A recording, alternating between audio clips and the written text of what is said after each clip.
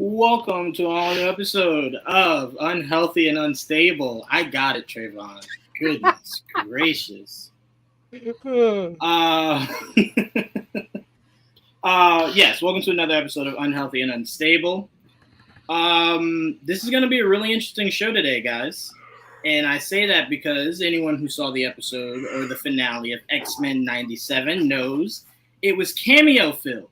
So I thought I'd surprise my co-host with some cameos for tonight's episode. So we got some cameos popping in very shortly. You'll see them as they drop in here. I thought it would be fun for us to do a cameo breakdown, essentially, that episode was to a degree, by having a cameo episode. So we may see a few different faces pop in and out, just so you guys don't get your hopes up. It is no celebrities. Oh, there's one. I wasn't expecting. All right, we got our first cameo popping in. Oh. Both our cameos popping in at the same time. Look at this. All right, pop them in, Trayvon. So, How y'all doing? We got cameos. I told you guys. We got cameos that will Millie rock on any block. I love it. I love it. So I literally just started introducing the show, so you guys are perfect timing. I thought it'd be better to introduce the show with you guys. Bring you welcoming to Unhealthy and Unstable for the second time, Didge. What's up, Didge? Oh, chilling. Just got through looking at that Assassin's Creed Shadow trailer, so I'm interested about that. I'm going to tell you this right now. Assassin's Creed, you've done it for the last time. You will not Michael Bay me again. Okay? I said the same thing about Mirage, played that shit and said, this is Assassin's Creed 1. I'm just playing Assassin's Creed 1. So I didn't play Mirage. I didn't play Mirage. So the last one I played was Valhalla, and I liked Valhalla, and I loved Odyssey, so... Yes, those were two heavy hitters. I'm glad you mentioned that you skipped the most recent one. I just want the witch one, whatever that is called again. Hexy, something like that. Yeah, that's the God, one I want to see. having Assassin's Creed with witches, that terrifies me. You might not like what you see, Trey. I probably won't. I haven't heard anything about witching. Oh yeah, I haven't heard anything about that. With I that just want one, to see if it'll bring me to Assassin's Creed. I never played one. So. Oh, Really? Never anyone? You should go to 2. 2 got my man Ezio. He's the sexy one. I'm obsessed with I'll look Assassin's into it. The fact that to get Trayvon to play something, he's a sexy one. You'll like looking at him. I know what Trayvon likes, and I'm like, maybe that might be the one for him.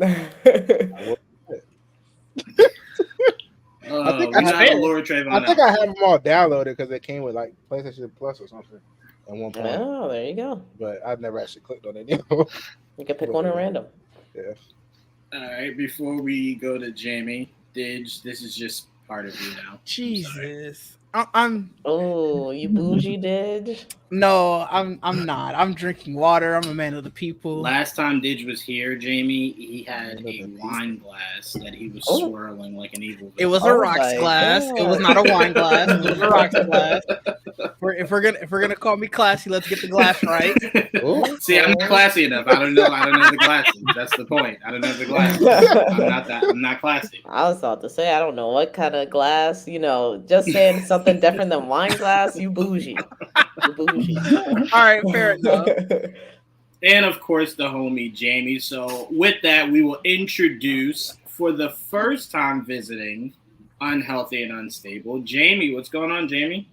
Hey, I'm doing well. I'm glad y'all named the show after me. I'm honored, and I'm glad I could finally be on here. Wait, which part? Bro, what? All of it. All of the above. Wow. Unhealthy and Unstable. Jamie said, that's me. This Japan one is my last hope for Assassin's Creed. That's fair. Yeah, I say that every time, and every time they drop a new game. I was telling Didge, I'm like, every time they get me with the cinematic trailer, I'm like, oh, this look fire. I'm like, I gotta wait till the gameplay comes out. then I can judge. Then I can tell you whether or not it's looking good.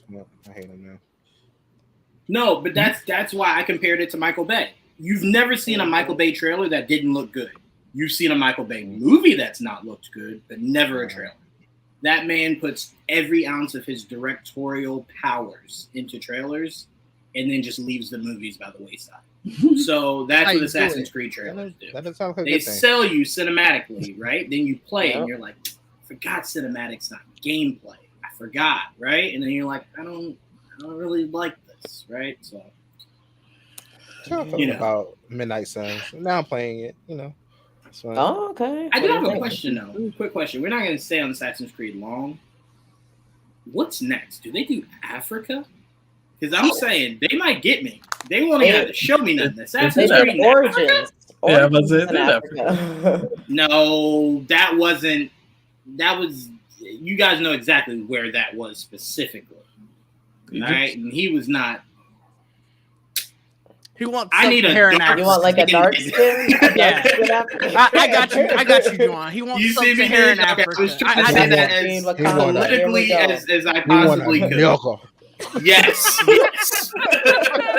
You can even call that the clan. That helps him out, right? Like, whatever. That could be the group of the assassins. Okay. But I mean, like, that's the only other place they have, right? Yasuke is in Assassin's Creed Shadow, and he's dark skinned. He's pretty we're making our way there. Too many times I felt like this game was hers, right? Like they he's just put a there. black man in Japan, Jawan. That's gotta be something. But wait, they racists keep are hiding pissed, his so... face too many times in that trailer. I ain't like that. It was like he's in it, but you don't really see his face, right? You know what I'm saying? I'm like, yeah, take the helmet off a little bit more. I hope you could do that in the game. But I do need a game centered around a dark-skinned male. Okay? That's what I need. Or female. I don't really care. Maybe they could do Haiti. But I need that. What'd you say, Jamie? Maybe they could do Haiti instead of Africa again. You say Africa again, but it was Egypt, wasn't it? Egypt is Africa. No, it's not. When you say Africa, no one immediately goes, "Oh, you mean Egypt?" No. When you say Africa, they assume all kinds of Africans. They don't assume Egyptian Africans. They assume ancient Egypt, so it was a lot darker then. That is also true. Wait. So for Hispanic, should they do like what they did for Black Panther? Black Panther 2? Excuse me? Do Mayans? I'm saying for Hispanics, should they do like Mayans? Well, if they're Mayans, they're not Hispanic anymore. They're Mayans. It's also true. That's true. That's also true. Wait, so then what would they do for Hispanic? We didn't exist back then. We were. Oh, you know what? No, I'm sorry, Didge. You know I made a mistake. I'm sorry, Joel. You guys did exist. You were just us. So black. It would kind of. So I'm saying. It would come in all of us. We were a formation of 3 different things. So. You're an amalgamation, but you existed. Mm-hmm. You just didn't have, I guess, your own identity yet, but you were there. Yeah, it was before they started mingling. So we'll just. There you go. That's the whole name of this episode. We'll just have like some Hispanic cameo in the game. You know what I'm saying? Like give it a little bit of individuality. You know what I'm saying? We can do that. The closest thing we got to Spanish anything was in that movie, and it was played by a white guy. Oh, well, there you go. I mean, that was the whole 90s, right? Didn't Al Pacino cover every Hispanic? Yeah, it took place. The flashbacks took place in Spain. Oh. Yeah, the 90s gave us Al Pacino as every Hispanic, Tom Cruise as a Japan man. You know, they were doing their thing in the 90s. A Japan man just sounded so racist.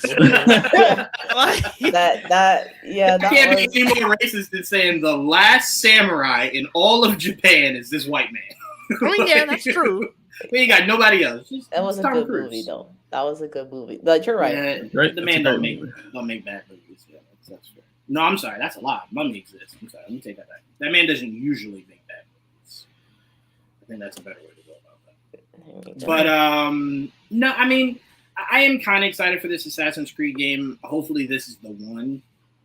Because I know Netflix wants to do shows and whatnot. So I'm like, maybe this game doing well is a good way to kind of launch the official announcements of the shows. They've all been good ideas. Like I haven't played since Syndicate.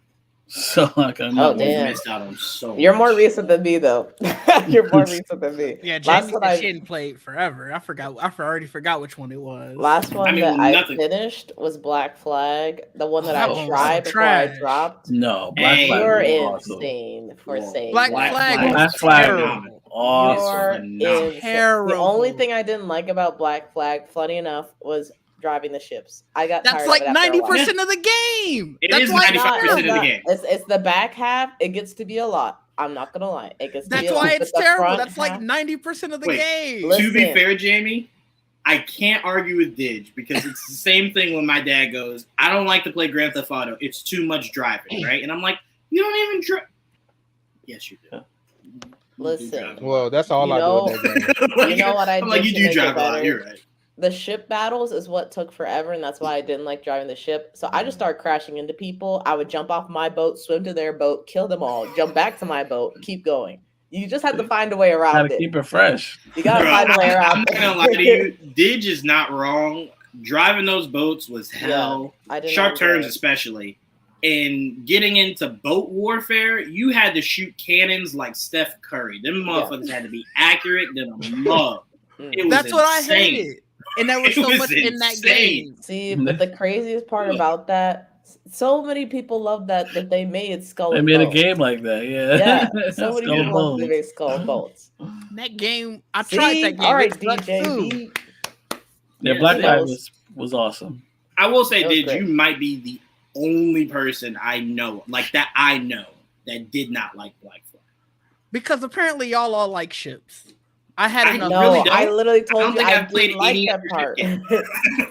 Listen, Didge likes, he doesn't like Black Flag, but he does like Valhalla. And I know a lot of people that don't like Valhalla. So, you know, he's just an outlier. It's just it's so I'm weird my to own not person. like Valhalla because it's like that game is close to Assassin's Creed perfection because there's no. Let me not say there's no. I don't think there's much popping in and out. I think you're in like almost all of that game. I think there might be one or two times you pop out, but I think it's That was so also a highlight of that. I told you this already, Jamie. I Yeah. hate it going back to the future. That's fair. But see, when I play Assassin's Creed, I want to be an assassin. I don't want to be a Viking. And so this whole time I was thinking he was going to turn into an assassin at some point or be a hybrid. But you But he was okay like, with nah. being a pirate? I was about to say, He was Jamie, you're a whole assassin. pirate. He was an assassin. Wait, hold on, because we got to be fair here. Homeboy was a pirate through and through. He met Homeboy that was an Yes. assassin. Homeboy said, "You want to wear this But- this wrist gauntlet?" He said, "All right, bet."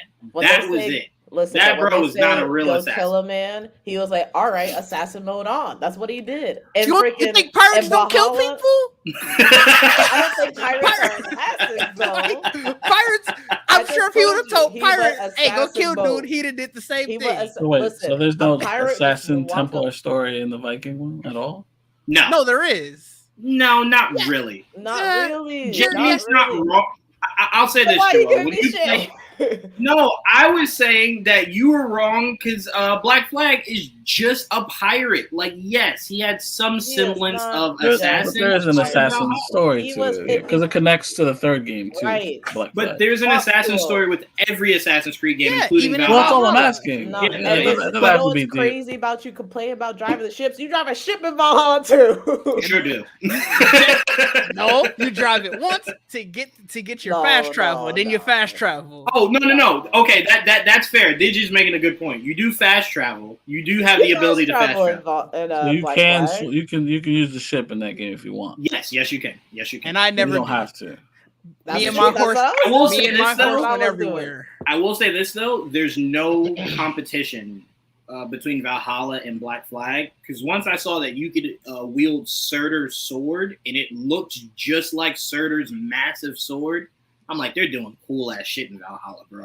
This is it for me. I mean, I'm okay with being a Viking. I had Mjolnir at one point. Yes, exactly. Yes, Joel. There's a point where you go into a realm where it's like Valhalla. There's like an Odin. You're Odin now, I think, and then there's like a Loki. There's a Thor. Like it's insane. That game gets. It gets crazy. Sounds fucking Crazy. I know it It sounds is weird. weird. That's what I'm saying. It's very weird. But it's fun. What? Well, look, the worst You thing fast is travel like, in every I game. stopped. Yeah, you fast travel. You can. You can. I remember that. I just use Flag. I just use it to my drive that advantage. fucking boat. No, you I can't. just remember having to use the boat in Black Flag. I don't remember that. Because they made You you had for to a use lot it of to missions. get to new places, but you didn't have to use it to all discover the time. new land, you needed to use the boat. You think I wasn't gonna lie to get my point It's across? island. It's mostly Hey, it island. was a good I know lie. you would. I know you would. I know It exactly worked. how you roll. It But definitely that's why I worked. asked, because I'm like, Vikings do a lot of sailing too. They do. There is a lot of sailing, and I will say this: if Jamie's point is that 98% of that story is Viking history and Viking lore, it 100% is. But there is assassin stories sprinkled in there. It's so overpowering with Viking story and Viking myth and lore. It kind of drowns it here That's and also there. the point. But playing the game itself makes you forget all that shit. But see, Jamie, you're a Viking assassin. You are. Yeah. You know what I mean? Just the way you're a pirate assassin. Yeah, right. You're a pirate assassin. So that's how they change it up. Now you're gonna be a samurai or ninja assassin, which ninjas are assassins anyway. See now, ninja, you could be an assassin. That makes sense. You know, Ninjas are that's not right. much of a stretch. The samurai part, the Yasuke looked like That's he was brawling and he was just knocking down doors and killing people. there was no sneaking around. So I'm curious how they're gonna. Yeah, I'm curious how that's gonna work. It's funny because as soon as I stopped playing the game, they went to my favorite time period. Went to the fucking ancient Greece.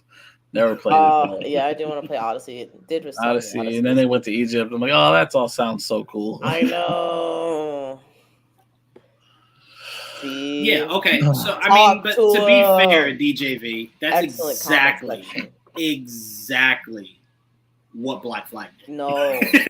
Black Flag did not sit around in the assassin lore for like half the game. And in the ships, got it. You didn't have to use a ship battle. I didn't have to battle with the ships when I was a Viking. I couldn't even battle with that puny ass ship if you wanted to, okay? Because they knew ship battles sucked. Because they knew ship battles sucked. It just sucked so much that stolen boats become a thing. I had the Black Flag DLC where you could be the black guy. Yep. I'm like, that's pretty cool. Assassin's Creed, man, is so hit and miss. But I will say this. I believe, in my humble opinion, Assassin's Creed has done more good than it's done bad.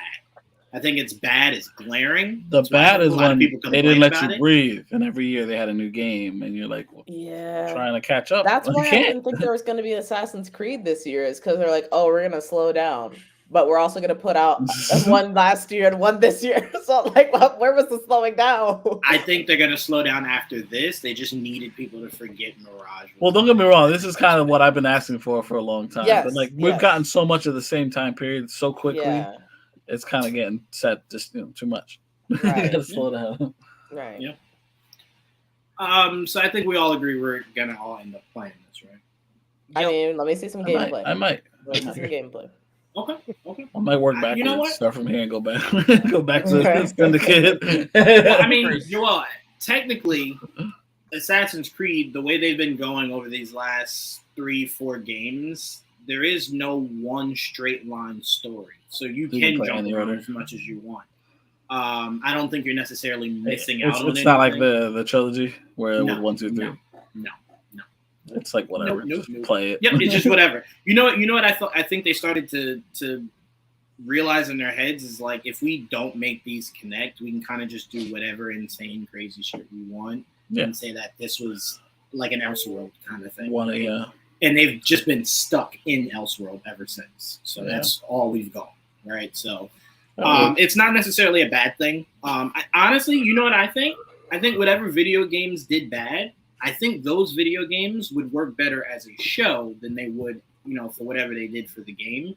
So I'm like, what you did for Origins, if Origins wasn't that popular to people, take that, flip it, make it into an animated series or a live action series, and I think you're able to just do more than you were in the game. And because people can't play it, I think they're more open to the idea. So I don't think those projects should kind of just, they were bad games, they go to die in the corner. No, recycle them.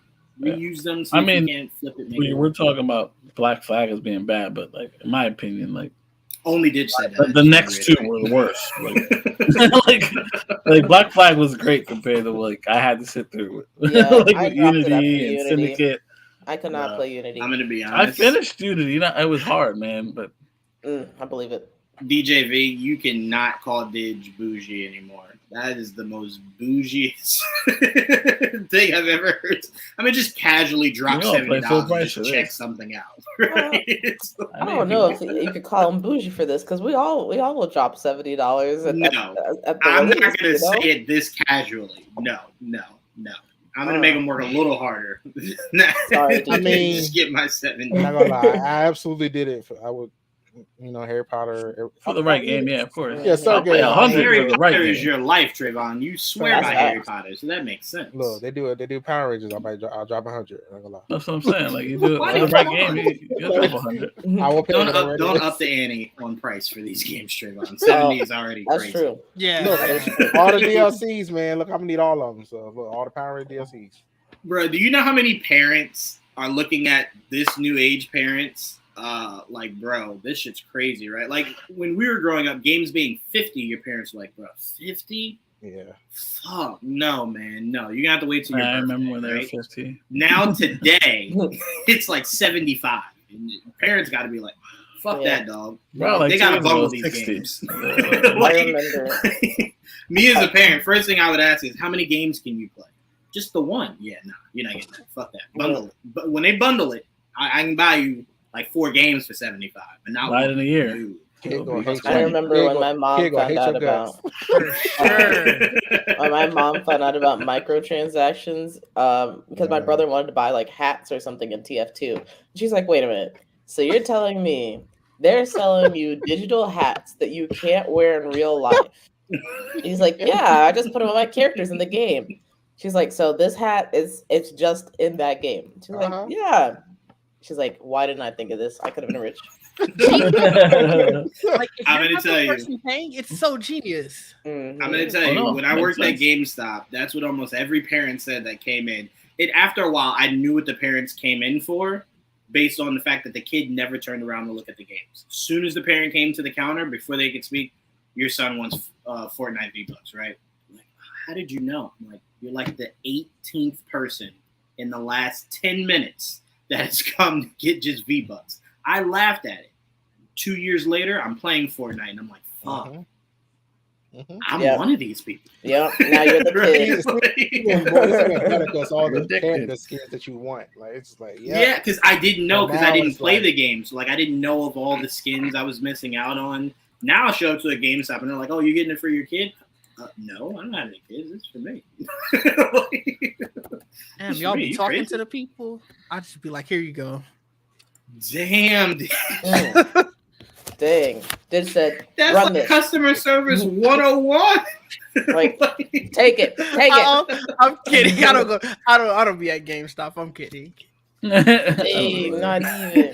Didge is now permanently banned from his local GameStop. This is why. I've been to GameStop. I don't go in stores anyway. I buy everything online. Unless it's closed, I don't really either. That's why I never take my digital library away. Screwed. Shit, even closed. Once Amazon said, "Here, buy this. You can try it on, and if it doesn't fit, send it back or keep it." That's it. It's hard for me to buy clothes like that, so I gotta like try. Yeah, sometimes it's a hassle to return, especially pants. So I'm like, I'm not gonna talk to the working people. I was kidding. I don't know. That is high class. I'm gonna tell you, Didge sprinkles in these. I'm just joking, and I swear, I'm like 50% of these. I'm just joking are true. I know they gotta be. I know Didge got to just be telling his side of the story. No, the GameStops here suck. I go to Best Buy. I talk to the people at Best Buy. What's wrong with GameStop? Didge? You better go to them until they close. I just don't go to GameStop. All the GameStops here are terrible. Like terrible service? Yeah. They don't. They have like bad service, and they don't seem like they're ever stocked well. So I don't like them as a business, so that's why I don't go. Nothing against the people though. Yeah, once they gave $1 for one of my games, yeah. I was prepared for that from college. When you get by that highest board, you go back to like $10. I'm like, this was $300. You Yo, serious? Whoa. That shit See, just that's pissed why me you got to off. buy everything from Costco. You can have a couch from 30 years ago. Costco's like that. Oh, they get ready to change that Turn shit. Yeah, Because people Costco ready to don't write give some a crazy shit. shit. You return anything in Costco. They're like, fuck it, yeah. We don't even sell that shit. we don't got to All lead this bet. How much comment you up spend? making me look like a terrible person. we could have dropped. Now, I this kind of comment a liked while it being ago. there. Just let it sit there for a little bit. Just let it sit there for a little bit. Mhm. All right, so we're moving on here. We did get. Hold on, I can't get back the comments now. Okay, there we go. Thank you, Trevor. It was stuck on my screen for a second. Joel, we got You wanna some go with that Fantastic Four casting news. It did. For some people, it was a big one. Well, no, I'm sorry. Technically, we have two castings to go over. We didn't podcast when Galactus was casted. Well, then there are a lot. Then we missed Oh, more wow. than that. Galactus. There's like 3 others since then. I think. Three other Did we talk- Fantastic Four. Yeah, I don't remember talking about any of these. There was obviously the cast of Galactus. The other 3 we don't know. All right, well, let's start with actors. this, and then while we do that, Trayvon, if you can find the guy that's playing Galactus and have the photo ready, we can do that.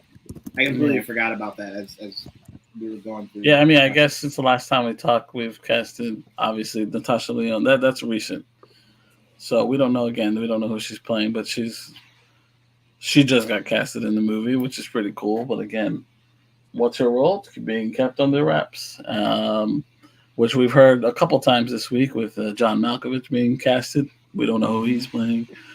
Paul Walter Hauser got casted. We don't know who he's playing.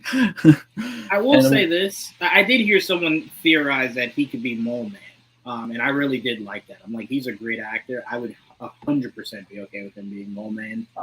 I'm fine with it. I just, I will say part of these, and maybe it's us, or maybe it's just me. Maybe I'll speak for myself. I don't like when these castings come out and it's not attached to who they're playing, because it's like you get these big name actors, right? And then you get to the movie and they're like Guy B, that like is just like, you know what I'm saying? He's just like, oh, here's a cylinder, and it's like that's it, and it's like that was like Not a cylinder. like, you know what I'm saying? That was like a waste of a role. What are we doing? So it's like you just hope that these recognizable names are actual people. Like, I'll give you a perfect example. Ant-Man and the Wasp: Quantumania. Remember the black dude from that? Obviously, you don't. No, I'm saying he had the hit show on NBC. I know his face. William Jackson. Not enough to know his name. William Jackson Harper. Thank you, Didge. Thank you. I'm horrible with everyone's names. Fucking deal. Anyway, anyway, they casted him, and I remember a lot of people were theorizing like, who could he be? You get to the movie, and you're just like, that comic relief. All right, I guess. Okay. All right. Some underground character. Right. So it's like, for me, it's kind of just it's frustrating, because it's like, if you're gonna give these smaller roles to bigger name actors, just give them to smaller name actors. So like when they're cast, we're like, I don't give a fuck. So if they're like, random woman B, you're like, okay, cool. I didn't know who she was anyway. But these, other actors, it's like, let them mean something, Or well, why? Once we find out who they are, then we can complain. Again, like I said, it's just a Juwan thing. I understand. Not a Juwan thing. That's a very good point. I just don't want to complain until there's a reason to complain. All right. And you said John Malkovich? Yeah. They're gonna fucking waste that guy. I feel it in my bones. Oh, and I love John Malkovich. Anyway, actually no, Jamie. I'll start with you, Jamie. As our resident video game person. Apparently Trayvon said this gentleman has voiced in a few video games. Are you familiar with this guy? Yes, he was the voice of Sid in Final Fantasy 16, and gosh, he has a very sexy voice. I'm excited to hear it again. And he's also in Diablo 4 last year. He was my favorite character, for sure. All right, sexy voice. Trayvon never mentioned that. I still got to beat Diablo 4. I talked about the voice for like. You said it was a really good voice. Jamie came in here and said it was a sexy ass voice. I expected that from Trayvon, not Jamie. I'm just you guys flip the script on me. He's in the Green Knight. Like he was in physically, or did he voice someone? I don't know who he played in it, but I know he's in it. Oh, okay. I love the Green Knight. Couldn't tell you who this guy was. Yeah. I did love the movie. I never watched it. I can't, so I don't. It's really, really, really good. But I couldn't tell you who this. Was there anybody's voice that stood out to you? Right? I'm telling you, there was like a lot of voices. As far as I know, he could have been the Green Knight. Right. I don't know. You know. He was the Green Knight in the Green Knight. That's why I was asking. I'm like, was he a voice? Because I'm like, I don't remember seeing this face. So yeah, he was the Green Knight. He was the Green Knight. Yeah. There you go. So no, did not know he was the Green Knight, but now that you say it, I can hear the voice in my head. So I'm like, yeah, okay, cool. I'm on board. Trayvon sold me already though. Because like I said, it's Galactus. We won't see a face, it's a voice. So as long as the voice is commanding enough. Some of it. Because for me, it was Javier Bardem. And if, God rest his soul, he didn't pass away, my number one pick would have always been Andre Brown. So commanding voice. Right. So again, Trayvon said this was a commanding enough voice. It is. I buy in. Now Jamie's telling me it's a commanding, sexy voice. I don't know how Galactus is going to make me feel in this movie, bro. It's like, am I siding with you, against you? I remember Sid, and Sid was very sexy in that game. Where all right, well, who knows? Maybe Galactus has it on his side. He had that effortless riz. That's what it was. Effortless riz. He also had lightning powers. It was very cool. He also did have that. Yeah. Galactus with riz. Never thought about this is the voice that got Galactus his daughter. There you go. Yeah. So Trayvon, you can carry the torch from Jamie. I see you're excited about this casting. Yeah, I mean, I'm excited for it because I'm just, I've been thinking about Galactus since we saw the Eternals, since we saw the Celestial. I was like, oh, cool! Look at that, they can do it. That was my whole thing. I didn't know how it would look. The other iterations of Galactus has been very interesting. So I'm like, let's see what they do with this. And once I saw that, I was okay. We good. Bring them on now. Now I'm good. So now to have a commanding voice like his, it sounds great to me. I'm just, how I am. Like, come on, just give me the movie. Like I'm just ready for the movie at this point. Like, I'm glad you said it that way, Trayvon. Now watching Eternals made you feel better about the idea of Galactus, because I remember before Eternals, the only thing we really had to quantify for how Marvel might handle bigger beings was how horribly they handled Dormammu. Right? And it's like, I don't really know what their gauge is for things like that. Then you see Guardians and you see the video of the Celestials. Yeah, and you're like, see that. They look great, but you're seeing it from like the the farthest shot you can see it. So it's like, and Eternals, they look like, great, right? shit. But like, how would you look if you're in front of us, right? Yeah. So you make a great point. When you see that, you're kind of just like, Eternals made you think about it. We're like, oh shit, they are really in it. It gets you hyped. like it looked cool. I really like how they did it. But yeah, that's what helped it for me. I remember her from. This is very. Let me make sure. Yeah, I know exactly the show you're talking about. I know exactly the show you're talking about, and I know why you're talking about the show. Orange is the New Black. I don't even know. Right? Wait. Was she? She was. Yeah, she was in Orange is the New Black. She was also in American Pie. But yeah, that's what I was about to say. American Pie. Yep. No, she was also in American Pie. That's what I know her from. But yeah. I know her recently from Poker Face. Also that. But no, yeah, when she got the Orange is the New Black role, I was like, oh, look, it's fam from American Pie. I love it. She's great. That's what I know her from. Yeah. So I'm excited for that. I'm excited for. I'm ready. The more casting I hear, it makes me feel like there must be. I mean, they got names that are attractive names. I'll tell you that much. Sure do. Yeah, for sure. Sure do. I can tell you what, that red carpet is going to be one smoke show. I can tell you that right now. Kevin Feige, make sure your ass is to the far left. Let this cast all stand together for a long time so we can just look at it, okay? Bring it to the premiere so I can look. Right. I'm saying right. I didn't even really hear what you said. I just heard what you said. Jamie, I appreciate you being here. Oh, man. I appreciate it. I can tell you this right now, that theater security does not have enough mates to handle Jamie and Trayvon. I can tell you that right. Shit. They just don't. You know? I don't even think they have handcuffs. Who do you strong think enough, they based right? Assassin's Creed off of? Me and Trayvon. Okay. When we have a Um, target, we will achieve it. I see. Especially with Trayvon. I definitely. Man. The passion is what I'll leave it at. Before I go to Dish, Joel, I kind of wanted to make this conversation about these castings, not the casting specifically, but Galactus, a little bit more interesting from you.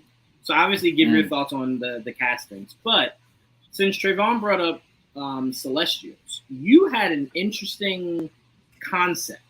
I won't say theory, because it was more so of a concept of how they could connect the Celestials in Galactus. Well, I didn't. Oh, well, it's funny because we talked about it being possibility, and then I realized that it actually was taken from an actual comic book. So I'm like, this is so good. It sounds familiar though. Well, that's the thing. Like, they're just when you know the Celestials are incubated in certain planets, like, and we know Earth is one of them. And it just made sense. Like, what happens if Galactus is an Earth eater that wants those specific planets that has Celestials, that he eats them? Like, that's he's looking for them. It's right there. It's right there. And apparently that is part of the storyline for Earth X. So it's all kind of. Oh, okay. So they actually did use that storyline and that they'll probably end up using that for this too. Again, the only thing we really don't know about Fantastic Four is like is it the same universe or not, which it's starting to look like it's not. It's going to be an alternate timeline in an alternate universe, until an incursion happens. But we'll have to wait and see how that plays out. Once we saw once we saw the X-Men, that's immediately what I thought about. I was like, oh, okay, they do X-Men like them, like they exist in a different world, right? So imagine this will be similar. At least to start, obviously, until the Secret Wars or whatever. But as of right now, I believe that's how they're going to end up using Galactus. I didn't see the point of using Galactus so quickly because I always thought Galactus would be better off as a big bad, and they thought otherwise. Not to say this is the last time we see Galactus. I'm just saying there might be a different version of Galactus the next time we see him. That's all I'm saying. Like, it might be an alternative version. I have no idea how they're going to actually end up using him because we already know they're using a different version of the Silver Surfer. Going into this movie, they're using the Shadowball version. As far as we know, Norman Rad is not in the movie, but again, it's very early on. We have no idea. That's going to be really interesting because you said this before when we talked about this, me and you, that it does not look like Galactus is going to end up being an in-game kind of villain. It looks like he's going to kind of be more so Fantastic Four-centric. Maybe they might bring in some people to maybe cameo to help. Like, if you wanted to go really crazy and have their universe versions of this character or that character, that might help out. You could definitely play around with that. But I'm going to be honest, if they don't want to use Galactus, my only question for them is, okay, cool. So then that means your next saga is X-Men versus Avengers.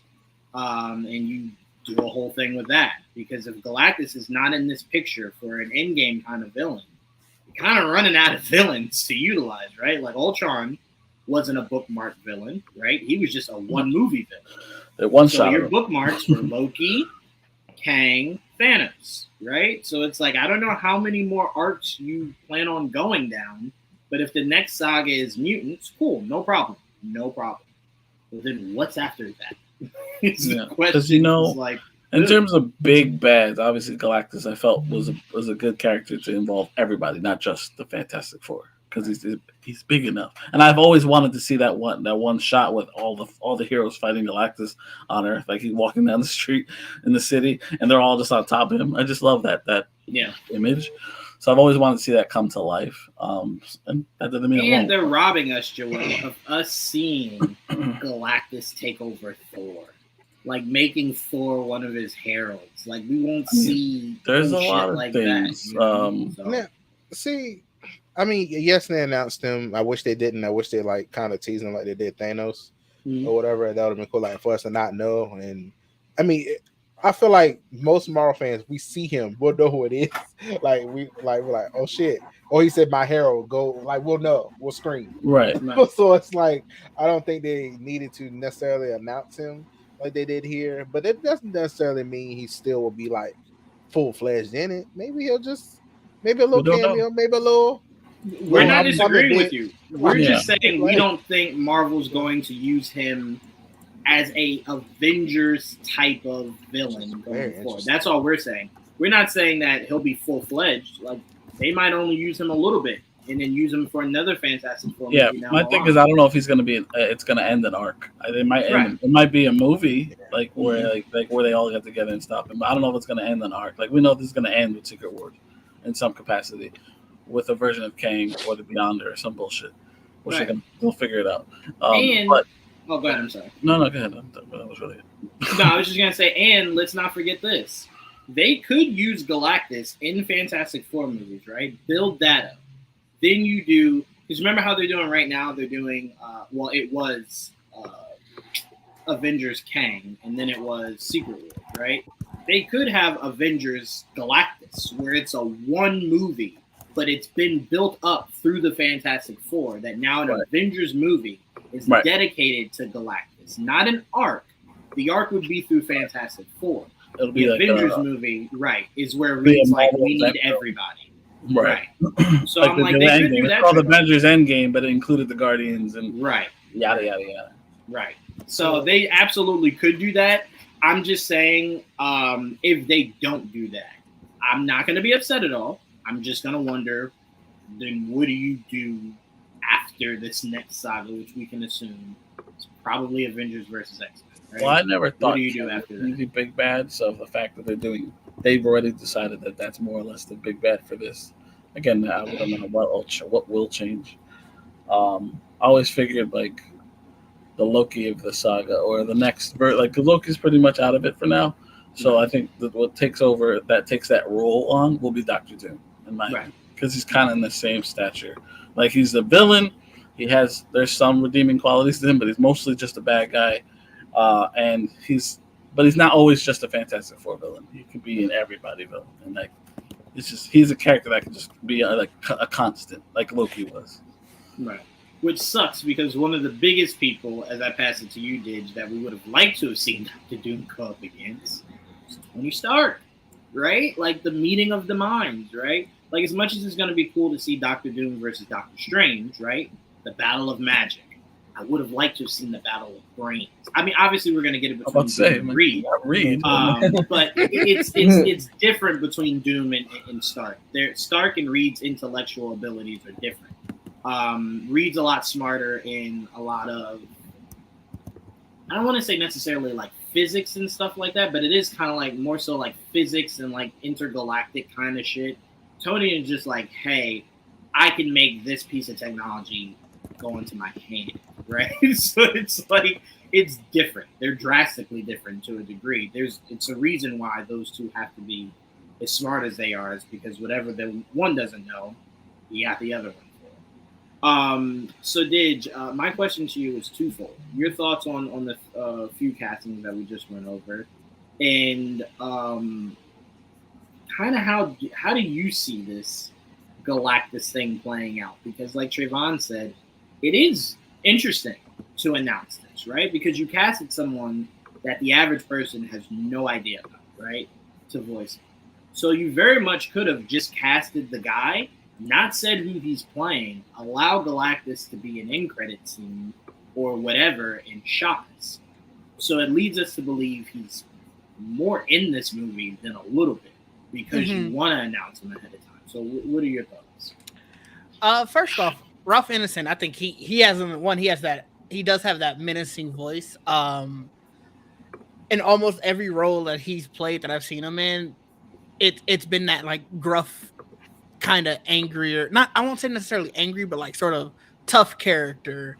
So to put him as Galactus, I think is just a win-win there. And then just in terms of where I see, well, actually first, before I get to that point, Natasha Lyonne, just anything she does, I'm here for. I love her as an actress, so I'm just here for that, whatever she does.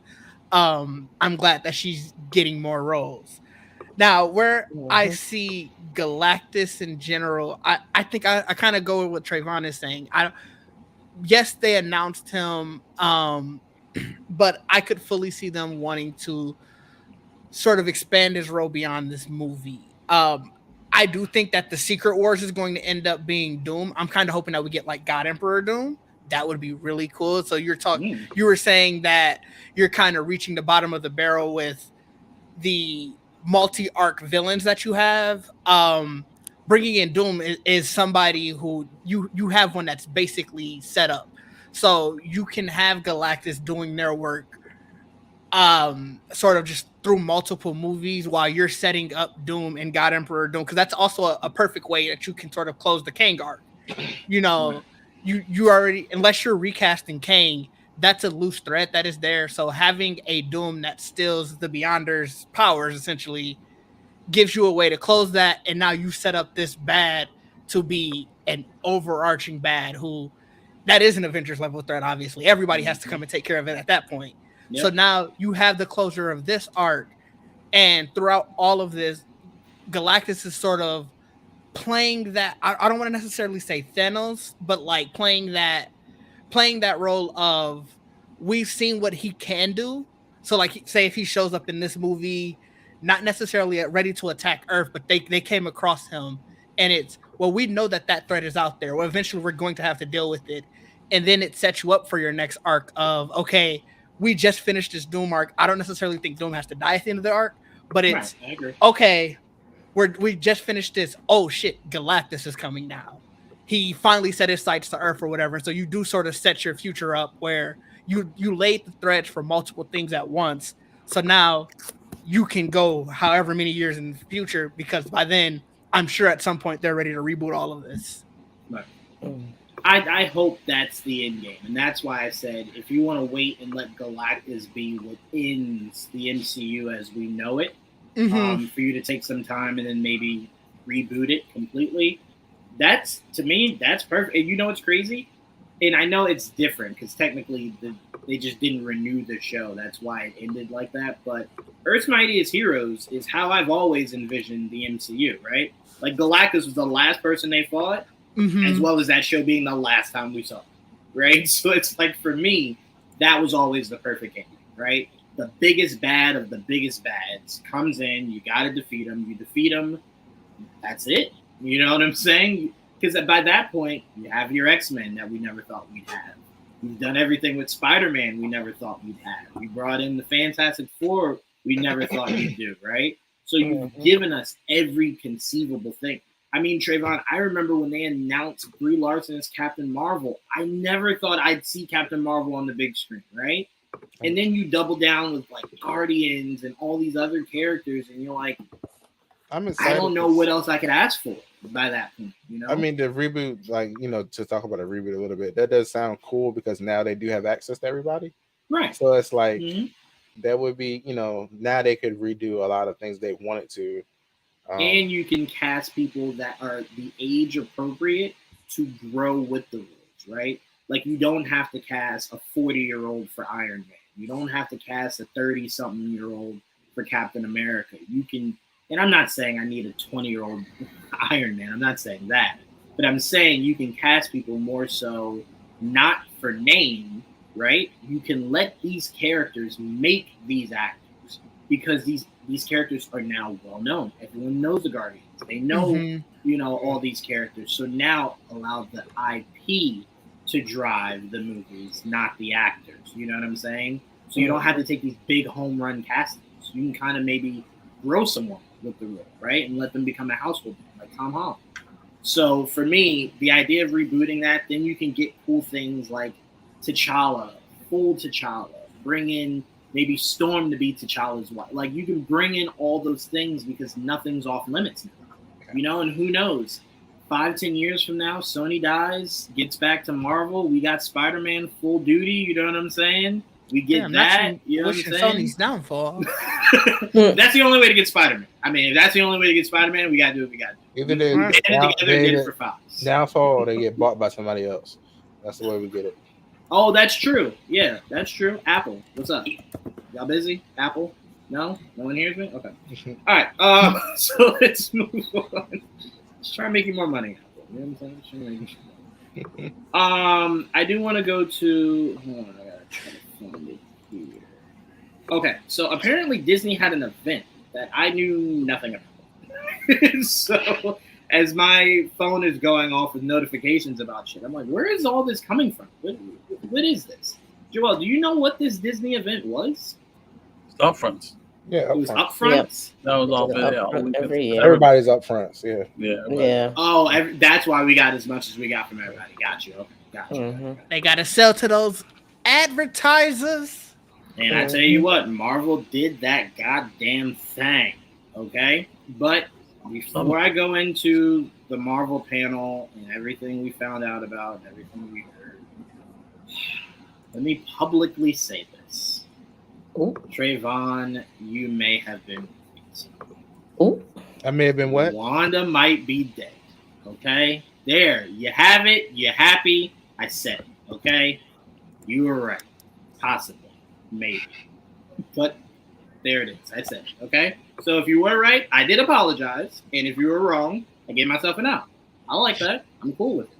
But the reason I say that is we got some behind the scenes photos from Agatha All Along. That is now the official title for the show. All the other names that we kept hearing apparently are episode titles. So they weren't just throwaway names, they were episode titles. Very clever way to do it. I was about to say, which was genius, because you know how many scoopers are like, this is what it's called. And they were just like, nope, here you go. And they're like, wait, this is what it's called. And after a while, we were kind of just like, bro, we don't care. We were getting them from chair pictures and everything, so that was so fun. Yeah. Look, Marvel sometimes is smart. Sometimes they're smart as hell. Sometimes they gotta take out lawsuits against people. Anyway, so we got some behind the scenes photos here, and somebody zoomed in on that Agatha photo, kind of in the middle there, and they zoomed on that body, and that body behind Agatha has what looks like red hair, which we know Wanda had. Now, I will say this, Joel brought up a really good point. He brought up a really good point of, we will spend some time inside of Agatha's head. This might be inside of Agatha's head.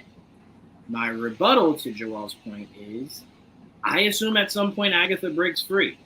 It wouldn't be out of the realm of possibility for them to tell us she broke free because Wanda died, right? So I'm like, I'm like, there's a million ways this insane show that only Trayvon asked for could go, right? So I'm like, for me, anything is possible. Hey, time out. I asked for this too.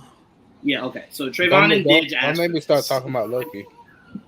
Trayvon, I didn't ask for Loki. No one asked for that. You won't get any Hey, time out. I also asked for Loki. Y'all gonna stop acting like I didn't ask for Didge asked for Loki. Loki ended up being really good, but that's not what I asked for. While we hating on things, what it's we called doing unhealthy and unstable. Jamie, right. We gotta hate on something. You're right.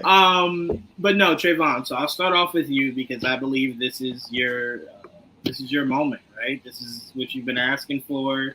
You've been shitting on everything we loved until you got more information about this show and an announcement. Kind of wish I didn't get it now, but yeah. How do we win with you? Don't. Okay. Just keep coming. So swear to God, you're a Rubik's Cube that keeps changing colors as you figure it out. It's like, we're not green now. And you're like, fuck, I just did all white. Who cares? We're green now, right? But go ahead, Trayvon. Talk us through the announcements that we got for Agatha All Along. Okay, first of all, I'm going to talk about this picture in general. Okay, Daredevil's there. Cool, he coming back. Sure, whatever. But anyway, so Agatha is coming in September, right? So I was excited for the show because, spin off from WandaVision technically. I love what I got from her in the second half of the show.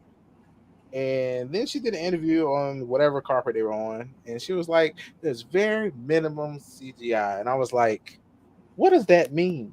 I don't like how that sounds. I don't want Bewitched. I don't want the first part of WandaVision type of magic. I don't want that. I don't want this shit just lifting up. I don't want that. I want the energy showing. I want the blast. I want the actual energy, like your hands glowing. I want some actual magic visuals. I just, that annoyed me so bad. I kept watching that clip over and over again. I was like, what does that mean? Like, does that mean? Because I do not. I just bippity boppity. I don't want that shit. Like, please give me something that I like. We're in 2024. We're not in wherever the hell I love Gene, whatever the hell that shit back in the day that was in the beginning of WandaVision. I don't need none of that. Keep that shit in WandaVision. I will say this though. Two things I want you to Daredevil remember. not my favorite of the Defenders, to be honest. Like, it's just not. I like Daredevil, but like I was very much here for Jessica Jones, Iron Fist, Luke Cage, Iron Fist, partially, and then Daredevil. Like, that's just how I felt. That's how I felt about the show. Love Punisher, love Surveillance, love him. But Iron Fist over it. The disrespect is crazy. I'm just telling you what I enjoyed more. And that's from someone, Trayvon, that doesn't even like blind people. Like, time out, not too much. I enjoyed Iron Fist a lot. I don't know. I don't understand the big deal with Iron Fist. Like, that show was accurate. It was an accurate rendition of the character. I don't understand. First of all, Trayvon, let me just say this. However you feel about Iron Fist, not here to argue. Let me be very clear. I respect how you feel about Iron Fist, not here to argue it. But what I cannot let you say is that it was accurate in any form. That man never had a costume on. And if you don't have a costume on, now come on, number one in accuracy. Hold on. None of those Netflix shows had costumes. Like, those Punisher had his costume on. Daredevil had a costume. It was ugly, but he had one. Jessica's costume is literally a jacket and jeans. Those were their costumes. Problem is, the only costume that was just like pajamas. Didn't take a budget. You could have went to Party City, and I would have at least respected the attempt. Daredevil, I still believe that suit, horrible, but they at least put him in it. You know what I'm saying? If he had worn the black for the entirety of that series, no one's talking about Daredevil the way that they are, even though it was phenomenal. The accuracy begins in a superhero project with the suit. That's all I'm saying. I'm sorry, but just from that standpoint, come back with his abilities, all of that. Like, I thought it was well done. I enjoyed it. The fighting did have some issues in the first season, sure, but that was explained. Second season was much better. I enjoyed the first season. I enjoyed the second season. I did want more. For me, I don't have an issue with Iron Fist. I just said I will not allow you to say it was accurate. That man never was in costume. You're missing the accuracy right there. None of them had costumes. So Trayvon, what Punisher wears is a trench coat with a bulletproof vest with a skull on it. He had that. Daredevil had his suit. Luke Cage, yellow shirt, jeans, had that. Jessica Jones, a jacket, a scarf sometimes, and jeans. She had that. Used her suit, even though she didn't wear it. Right, exactly. So I'm like, Trayvon, everyone had their comic accurate look except for Danny. You're talking about the look. I was talking about the story of him. Like, and I agreed with you. I said I didn't think Iron Fist was bad. I'm just saying you said accurate. Accurate you story be accurate to me. If the most important not thing the you suit. get wrong. Like, whatever. I mean, it's cool. Whatever. I just Trayvon, told you my list of where I like them. You just told me. Whatever. Hold on, because you just told us what you're afraid of Agatha, which is not enough magic. Correct? Yeah. So if they don't give you the magic, you got to understand that's how we feel about not giving the suit. Not even just as important as Iron Fist had his fist. Iron Fist. The reason it was the way it was is because they were cheap. Right, 100%. They still had. He still had his fist. Well, then you might still be okay then, right? Waving her hands around and shit. No, I'm just saying you can't be. Wait till it comes out, watch it, then you can complain. Minimum CGI until she explained that shit. I'm here. No, watch the show. Well, and you can ask me, what the fuck were you talking about? That was fine. The show is about her. She starts off literally the show talking about how she doesn't have her powers because so the whole point of the show is her trying to get her powers back. So of course that's fine for one episode. And she's going to build. Yeah, it's about. Why would one episode be getting your? That's not what are we doing? Now what are we doing here? I'll say this, Bidge. I tried to explain this to Trayvon the other day. This show does not need a lot of CGI. And the word CGI for a show around Marvel is very touchy right now because of how much money they spent on She-Hulk. Agatha all along does not need a lot of CGI. Almost everything should be practical. The CGI should come from big. I'm just saying the CGI should come from big battles in the show. You don't need her using magic every 5 seconds, right? She's a witch. So when she says minimum, Yes, but Trayvon, magic can look all kinds of different ways. You don't need to blow a budget to put an incredible amount of magic in the show. I just don't want to. That's okay, fine. You know, whatever. I'm just saying, I think you're taking her words literally. I don't think she meant literally. There's like a sprinkle of magic. I think she's saying, don't expect me to be Doctor Strange in this shit. We're not doing that, right? It's story, right? It's me rebuilding the fact that I don't have any magic. Who knows if that's a journey or not? I'm sure it is. You know what I'm saying? So I'm just saying, she's building her coven. Yeah, like that was Marvel television for a reason. Yeah. I'm just saying, Trayvon, I'd be more with you if this was a Doctor Strange project and Benedict Cumberbatch was like, there's not much magic in it. It's like, well, what the fuck are we doing? Like, I don't understand. Agatha all along, I can understand that she said it's not that much. You know, it's not that much CGI. But relax. You know what I'm saying? Well, we don't know how much that is until we see it. That's my argument. I agree. I'm like, this is my realm. I love witches and all that stuff like that. So I want what I want. That's it. Like that's where I am. I know y'all don't care about this character like y'all care about Loki, but I care about this. That's not true. Didge just told you he supports Agatha. I was just talking about how excited I was for this show. Well, this is one of my favorite things. Like this is the MCU I want. Like this witches and stuff like that. Now they're telling me it's going to be less. Great. Oh, okay. Yay. I don't think that they're saying that. They're talking. Go ahead, Didge. I'll go to you. Go ahead, Didge. No, I don't know. I'm really confused as to how you got that it being less. The entire thing about the show, even from the descriptions that they gave about the trailer to what the synopsis of the show is, all about the journey of her getting her powers. So of course, if over the course of the show you're getting your powers back, you're not going to be at episode 1 out here doing all this shit and exploding shit around, because you have to build your powers back up. You have to build your coven up. Like, it's going to be a journey. I don't. Trayvon also said he didn't like the first 4 episodes of WandaVision. So while we like similar things, we clearly like different versions of it. So I knew we wouldn't agree on this, even though we want the same thing. We want the same result, but a different way to get to it. I mean, and again, let me be very clear, Trayvon. No one is lessening what you want. What you want is what you want. We have to respect that. We don't have to agree, but we have to respect it. All I'm saying is you're judging it without a trailer. You're judging it without someone at least saying, hey, I saw the first 4 episodes and there was like no CGI, no magic. You know what I'm saying? Like, if you start hearing that, then we can't argue that. You know what I'm saying? Might not be CGI, a lot of CGI, especially that first episode. Right, and wait, Trayvon, help us out a little bit. Who said that? Was it Catherine Hahn? Sure is. It was Catherine? Okay. Yeah. Well, I mean, you know, maybe that's the case. And if it is, I'm sorry that you have to go through not having that much magic. And I'm not even trying to be funny. I really am, because I know how much you love it. But I would just say, just give them a little bit more credit. You know, a lot of these actors that aren't as in tune with these projects as we are don't really care as much. So it could have just been Catherine Hahn saying that, right? But not knowing. A lot of the CGI, they don't need her to do it. It's why CGI is a thing, you know. So also, she's trying to sell it back, and I doubt she went in thinking that was gonna hurt the show when she said something like that. Mm-hmm. If she probably would have reaction, she wouldn't have said it. I can guarantee you that. I should have just stayed shy. I don't know what I'm talking about. Don't listen to me. Yeah, no. If Trayvon was the one asking the questions there, she would have definitely said, "Oh, I'm sorry. Is that how people would take this?" No, I think that's if I asked it, I was like, "You what? What you mean?" I would have said that to her right there. What you mean, no CGI? I think she would have taken it back right no then and CGI. She would have taken it back. Didge, I don't want to leave from off you, because Trayvon, I was gonna ask him his thoughts on Daredevil, but he very much dismissed it. So Didge, I will go to you.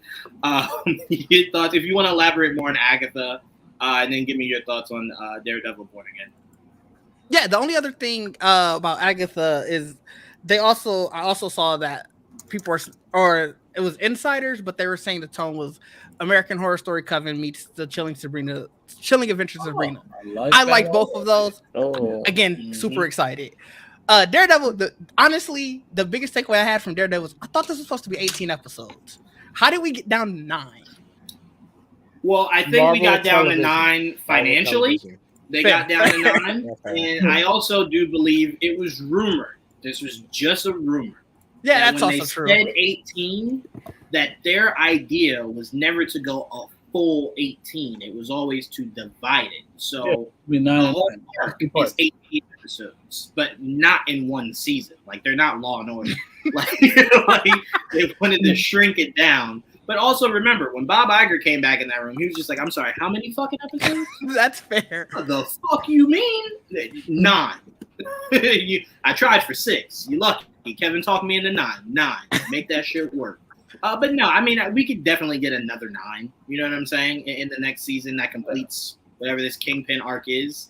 So who knows? But again, like I said, that's rumor that it's going to be split like that. We'll see. Because remember, a lot of people are saying Daredevil lines up with Spider-Man. Right? So maybe after the events of the Spider-Man movie comes the second season of Daredevil that kind of expands on where Spider-Man left off. So it's an arc. You know what I'm They saying? did say Daredevil comes out in March of next year. So. Yeah. Right. But so like, yeah, I will say that might be why the 9. yeah, that was my biggest takeaway from that. And then for them to talk about how they what did they say? Like this is improved off of the last one. That's a bold statement to say off of something that was already phenomenal. Mm-hmm. Because if you're saying we fixed it or much improved versions of something, you have to blow me away at that point. Because now you're setting the expectations really high. And that can come back to bite you in the ass at some point if you're not blowing me away with that after setting that expectation. Okay. Yeah, I see where you're coming from with that. They're definitely building up the hype. This is gonna sound crazy, but just announcing the show got me hyped, and then you doing the last show that you just did with Kingpin kind of knocked me down a couple pegs, right? Well, I like So, Echo, but I all right. did. I thoroughly enjoyed Echo. So for me, it's like, yeah, you guys definitely got to deliver. But where my faith is the idea that anytime we've seen Charlie, anytime we've seen Vincent together, it's always been magic. So for me, I believe that they understand to keep that same chemistry, keep that same formula. And I think from what the trailer description, Trayvon or Joel, if you could find that, I was just looking for it. I can't find it now. People gave like a trailer description of the trailer that they showed at the upfront event for Daredevil Born Again. It sounded great. It sounded really, really good. Yeah, You said what, Joel? I said you posted it. You texted it to us. I thought I did, but I wasn't sure. Go ahead, Ditch. I'm sorry. I didn't mean to cut you off. Go ahead. No, I was going to say, I don't have any doubts that it's not going to be good or anything. I'm just saying it's not like, and I'm sorry, Trayvon, an event. It's not like this is Iron Fist where I didn't like it. So like if they come back and we're like, oh yeah, this is going to be a much improved Iron Fist. Yes, I understand because in my opinion, there was a lot that needed to be improved upon. But for a show that already worked, that was already really good, to be like, oh yeah, man, we improved a lot on this. And it's because it wasn't just we improved, it said much improved. So it's like we raised the bar that was already here to here. That's a lot to hype onto it. And we already know what happens when you set expectations very high. Something can be really good, but because it didn't meet those super high expectations, you're disappointed. And I'd hate to be disappointed. Okay. I'm with That's you. why I don't listen to words and I just trust my eyes. I will also ask you this. Your lead actor shouldn't be going out saying that then. Yeah, I want to ask you this. He said that from what they did with Netflix to what they're doing now, or did he say that from it's an improvement from what they were going to release this year, but then essentially scrapped most of it to go do all new and better things? Is that what he meant, or did he mean? No, he was specifically talking about from their Netflix counterpart because he said it's going to be similar. He said like they're going to be close and similar, but much improved. Okay. I respect that. I did not love the third season as much as I loved the second season. So I'm like, there's a few things that I'm like they could do, but also remember this, Ditch. Maybe one of the reasons why he said it so confidently, remember, there was 1,000,001 restrictions Netflix Marvel had Fair. that now they do not have. That's They fair. can do cooler shit, doper shit, allude to shit, set up. You know what I'm saying? So it's like he might mean from a narrative standpoint, True. it's better More because you lived can in just now. do more, right? Like you can do, like you don't have to say big green guy because you're afraid to say Hulk, right? Like Right. you could do all kinds of It fun, was cool, crazy loosely shit. connected. Now it's Right. actually connected. It was connected in the sense of just like Agents of S.H.I.E.L.D. It would acknowledge the MCU. MCU would never acknowledge it. So now you have to acknowledge them. You know what It's I'm saying? already been So- acknowledged in the movie. Right. technically. Right, exactly. So I'm saying, Didge, I'm with you. That's high praise that you're setting yourself up for. But I believe because I think Charlie is just as much of a fan of this as we are. So I think because he sees what he was able to play around with, Mhm. he knows it's going to be something crazy. You know what I I'm would- saying? And I mean, shit.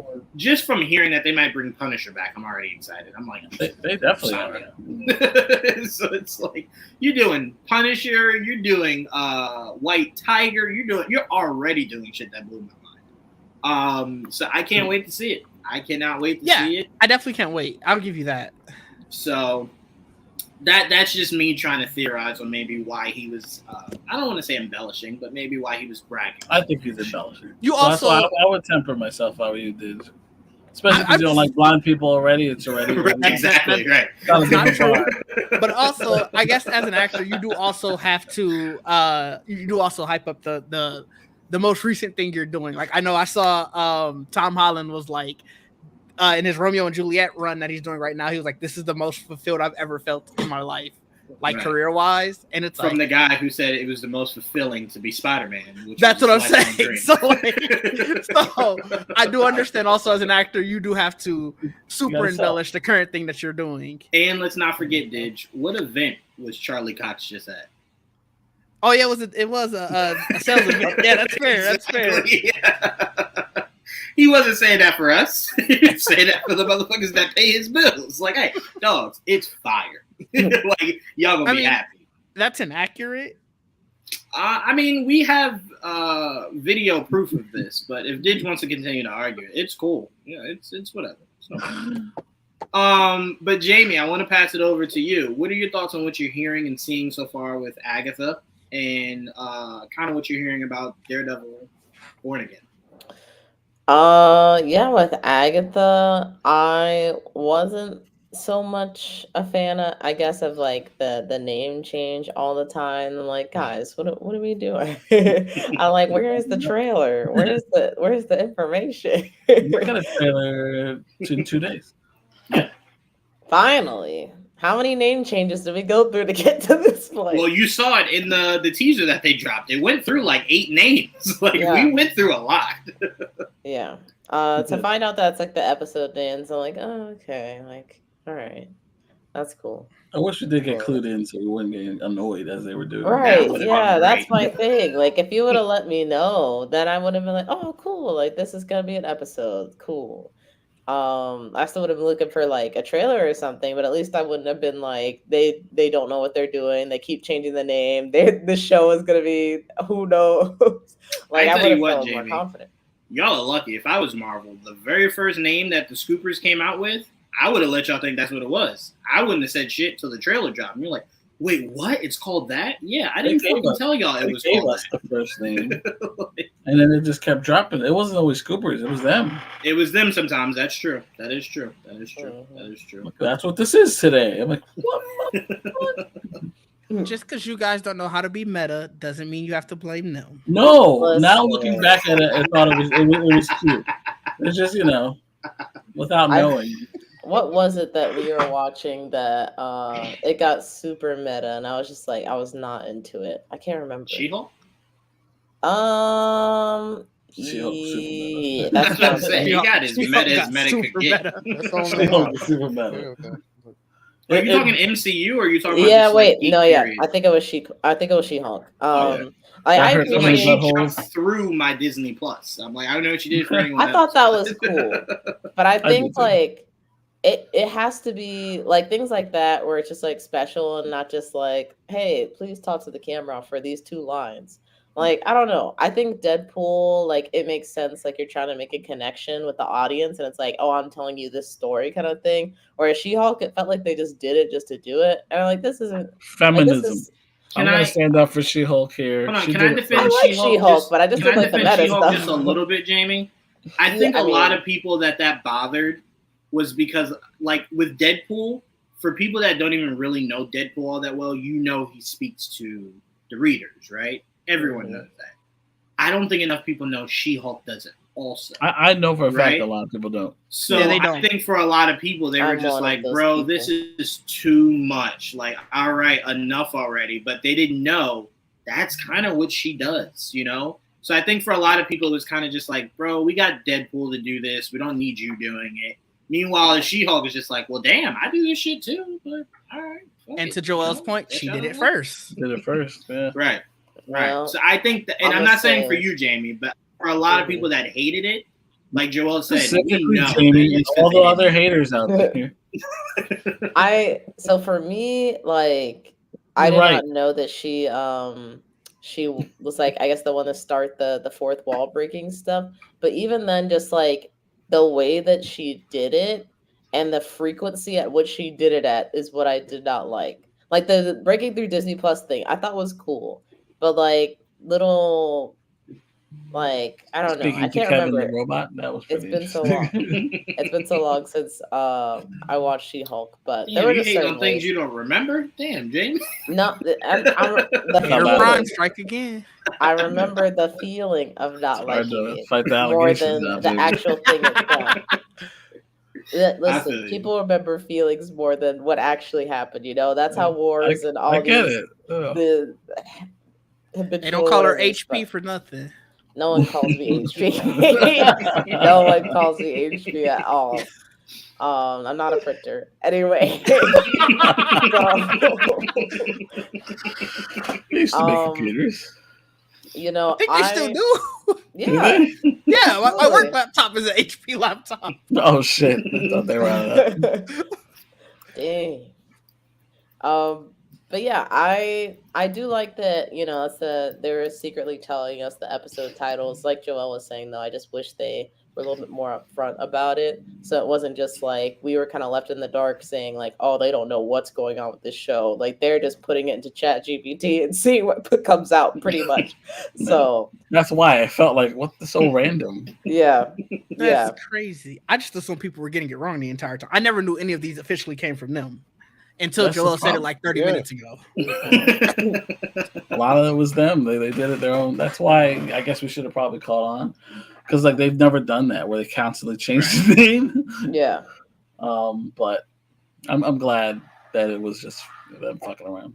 Yeah, you can have some fun. Like, just let me know where I'm having the fun at, you It know? was Agatha all along. Jamie's Clue like, me don't in. have it at my expense. Yeah, like, Clue clue me me in. in. And then on Daredevil, I'm really excited for Daredevil. I also find it a little bit perplexing, might be too strong of a word, but just it's a head scratcher as to why they said they made these characters. Jeez, Oh my Louise. God. My bad. Wow. It's perplexing why they said they made these characters like even better than before, because I believe Mike said this in the chat and did just talk about this earlier. Like everybody really liked like the characters of Daredevil as they were. So to say like, oh, we made them even better, it's like there was nothing wrong with them to begin with. So what did you change to make it even better? Well, for So, one, less they were brutal. gonna start off with killing off most of these characters, Which is which is Just fair start. for you to ask. Did they mean from their original plan with Disney Plus or not? But when we found out that that's not what they meant, like Jamie said, it's a bit perplexing. Yeah. So I'm not gonna say like I'm not gonna be upset and be like, oh well, I'm not gonna accept it because I like the characters the way they were. Cause like, you know, maybe they found something that completely transforms the way we look at these characters, and like I would be open to a new interpretation. But the way that they have like phrased this news, I think is probably the most problematic out of any of it. It probably won't be that different. No, probably not at all. Yeah. Yeah, I'm gonna be honest with you. If you love the Netflix, I think you're gonna love whatever they're giving you here. I think it's a mix of three things. I think he's selling it, right? I think he's just maybe a lot more passionate than we're used to some people being about things. And I think to him, because they're able to do more, right? And it expands itself more. It is probably better than what you saw before, because before it was restrictive. Also, I think because he gets to change his suit, maybe a little bit more comic accurate, he's also really excited about. So I'm like, there's probably a lot of things for him personally. It's just better, right? Like it's just overall better. And I think when we hear it with our ears, we're just like, it was perfection before. And he's like, y'all like that suit? I didn't. I'm getting a new one. Yeah, that I think if you're thinking, I think writing for the character and making choices for the world around them are different.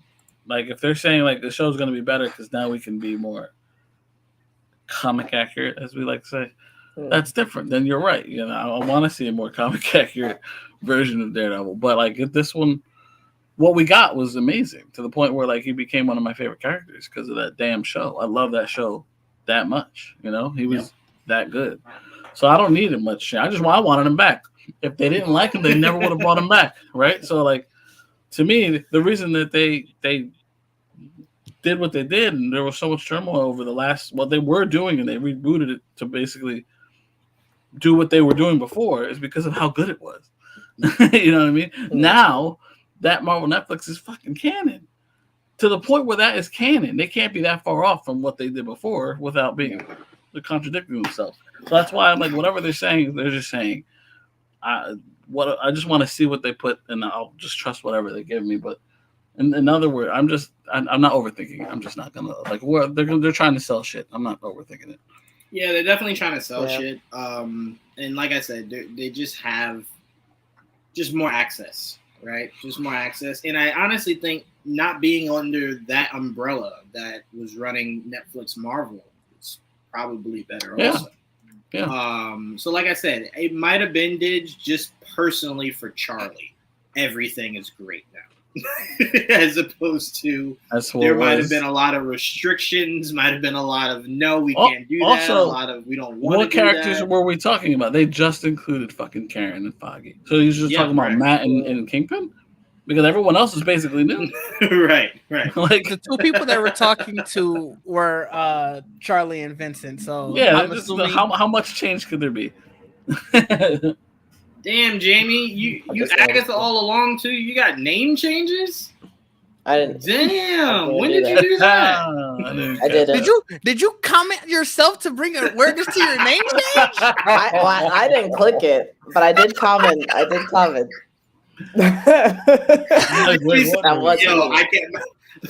can't be heard or here. Was it? You know, if I'm HP, then Spiker Prime is clearly some other very amazing person. Very amazing person. Gotcha.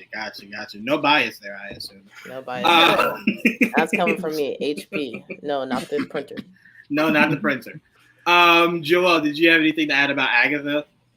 Well, for a show that I didn't really look for it to exist ever. I didn't look for you to exist. Oh, I'm sorry, that was a little bit. You don't even know me. All right. A fellow printer, Didge? Are you a fellow printer? As someone that never had Agatha on my on my list of things I needed to see come to life again, I'm looking forward to it 100% because I know it's world building. Like I do everything. Like I didn't care the idea of Loki being a thing that it needed to be a thing, but I ended up loving it. You know what I mean? But I didn't ask for it. And the same thing's like with Agatha. Like I'm not asking for it, but it's a character who was fun in WandaVision, and we're going to be introduced to other witches from the comics. Some maybe new ones, but for the most part, I already know that they're using actual characters that I recognize, and they might be introducing a very important character, and I want to see that character come to life because of just I just want to see because that's just the beginning of that character and other characters that are connected to them, bringing them to the live action. And like there's not many characters that I have not already seen become live action, so this is gonna be fun to see what characters because it's really like a backdoor for characters that I'm more interested in seeing. But if I have to do it through Agatha, fuck it. Whatever works. I'm not getting back into the this character might show up game. Count me out. Buddy. I don't think. Well, let me just go ahead and let you guys know. Spoiler alert. That's not me. But I will ask. Do we believe that Agatha? We know Agatha comes out this year. We know Ironheart comes out next year. Ironheart will have Mephisto. Does it? Did Yes. they say that? Yes. Sometime next year. They haven't given us a month. Yeah, sometime next year. They didn't give a specific date. They'll probably give it closer to July. No, they'll probably give it in July, if not sometime. They better. They might give it at D23. Happy to shaky. And when That's what I'm thinking. That's August, yeah, right? They gave Daredevil here's the thing, month. Jamie. They still haven't given us Ironheart. That is August. Yeah. Ironheart been done. Yes, you're right. Has been done. Yeah. No, you're not wrong. Yeah, you're not wrong. Been done. But my question will be: now that we're getting a Mephisto, is there any connection between Mephisto and Agatha? If I don't get it in the Agatha show, I don't really care. But when Joel says world building, where does Agatha fit in this current scheme we're in the MCU if it does not attach to Mephisto? Somebody told her to start stealing magic. You said what? Somebody told her to start stealing magic. Oh, right. Yes, right. We don't know who she works for, right? Or I mean, she alluded to the fact that she works for someone or works with someone. So we might get that information later on. Like I said, you will not hear me. See, that's the stuff I'm starting to see. When they did that episode, when she went back to whatever Salem, whatever the hell it was, that was cool. Stuff like that is what I'm looking forward to. But I look forward to the Coven. I can tell you right now, we're gonna get a lot of that based off just what they told us about Aubrey Plaza's character. So you're gonna get. That's also why I'm excited. Yeah, I want to see Aubrey Plaza's character. What the fuck is that about? Who's she playing? Yeah. I want a resolution on Ralph Boner, and I want it now. All right, I want Ralph Boner news, and I want it in this show. They can leave him. They can leave him and kill him away. Give me Ralph Boner or give me death. Boner or death. We let you go silent on that one, Joe. I don't know if the homeboy's in the show. I don't know. I didn't I have no idea either, but I'm hoping that we get some type. That's one. To me, I'm okay if that's a write-off. They said, "Hey guys, we were fucking with you." Into the story, I can accept that. I want Ralph Boner back. But no, ruin my show, Joel, aren't you?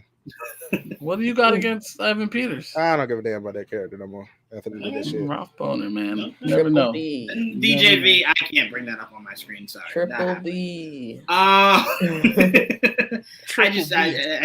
There you go. Hashtag bring Boner back. BBB. I just wanted you to sit with that for a second, Joel. But no, we will be doing a weekly breakdown of Agatha. Agatha all along when it drops, but no, you will not see me. Yeah, you will not see me hashtagging any Mephisto or anything. I told you guys. Now bringing in Mephisto does not have the effect on me that it would have had they done it when they should have 4 years ago. I'm not expecting Mephisto, but that's my point. I'm not expecting him either, and even if he does pop in, it won't affect me the way that it would have back then. Because now I'm more expecting to see him sooner rather than later than I was even before. So you give him to me now, you give him to me next year. We've heard where he might be already, so not a might, apparently. Apparently they haven't on set. That's why I say that. Oh, they haven't. That is correct. I assume then whenever we get the Ironheart official news, hopefully the summer they'll bring him out on stage. Yeah. They bring Sacha Baron Cohen out on stage and say he's Mephisto, it's gonna make a lot of people very divided. Like it did when the rumor came out. So that'll be an interesting time to sit through and break that down. But for me, whatever. I still think Al Pacino at the end of WandaVision as Mephisto would have been cinematic, but whatever. Al Pacino. That was whatever. Was that a rumor? Saying hoo-ah. No, it was just a lot of our. There was a Mephisto group chat I was part of, and it was just. Oh Lord! Oh my God! Worshiper. Wow! I was very much into the idea of Mephisto being in that show. I don't know what to tell you guys, but damn. Trayvon's upset about CGI. I thought I was getting the character that was in that. Whatever. Anyway, we don't have anything else Marvel, right? Xmen. Oh no! Xmen is its own thing. You mean during the upfront news? Is that what you're talking about? Yeah. Anything else from upfront or anything rumor Marvel or anything like that? Nothing, yes. I'm so stupid. Sorry. Hold on, Trayvon. The Hawkeye thing I sent you. There was a Hawkeye thing. Yeah. So apparently the rumor. No, apparently the rumor right now is. He retired at the end of the episode, at the end of the season. He did. But apparently he's coming out of retirement for the 4th time. Apparently it is rumored that Hawkeye has been renewed for a second season. In this second season, Clint's brother Barney will play a major role, and the season will be inspired by The Raid, with Kate and Clint stuck in one location. I don't like that Joel act like I was being slanderous when the last time we saw him, he literally said, "I'm retiring." How many times he didn't like the joy you had in your voice when you said it. He was of superheroes. He just won't retire. I mean, he should have stayed retired, but just. I know about you guys. He was good. I can tell you right now, bro. For television or even movie, this is probably the angriest I've ever been. The angriest I've ever been. So yeah, I definitely know a lot of people that at that time messaged me and was like, "Bro, we get it." I'm like, the people on my podcast don't. They're telling me to shut the fuck up. But I'm like, I'm glad there's other people that are like, "What's happening?" I never even heard of them.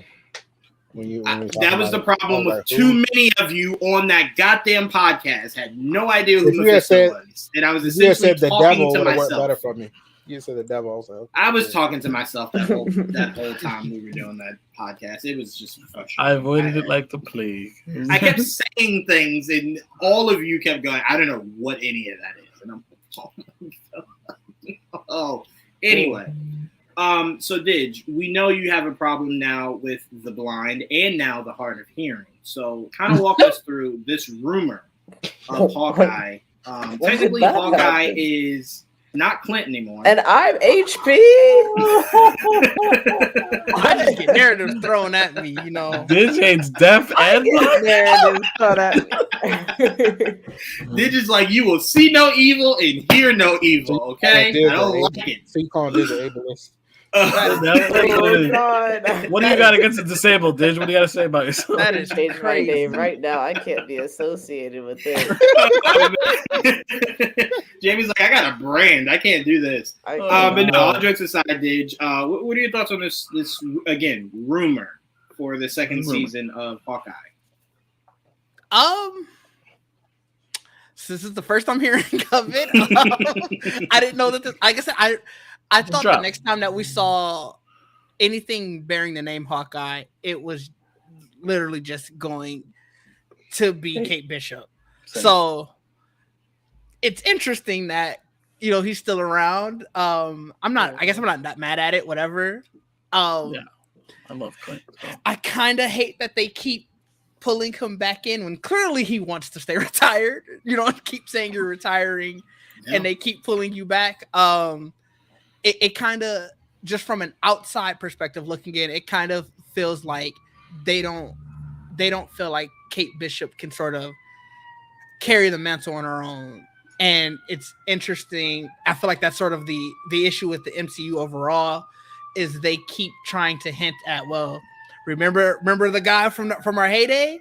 They're still kind of around in some sort, like, with all the rumors with Tony, with Cap showing back up. It's troubling to see that trend is continuing, even down to the TV shows, where you're never going to get a chance to get the people to buy in fully to the next generation if you keep trying to attach them to the former. That's my main takeaway. Otherwise, Hawkeye was cool. I agree and disagree. I agree that, yes, in her first season alone, you don't need to bring Clint back. But what you were saying about Iron Man, I assume you mean his counterpart being Ironheart, and obviously no, I just mean, I actually didn't mean, like, I'm just saying and granted, a lot of these are just people giving out rumors, but it feels like every time there's some type of unknown in the MCU, the first rumor that pops up is, oh, guess who's coming back at some point? And it's like, you're never going to buy into the future if you keep holding on to the past. I don't disagree. I agree. But I will also say it goes to all the people that wanted these high stakes. You got the high stakes. Then they were able to do really cool shit. So now that they're able to do really cool shit, they're kind of just like, well, we kind of want to bring back some of the really cool people to do all these really cool shit with. So I don't disagree with you. I don't like the idea of Clint being in season 2. Other than maybe just like a mentor for her to call on. Yeah. Because again, I think the more you see Clint with her, the less people will remember she is Hawkeye. He is not Hawkeye anymore. He is Clint now. Well, he was always Clint, but he does not go by the code name Hawkeye anymore. Right. It would be the same as if you put Steve Rogers in the Brave New World and then tried to tell people, no. Anthony Mackie Sam is Captain America. And then people will go, well, why the fuck is that guy there with a shield too? that looks like the old Captain America we got. Then people will go, what are we doing here? So for me, I agree with you there. But I wouldn't have had a problem if they said Clint is back for the Avengers movies or something else. I'd have no problem with that. I'd say my biggest question about this news is, where do you pick up from where Kamala left off? Like, do we see that in the show somehow? Like, That's a good Kate question. talking about it? You know, like, this that is was- gonna be this that was season very will be big. before that. Probably watch. You said what, Trayvon? It'll be before that, knowing how they work. What, the show will have taken place before the Kamala Khan thing? Yeah. Mm-hmm. I don't know, because I don't know. Marvel's never really lets us know when projects drop where they are canonically in the moment. No. What I'm So I saying, don't like, know. it will be no mention of that. It'll just be heard or whatever. Oh, And I then, see what you're saying. like, I see what so you're saying. so in our That'd minds, be really that hasn't weird. happened. Yeah, because I'm like, you're gonna see. Well, again, this is a rumor, but if the show is, actually happening, you're gonna see Kate Bishop before you see Kamala again. So why wouldn't you? Again, I'm not saying I need to see Kamala in the They've show, done weirder but stuff. just They dialogue have. would be cool. Dialogue would be awesome. It's just weird. You kept the end credit scene in, and the next time we see Kate Bishop, no mention of it. That'd be weird. Pretty cool. We don't know yet. No. I this isn't me saying it It's just like like it's every not time gonna it keeps- happen. We're just talking and getting upset over shit that hasn't No. happened yet. Again, like That I'm is not upset that about it. is I'm not- just- that I'm was now I'm not what getting I was upset. saying. I'm That like, was not what I why? was saying. All I was I saying just was, assume that's what I wonder if this project actually happens. Is First that of all, the storyline? This is the rumor, and we know what factually happened already. Like, we know what's coming. They're setting Yeah, up the of course, Avengers. right. We know Yeah, that. Of course. This we don't know is true yet. Yeah.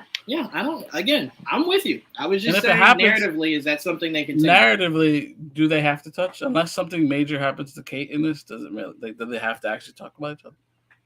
No, I don't need her to talk about Kamala. I need to know what transpired from her conversation with Kamala. Well, I mean, if That's it- what I'm that's saying. what I mean. It really depends on what comes first, honestly. Right. That's what I'm saying. I'm saying if this rumor is true, we're going to see Kate before we see Kamala. So if we see Kate first, I'd No. just like to know narratively, we talk about it. That's it. Well, That's what I'm why is that the case? Is my question.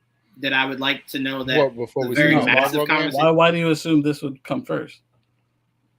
Because this is the only rumor I'm hearing about. I didn't hear any rumor about Kamala Khan. I don't know. So unless she just pops up in But something. my problem is I don't it's a rumor. My thing is it's just a rumor. We haven't heard rumors about anything. We know that they're working on Young Avengers. That's out. They make it very clear. Yeah. Shout out to Jeremy Renner if this is true. Though I thought he'd be too busy doing Mayor of Kingstown. I mean, he already finished. That season Right. drops this month. No, next there's month. Sorry, next month. Next Hey, month. that man healed up. He Didn't- said, "I'm back." didn't they Put I me was already on about to there. Didn't they say, I already thought get you were going to renewed talk about for- that. No, Yeah, he, they he already get he already renewed. he already filmed. Yeah, he already he's filmed good. something, but it already got Oh. renewed. So I thought he Wow. was Yeah. going to be busy on the next season. Yeah, he might be. He might be. He got he's it. like, He I got almost that died. I together. gotta keep working. Get me back in here. Give me in everything.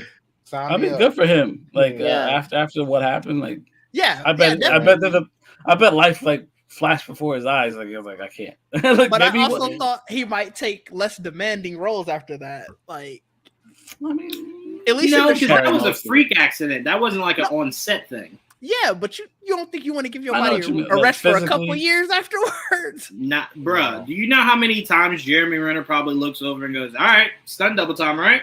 I mean, yeah, I was about to say how. Have fun, Bruce. That's a good point, but also how old is he? You know, because maybe he doesn't have the time He's to almost just 50, right? wait. Yeah, Yeah, he's in his late 40s. He gotta go. He gotta do what he Damn, gotta he do. gotta go. What? He gotta go ahead and do what he gotta do. I just looked it up. He's 53. Oh, Wow. Do I what thought you he was gotta still in do, his Jeremy. 40s. He doesn't Luckily, do it. Mayor of Kingstown does not demand that much action, and whatever he That does is with true. Marvel, he's just gonna tag in his stun double. But hey, bro, you ready to That's work? true too. Yeah. Yeah, that's fair. Come do this cartwheel. It's like you can't do a cartwheel. Nah, I don't want to. Just Like, tag bro, did you see what happened to me on the news? Do this in. part. I don't want to do any of this stuff, bro. They're Do just this cartwheel. asking you to shoot an arrow. I don't want to do any of it, Bruce. You do it. I don't even know if that's a stuntman's name. But I tell you, at 50 something, that stuntman's doing everything. There's not even a fall Jeremy Renner's going to do. I can promise you that. I think Kevin's going to be extra careful with him, so I don't think we have to worry about that. But Jamie, what are your thoughts on this rumor of us possibly getting a season 2 of Hawkeye with Kate Bishop at the lead? You know, this is also the first time hearing of this, but my immediate thoughts are that I think Clint's gonna take even more of a backseat. Although I feel like they were kind of like almost 50-50 on season 1 of Hawkeye with like the Kate to Clint balance, but I think this time it'll be mainly more about Kate, and Clint will kind of be more, I guess, like his Alfred or not her Alfred or her Oracle, with kind of like guiding her through some missions or something, and then they encounter whoever they encounter, whether it's his brother or whoever else, and he like kind of jumps back in to support her. But that's kind of what I see happening. I don't disagree with you. I could definitely see, like, let's say it's 6 episodes. I could see the first 2 episodes are Kate heavy. Kate's investigating something, and then she discovers it's Clint's brother, right? So then she reaches out to Clint, and then that's when Clint then comes in for the remainder of the season. I could see it that way. But I like I said, I didn't disagree with Didge. I just would have preferred they went a different route. At least just for this very first season of Kate being Hawkeye. Just kind of let her spread her wings on her own a little bit. And maybe season 3 bring back Clint. But again, like we said, you see, these are all rumors, so, you know, but like I said, I definitely agree with Didge. You want to let her, you know, create a legacy for herself a little bit, you know, keep tagging along the mentor. Joel, what are your thoughts on this rumor? I don't hate it. I do. I like Clint, so like I was just thinking about the Hawkeye series the other day, and I really enjoyed it. And I like the point is, like, I agree. I think so. I didn't actually expect Clint to be in whatever season, if they ever did another season of Hawkeye. So I was a little shocked if this is true. Like, oh, okay. And that, I mean, if you're comparing shit to Raid, that's a high bar for me to live up to. So you gotta bring it action wise. If you're gonna have them have some type of Raid battle, like stuck in wherever the hell they are, that sounds absolutely cool. His brother being involved. His brother's Trickshot, right? Is that his name? I forget his brother. I think so. I believe it is, right? Yeah. So like, Trickshot. Yeah, that's an interesting. Cooler than him. Trickshot sounds cooler than Hawkeye. Yeah. Sounds like you're gonna do some sick stuff. Yeah, he might. Just off name, I don't necessarily disagree with you. I mean, off knowing Hawkeye. Bro, he's a red Hawkeye. Look at him. My favorite is red. You know, I'm biased. At least you're biased. No, I respect it. Yeah, I respect the honesty. Jamie says, cool. I see. Yeah, I see it, Jamie. I said what? I know what's going on, Didge. I heard it, and I know what Jamie got going on. Did you say Fruit of the Loom? I did not. I did not. Definitely didn't. It's okay. We're not going to repeat it, but we know what you're doing out there in New York. Dang. God bless you. We love you. I have to replay this now. Anyway, if it's true, cool. I look forward to it, but you know, I'm a little surprised, but I'm that's cool. It'll be a nice little surprise. Yeah, I mean, I don't necessarily disagree with you there. Whatever they decide to do, I think it's gonna be a lot of fun. I was thinking if they did bring Clint back, I would only really want him to be like a mentor, like you guys are saying, a mentor role. Mm-hmm. And it would be like, I would love him to be in charge of the West Coast Avengers, because I do believe the Avengers are going to get too big and they're going to have to split up both sides. And I would like him to lead the West Coast Avengers like he did in the comics. He's going to leave New York. Oh, wait, where is he from? What? He lives Clint's in New York right now. I thought he lived in like Ohio. Yeah, Clint lives I forgot about the farm because they had the whole thing in New York. The farm, No. That wasn't a wrong assumption to make because all of season 1 of Hawkeye was in New York. Yeah. So that's not a bad assumption to have. But no, remember this. They went to live in seclusion. Yeah. Based off of Hawkeye, the government knowing what Hawkeye was doing with the whole Ronin shit. That's why he was on house arrest. And then B, they just wanted to be far enough away that Hawkeye couldn't get into any shit. Only for something to bring him back into it, right? So, like Didge was saying, it's like, God damn, man, he just let him just sleep for a little bit. God damn. Yeah. They don't get a nap, a rest, family time, nothing. I hope if this is actually true, I don't know. After they teased the shit out of his wife being Mockingbird, I'm like, I really hope we get some of that. That'd be really nice because I mean they played the fuck out of that watch, only for it to be like she's Mockingbird. It's like you couldn't have found a better way to do that. You made us think this watch was something crazy. It's like no, it's just it's something I. Why would you tell me she's a retired version of a character I want to see? Right. We've been waiting to see. That's the crazier part. Yeah. The worst part is like that character wasn't Agents of S.H.I.E.L.D. It's like, I forget. Don't worry about it. And it's so funny because to know the comics is to know how close Clint is to Mockingbird. So it was like that was a really smart way for them to do that. It was really cool. I thought it was cool, yeah. But make it meaningful is all we ask. Trayvon, what are your thoughts on this rumor? I know this is one of your favorite shows after WandaVision.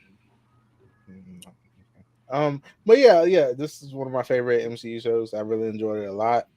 So I'm happy to see a second season of this. Sarcasm. It was. No, it was. This is actually one of my favorites. Oh wow, what? Huh. Yeah, I thought you were being sarcastic to him, Juwan. No. And then when he doubled down and saying like, "Oh yeah, no, it was," I was like, "Oh, it was." Man. To be honest, Didge, I was definitely being sarcastic. I didn't know it really was his favorite show. I didn't know that. But before you go, Trayvon, we do have another cameo that we're adding to this episode. Another cameo. A blast from the past. Magneto. Who invited Magneto to the party? What's up, everybody? What's up, Pete? That's a cool mask.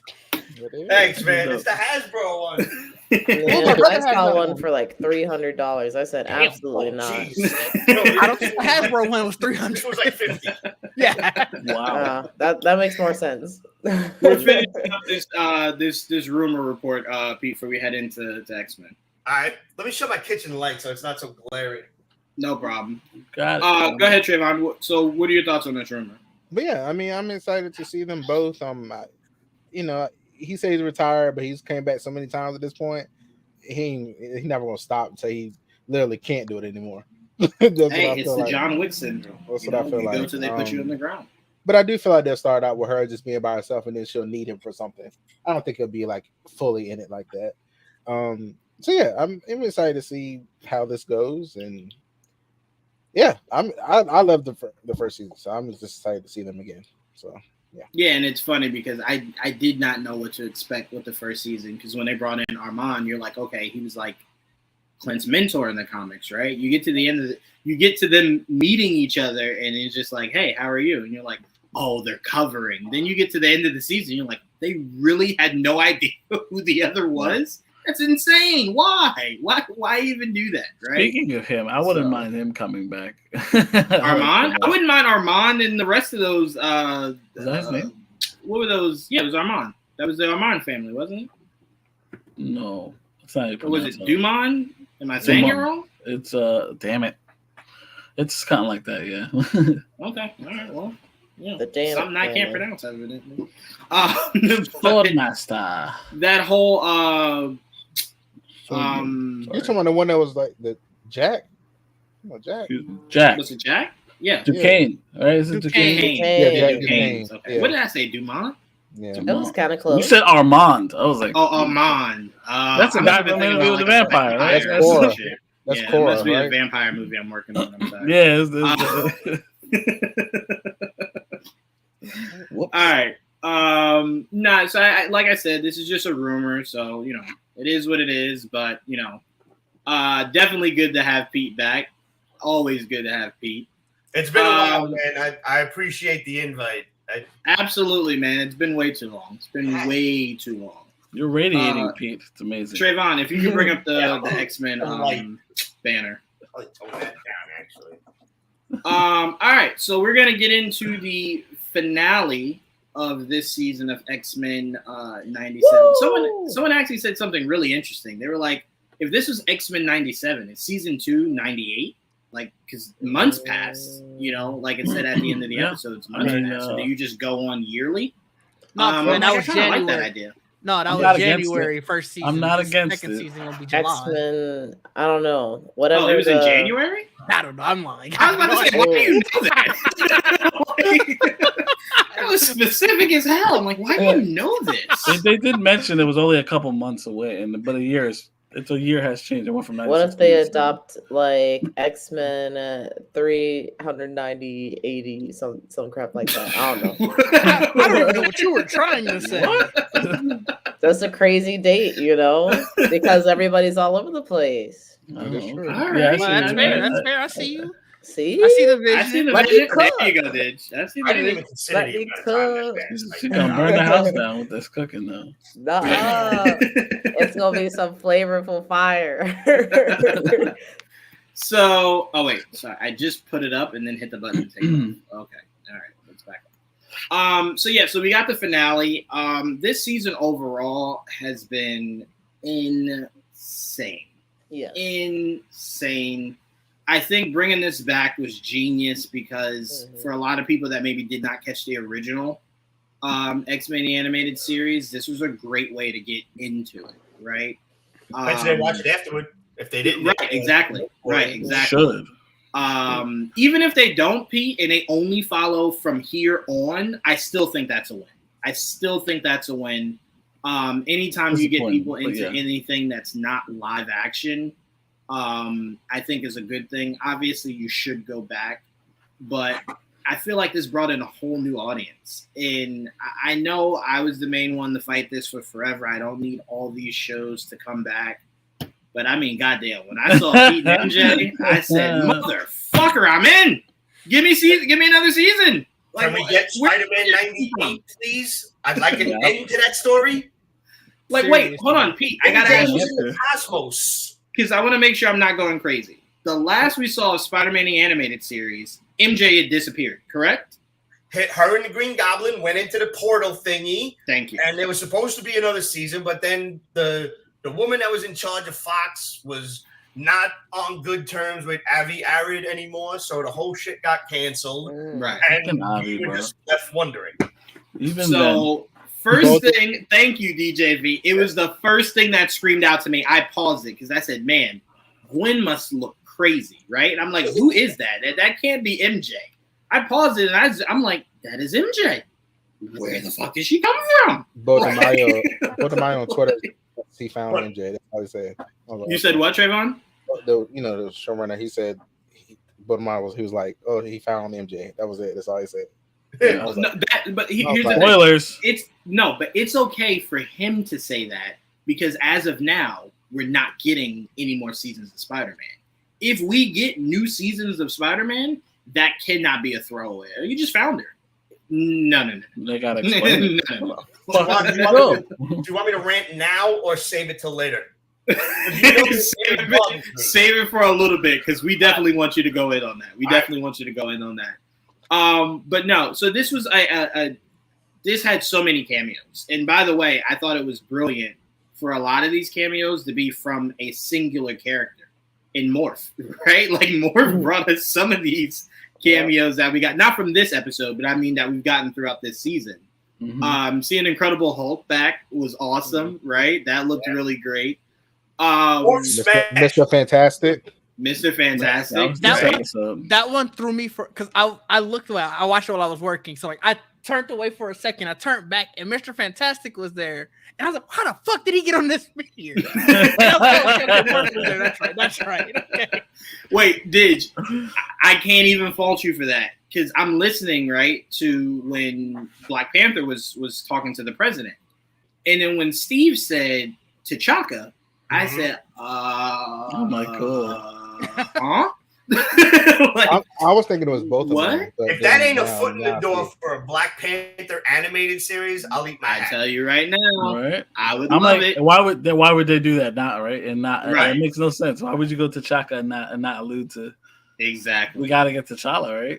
Right, exactly. So I thought that was insane. And that's why it's like, it's so funny because whenever you watch something MCU, and I consider this part of, it could be Elseworld, but MCU, because Kevin has his hands in it. It's always more important to hear it than it is to necessarily see it. Because they'll say some shit that you'll miss, but you'll see it and go, I do not understand the context. So it's always better to always listen. Because when he said T'Chaka, if I didn't hear him say T'Chaka, I'm like, man, T'Challa look old as fuck. Like, how old are they making T'Challa? So I'm like, I'm glad I caught that because I was just like, damn, T'Challa. Like, wow, I didn't expect that. So for me, I really did love this season as a whole. I love this episode. I love the friendship Morph and Wolverine have. I'm not familiar with if they have a big friendship in the comics, but this was beautiful to see. That was very beautiful of Morph to give Wolverine. All right, Joel, what were your thoughts on this episode and your thoughts on the season overall? That's a good point. I'm done. I forgot he had kids. I'm done. What were your thoughts, Joel, on this season? I love. Like I see it. I like the cameos. Cameos are great. They stole the show for me because like. They didn't just give us one or two; they just kept giving it to us. Like that thing with was the last episode, the one before, where it was like 3 in a row. Where you got they showed Silver Samurai again. They keep showing that man. He's just standing there. He's like, "What is going on?" They should. I like that they're showing from different countries. They showed Russia. They showed like Omega Red and like it looked like the Winter Guard. They showed Psylocke. I appreciated that. Psylocke. They did. It was like Psylocke with the Alpha Flight. I was like, I'm sorry, but that was a little racist. Could they have found a less yellow fucking pigment for her? Holy shit. It was wild. That's fair. No, that was wild. Damn, man. That shit looked like Iron Man's body. Oh, man. Yeah. The fact that Magneto was in his head and the only clear thing in that boat wasn't his kids with the girl he was banging is wild, yeah. Bro, listen, just be glad his kids were in his thoughts. Okay? That's what I was saying. I literally forgot he had kids. It's 3. Just be glad. I love seeing Magneto's 3 all together again. I love Magneto, Quicksilver. Polaris definitely gets forgotten. Quicksilver is not a witch. You know what it is? You know what it is? You know what it is, Pete? You know what it is? Polaris gets the same treatment Will Smith's first kid gets. I don't even know his name. That's the crazy part, right? Will Smith had more than 2 kids. Then had Jaden and Will. There's a third Smith in the kids of Will. Trey, yeah. Trey, thank you. Trey. Trey is Polaris. Trey is Polaris. You know what's so crazy? You guys remember when Will Smith did that Just the Two of Us song? It was about Trey. Yeah. But the fact that no one knows Trey existed, we just thought Will just made a song, right? That's not a kid. Your kid? Oh, shit. The tragic thing about Polaris is like she has his powers essentially. Yes, exactly. And like that's what makes it even more tragic. It's like you are his legacy. No one remembers. Maybe that's why he's rejecting her. He's like, I don't need a replacement. Get out of here. Reject her. I will say this. You know what didn't help Polaris, Didge? Is that Wanda was given one of the biggest story arcs in Xmen history, and alongside her always is usually Quicksilver. Right? So it's like Polaris kind of just falls off you don't to the think wayside. She would have said no more mutants if Polaris was the one that died? You don't think that would have happened? Nah. She would have said no more. I don't know, something else. But she's like, mutants, y'all are good. I didn't really like her that much. Like, I didn't know all it like mutants? that. I didn't even know my dad had another kid. If I'm being honest, I had no idea she existed. So no, not that serious. But no, go ahead, Joel. No, I just the cameos they look like they're 90s designs, like Daredevil. I was shocked to see Daredevil. Fucking Iron Man. When they showed Iron Man in his 90s look, I'm like, I watched that show awesome. so much. I'm like, that's straight up 90s Iron Man. The theme song popped in my head immediately. Oh yeah, Well, he had the mullet, man, and the don't be 500 feet from the school mustache. Yep, the mullet and the crazy stash. I don't miss that, but everything else is Peter and Mary Jane. I was not expecting Cloak and Dagger because I don't remember. That was the one that threw me for a That was loop. so cool. Not to look into things too much because I think Kevin might got something cooking with Cloak and Dagger coming. You never know. Really do. I mean, the fact that they showed up was again unexpected, and they I guess showing the street level characters. Right. But yeah, all the cameos were amazing. That was so dope. Mm-hmm. I feel like I missed one or two, but what also give your thoughts on the episode as a whole, Joel, and then your thoughts on the season. It was wild. This whole episode was like, it was a hell of a conclusion. They kind of obviously kept Wolverine out of the loop because he's literally still healing. I'm trying not to die at this point, right? There's just like a lot of life support. The Phoenix, I guess we all kind of saw that coming, right? The Phoenix was going to come out and do her thing. So that was pretty cool. The fight between Magneto and Xavier in his head was interesting. That whole dynamic.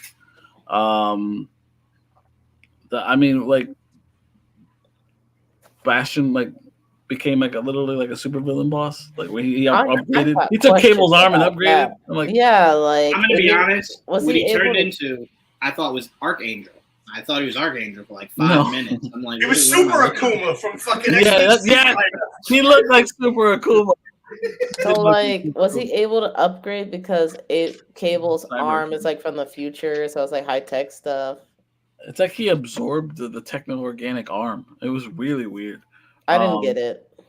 Yeah, I didn't either. Like I was like, maybe that's the line of logic that I'm supposed to follow, but I wish they would have told me a little more. He's a technopath, so I guess he just whatever future tech it is, it just absorbed it and became. Is that in the comics? Super Bastion. I don't remember that, but I mean it's possible. I have no idea. But yeah, they made Bastion a villain. That was pretty cool. Him and Cyclops going back and forth was pretty cool. I like the fact that Cyclops got a lot more respect in this season than he got in most of the last couple of years live action. So good for him.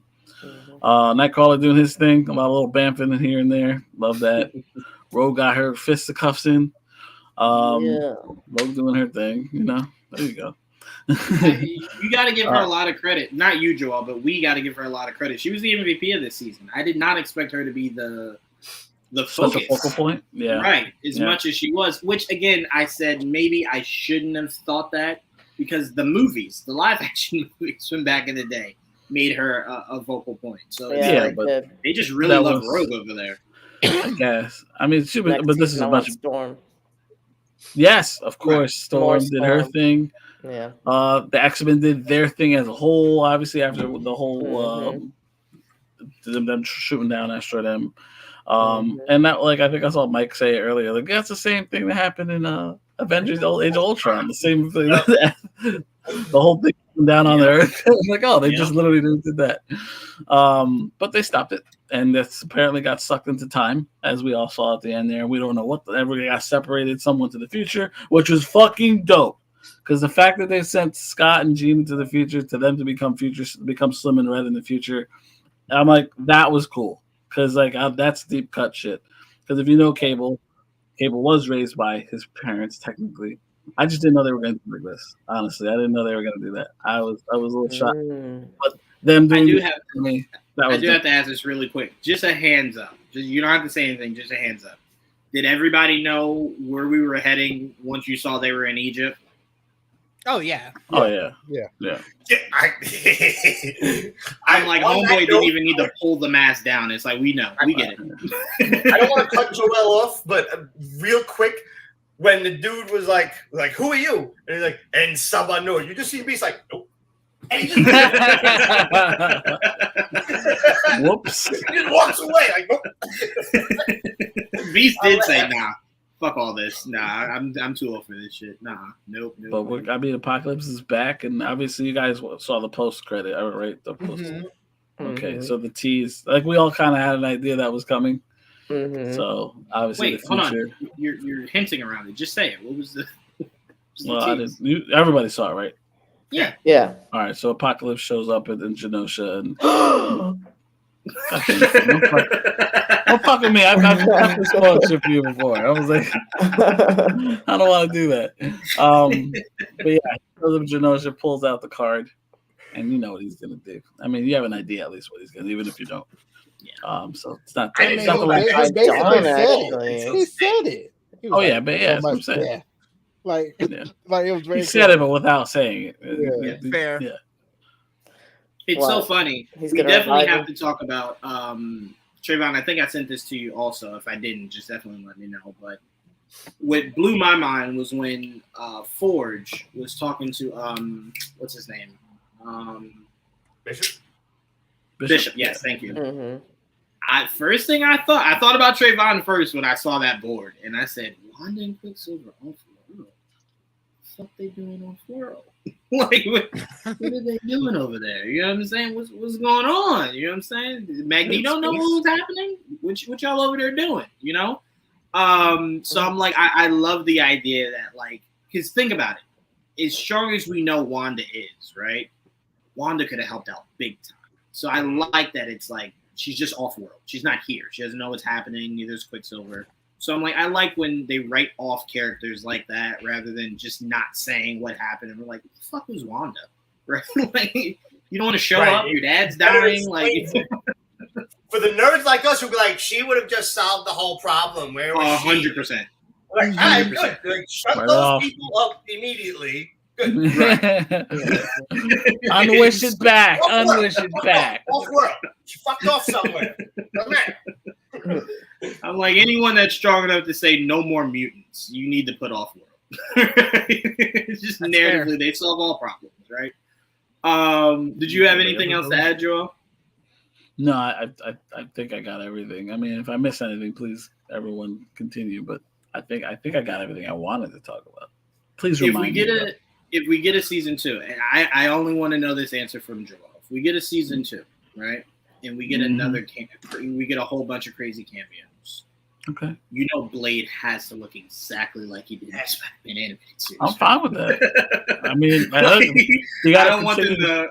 Don't fix the color. Nothing. You gotta Look continue exactly the trend. Continue the trend. Everybody should look like the '90s look. Man had a lightsaber instead of a sword. They had Blade looking Yeah, crazy. I want lightsaber Blade with the red shirt and the spiked jacket. They did have Blade. They had Blade out here crazy. Yeah, Bro, that's why you Blade, gotta always appreciate Wesley Snipes, bro. I swear to God, we do. That movie holds one of the greatest lines I've ever heard in my life, and I still utilize every chance I get to this day. What's that Some line? motherfuckers are always trying to ice skate uphill. Yeah. It never made sense to me then. It's classic, Still doesn't baby. today, but I love it. That's the point. That's the point. That don't make no sense. Wow, I love it. Utility of life. I love it. There's no one better to deliver that line than Wesley 100%. Snipes, man. All black God bless him. everything. He shouldn't have had to serve any time. Anyway. Man was training a militia on his front lawn. I mean, that's probably. I'm just saying, come on. He killed vampires for us. He got to serve time because he didn't pay taxes? That's crazy. That's crazy. Come on. He killed vampires? That should get you a tax like pass, right? tax exemption? You're out Whenever of it's time to vampires. in the heart again, let me know, man. Viva la revolution. I'm ready. Didge, I'll go to you next. What were your thoughts on this episode, these cameos, and this season? Oh, I lived for the cameos. First off, the season was amazing. I think it was Mike that was talking about it in the Discord that sometimes it did seem like it jumped a lot. I was okay with it, but I can understand someone being like, man, they threw a lot at us in 10 episodes. They did. But at the end, it all worked. So, hey, if you're gonna make it work, I don't care. Look, the one thing I was sad that we didn't get, and I was telling Joel about it last week. I was hoping we would get Onslaught. That might have been a little bit too much to throw. There was a moment there at this episode where I was like, "Oh my god, they might." I thought that was where they were going for next season, and they took a left turn. Yes, it looked like it was going there, and I'm like, "Yes, we're gonna do it. We're gonna do it." I was ready to message in Discord like, "Yeah, what did I tell you, Joel?" Then they didn't go that route. I was like, "Damn it!" Damn it. But no, it was great overall. Like, oh shit. I am curious to see fully what next season is going to be, because what route are they going to take with him being back and everything?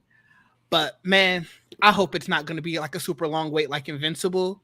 That was the last big animated project that took forever to come back, so I'm kind of scared about animated projects. Well, I will say this for you not to be too worried. Take into account that What If did not take that long.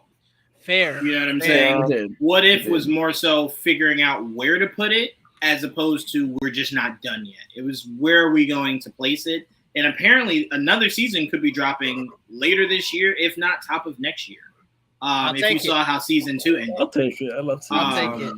So I would say just have faith. No more. Just give me cartoons. I'm good. I mean, if they're this good, goddamn. I won't go that By far. By the way, that was all Logan's fault. You can't blame Rogue for Logan. No, but I get what DJV is saying, because like She was when that happened, I was like, yeah, they just kind of. No, hold on. You guys gotta be fair. No. You guys gotta be fair. When Rogue kind of just blended back in like nothing happened, the end of the world was going on. Yes. This is not the time to go, well, fuck you, I don't want your help. No, you want all the help you can get. Fuck all that, right? But I guarantee you, if they saved the day and went back to the mansion, Rogue was never invited back. I can guarantee you that. She would have not had her room anymore. I can sure guarantee you that. I'm still giving away the room. No, man. Look, at the end of the day, Magneto proved that what he said was going to happen was true. They wouldn't have been able to take care of the meteor without him. They better put some respect on Magneto's name. They were gonna die and take that. Yeah, it was over. He was the reason. They were the reason. Charles was the reason all of this happened. He over here trying to preach tolerance. Magneto let him know, like, look, sometimes you got to just. He went a little too far. I'll give you that. He went a little too far. He did go a little too far. I'm not gonna say he went too far. Look, no, man. I will say this. He took the entire magnetic field out. That's a little too far. Oh, I thought you meant against Wolverine. I was about to say, I've never been stabbed. But if I ever got stabbed, I'm taking all the blood out of somebody's body. I'm going to tell you that right now. That's his fault. I got to defend Magneto on this for a second. The man, DJ, by the way, great to see you again. Great to hear from you. Magneto is ridiculously powerful. There was one storyline, I forget which one it was, where he tilted the Earth 1 degree off its axis and caused mad problems. Do we remember Ultimatum? Magneto fucking flooded like New York City and all of them coastal cities. And forget ripping the adamantium out of Wolverine's fucking body through his pores. There was a moment, and Joel, you're like the expert here for me, because I thought you was the Xmen expert. I do like Xmen. I mean, I know I know a lot of things. I know a little bit of everything. There was one part in the comics where he stopped the Xmen by locking onto the iron in their blood. That's where they got the idea for X2, when she had to inject him with the extra iron. But he was just like, no, fuck you, iron in your blood. Stop moving. Yeah. And they did. Like, yes, 100%. There's reasons the United States government has protocols against this man, but he's stupid powerful. And I loved that aspect of this. It was like, they're finally showing what this guy can do. So I have to ask, before you finish up, I have to ask. So, I'm sorry. No. You're good, Pete. You're good, Pete. You're telling why I agree. Like, they need to stop messing with Magneto. So when they get back from their time travel, when they get back from their time travel, and they all get back together, right? And Charles is all lovey-dovey and huggy with Magneto. Mm-hmm. Wolverine's got to feel some type of way, right? Like Wolverine's like, you got to let me fuck him up. I got to get my life back, right? Like, Well, No, it because depends. Ask Charles, what you tell him is, you want to lose that adamantium again? you really want to try that? He has to get his adamantium back first. Right. Hey, if I don't have adamantium in my body, you got to tell Magneto, I'm hey, very dog, curious. What way no they go with powers, that. you got to square up with me, dog. You got to square up I'll with me. say I'm gonna this. work on them now. Bone Claws now, he'll fuck him up. Yeah. Well, I got Wolverine's a like, yo, question. you got to see me one-on-one. I got a question because I was thinking about this the other day. It wasn't because that cartoon came out before they made it canon that he had bone claws. Right. So if you remember the Captain America episode, he was using fake claws because he didn't have claws because they didn't experiment on him at that time because it was in the 40s, right? So this is and at the time when they took it out, that's when he discovers he had bone claws because he didn't know. Yes, that was Right. one of that was a mind blowing moment for everyone reading at the time. Right, because they're like, I thought that was part of the experiment Uh-huh. the whole time, and he finds out later that it's actually no, that's part of his mutation. Yes. So I wonder if they're going to continue with that, and this will be how he discovers that the claws have been in him the whole time. That's It's interesting. just I'm curious, and like we know that he gets his adamantium back. And actually, the fucking shit, there was a time he would have known he had bone claws, but the experiments erased his fucking It fucked up his head, right? You have Yeah. all out of the Wow, whack. that's levels, man. That's what I mean. that would Like be a I don't know, whole will they? season-long thing. That's what I mean. Like, and we know this leads into him being no-nose Wolverine, being all crazy. Let's They hope can forget skip about that part of part. it. Look, as long as he wasn't wears the with mask, them. I don't care. Yeah. He wasn't with them at the end, so where? No. Yeah, we don't know where he ended up, right? Yeah. What time period is he in? Is he in the same? Is he in No Egypt? idea. Is he in? That's a very good question. It's a good question. Did you have anything else? We don't want him. No, I mean, give me season 2 tomorrow and I'll be happy. Oh, yeah. Amen to that. You know what it is? The Um, cameos also help me realize, like, if they do eventually get to, we were just talking about it. Oh, Onslaught? Onslaught. Oh, No, Onslaught. No, If we Onslaught. eventually do get to Onslaught, they're preparing you because they already showed basically the whole Marvel universe basically already been shown in this X-Men show. So I'm not gonna lie, seeing Magneto how effortlessly he stopped that Astro was like, maybe it's a good thing they didn't do Onslaught right away. That might have been a little too powerful right now. OP, man. But yeah, no, I look forward to them eventually. If they ever do it, I do hope it's more of a everybody included. Oh yeah, for sure. I do have to ask this. I'm going to pass this to you, Trayvon. I got to ask you this, man. This is hilarious. Oh wait, I do have one other thing. Yeah, go ahead. Where is Storm? Bro, That's another question. where is That's she another been question. this whole time? Where's Forge? Maybe No, Storm and we Forge good. together. No, we good. We good. We can keep Forge. We can keep Forge. Why being racist? Why being Send- racist? What do send you got- Storm- what do you got against Native Americans? Like, Send Storm. Well, Send no, Storm to Africa. Forge is still in. That's what I'm Hold on. saying. all right, Did you Forge say is back send in thing. Storm to They're fine, they're Africa? We trying to get her with T'Challa, man. Oh, okay. All right. I'm glad you finished it off. It That could way. have I was been about an to say, bro, what? Egyptian That's why we pushing Forge out of the way. Forge is cool on other situations, but So, he, no, he no, was so- he was the rebound person. So maybe Storm and Wolverine together because they're the only ones we didn't see. You right? know, Yeah, I don't know where he at either. that was a I am crazy really concerned for him. episode in the original show, but I was kind of digging it. I'm like, this is the weird couple that I didn't know I needed. Well, Forge and What Storm. was Forge and Storm? No, absolutely Wolverine not. and Storm. Wolverine and Storm. Oh, What? The future. Yeah, they had. Yeah. You remember that episode? Yeah. Oh, okay. Awesome. I'm There's just a lot of references to that episode in this season. I was just going based off the fact that hearing Jean is what helped him not die in the moment. So I'm like, I'm not thinking his mindset is on anyone but Jean. His mind will always be only be on Morph is Jean. kind of messed up for that, by the way. He's not. It helped he? him. No, that's messed. You can't manipulate somebody I'm- like no. that, He man. wasn't manipulating. He was trying to No, bring no. it back. Hold to on. knows life. what works. Let me say this right now. If you get Morph's powers and I'm on my deathbed and my eyes are closed and I'm about to go, I definitely want to hear Chloe Bailey. I'm just telling you right now, I don't care if I get to heaven and I'm like, that was Didge. I won't care. In the moment, I have no idea. So for me, do it. Okay? I don't care. I do not care. What- Go right on ahead. I kind of found it odd, actually. Obviously, that was harkening back to Fatal Attractions, X-Men 25, when Magneto did rip the adamantium out. Jean was there. Jean was on that team. I don't remember if there were two teams at the time, long time, but I remember the dialogue. especially since assholes posting spoilers were just so happy to post that fucking image like 4 hours after the episode come out. We started on that. But Jean should have been there because she's the only reason he lived through that traumatic ass experience. Was she blocked the pain receptors in his head and took him somewhere else.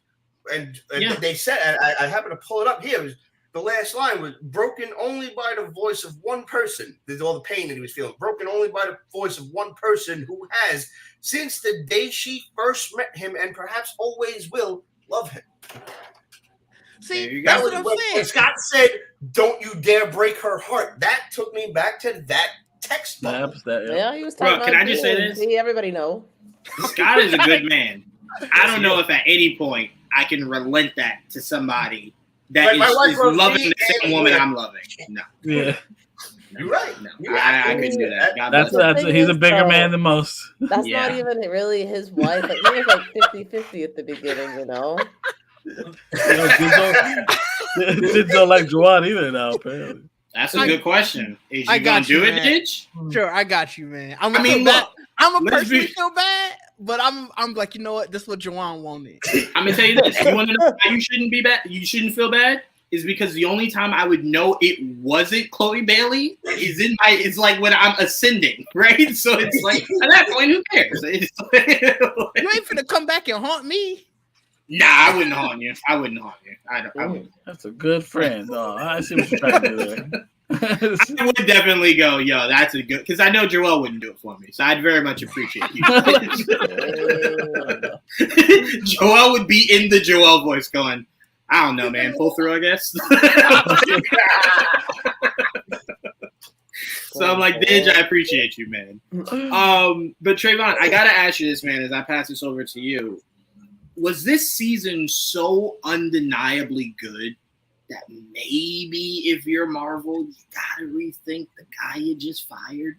Was it that good that you gotta rethink about bringing him back? I mean, he was pretty. They've done it before, right? Since I know Trayvon, you two text each other. I'm curious, like, wait, what? Yeah, they share their OnlyFans with each other now. I wish. They just DM each other once in a while. It's whatever. But anyway, no. But honestly, Trayvon, one-sided cash transactions. Do you kind of have to, like? Because to me, when you think about a recipe, right? He already did season 2 already. So you said what? He already did season 2. He already did it. Oh, they already did season 2. He already did season 2. When he got let go, he was already he had ideas for season 3. Season 3. Right. Got you. Damn. You know what would be funny as hell? Is if Marvel was vengeful as hell. It's like, fuck his season 2. Rewrite that shit. Oh my God. We wouldn't know immediately. I think Onslaught was a rewrite. I think that last episode was a rewrite real quick just to nullify his storyline. I don't know, Pete, because he tweets after every episode, and he didn't sound upset at all. He sounded like, somebody that either knew about this beforehand or, it's just like it is what it. But I mean, he tweets all the time about this. I feel like he would have said, "I have nothing to do with this episode." I feel like he would have said it. Yeah, I have nothing to do with this episode. He wouldn't have said. Yeah, the way he tweets, you kind of seems very. Yeah, he doesn't seem very angry about the whole situation. So it's like one of those like. And we don't know why he was fired. I'm sure he's angry about being fired, but like the show itself, I don't think that's his baby, probably. Yeah. In that case, I got a few bones to pick with him, but I'll get on that later. I wonder really quickly, Trayvon, and then I want your thoughts on the cameos in this episode and this season. But I'm curious, and I'm not bringing this up to be funny. This is actually like a real thing. I wonder if he got fired for the same reason a female wrestler got fired from wrestling. Like, she was trying to venture out and do like OnlyFans and stuff, and they didn't like it for their brand, so they fired her. So I wonder if his thing was, bro, this is extra money I'm making. Leave me be. And they're like, we got a brand, and that cannot be part of it. He had it before, like he had it for a while, and it was actually free, and it wasn't bad things on it. So yes, I was on it. Once he put his tier on it, did it get spicier? Did it get spicier? Maybe that's what it was. Yeah, it was a few things on there. I was like, I'm gonna say this, Trayvon. There's no way that if it was something insane, we wouldn't know. So if he got fired for OnlyFans, that would be something we wouldn't know because it's so insignificant, right? He went to San Diego Comic-Con with a nasty pig hat on. If you know that brand and what it's associated with, like I was like, no. I'm sorry. I shouldn't have led you down this route. I'm sorry. No, your thoughts on the cameos? I don't know. I'm saying like if they let him do that, I was like, it's very clear what that hat. All right, let's see how bad this hat is. So, I just find it weird that we don't know why he was fired. I just find it weird with the OnlyFans. So we can't use the hashtag "Dicks Out for Disney." That seems like a loss. Dicks Out for Disney. No, it's kind of messed up, man. People have their titties out all the time in Marvel. Oh movies. my! Let that no, man. they don't. Hey, hold on. No. Let me say this right now. Tight ass clothes. Marvel Cinematic Universe has some of the most beautiful women in the world, and I can tell you, I ain't never seen nothing out. So no, ain't no PPs out because I ain't seen no BBs. Ain't no PPs. Let's not act like the men are not shirtless. I just want to make sure the actresses or the drawings, bro. No. The actresses. No, Ryan. This is a lot. Yeah. All right, Okay. I should. Come on, Pete. I'm just making sure, buddy. I'm just talking about going down dark alleys. That brand is very risque. It is. Hashtag comics are sexy too. Oh wow.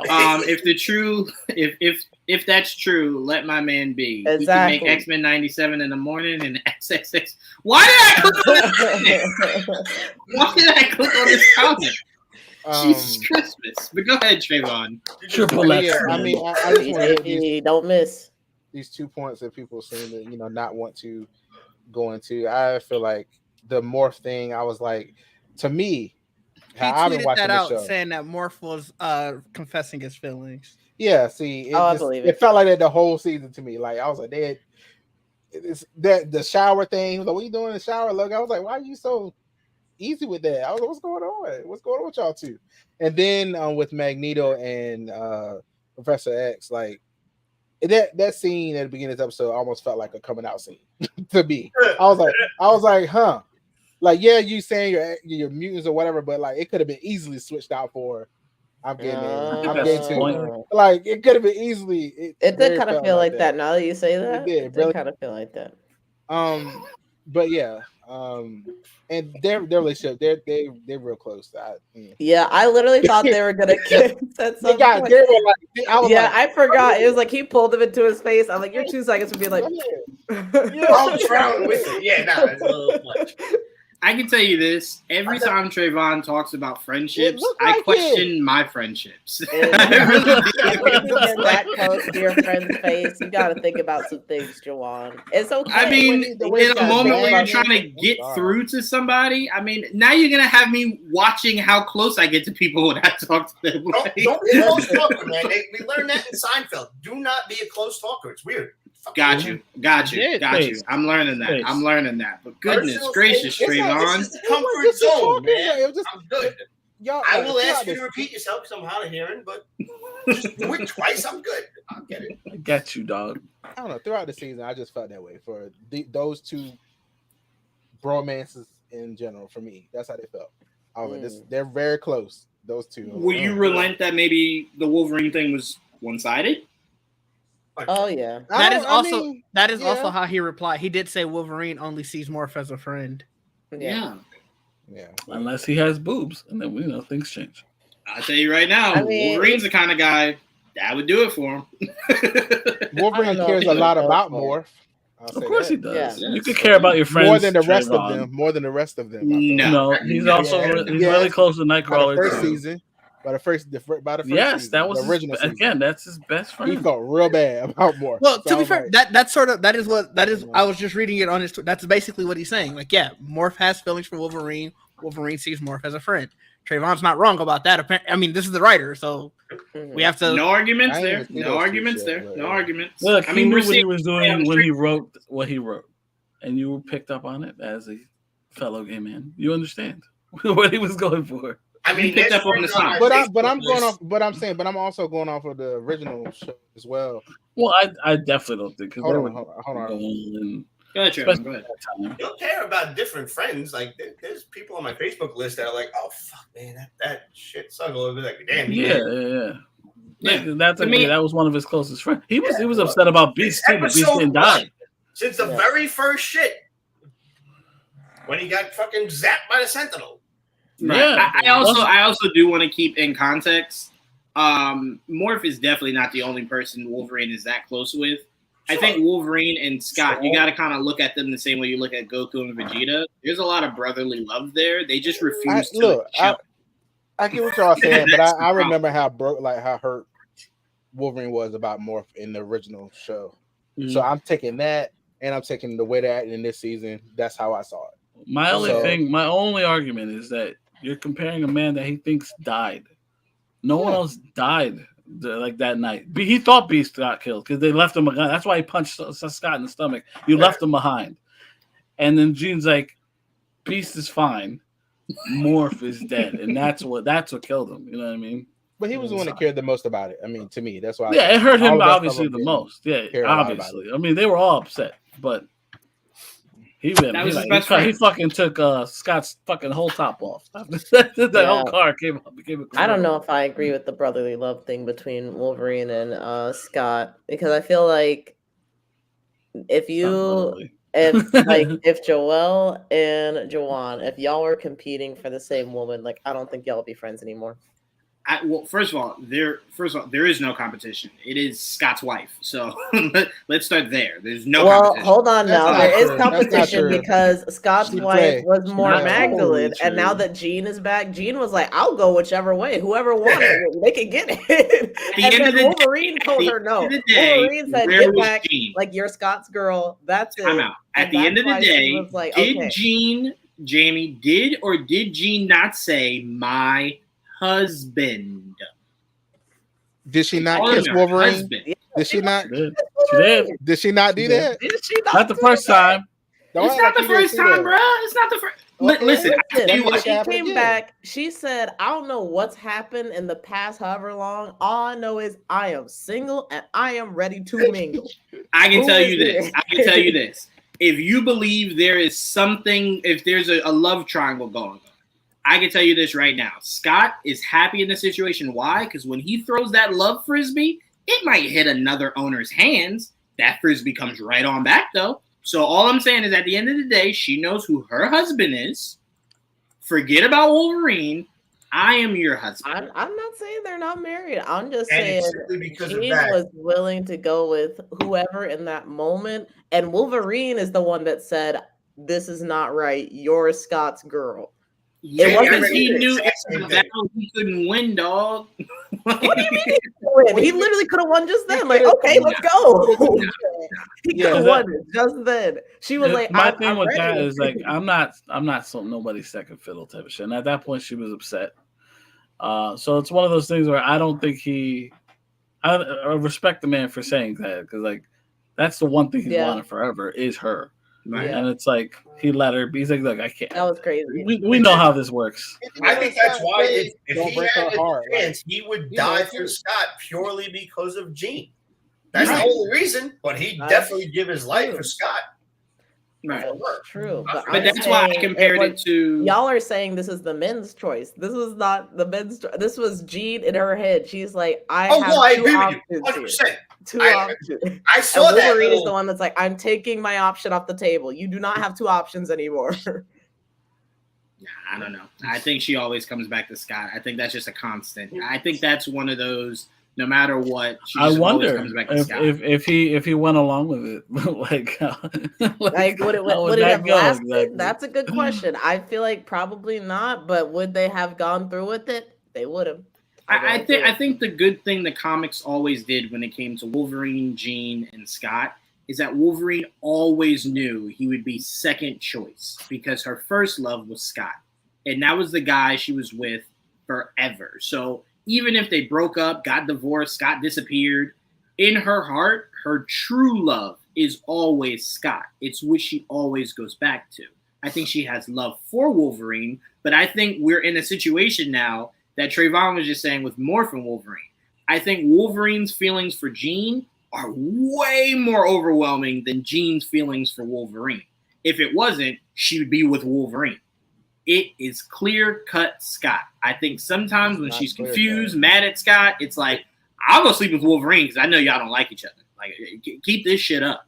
You know what I'm saying? I think that's what that comes down to. And we were in a kerfuffle or whatever, I wouldn't immediately turn to his best friend or arch enemy and be like, yo. Because you good people, Jamie. You good peoples. But if you think that doesn't happen out here in this world, Jamie, you are definitely wrong. It does. People go link up with the ops all the time. So I'm just saying, Jean has a little bit of some soap opera shit going on. Yeah, for sure. For sure. But yeah, I don't think that that's something that could ever be questioned. I think that's a constant. Like that, I don't think that dwindles. I think her. You want to throw a wrench into it? Well, no, I don't know if they'll ever get to it, considering where. See, the funny thing was, I was uncomfortable with it when it happened because I was like, "Jean, what are you doing?" But I saw it. She was ready to go there. Yeah, she was. And look, even Scott at the moment, he was saying he was confused between Madeline and Jean. Right? Yeah.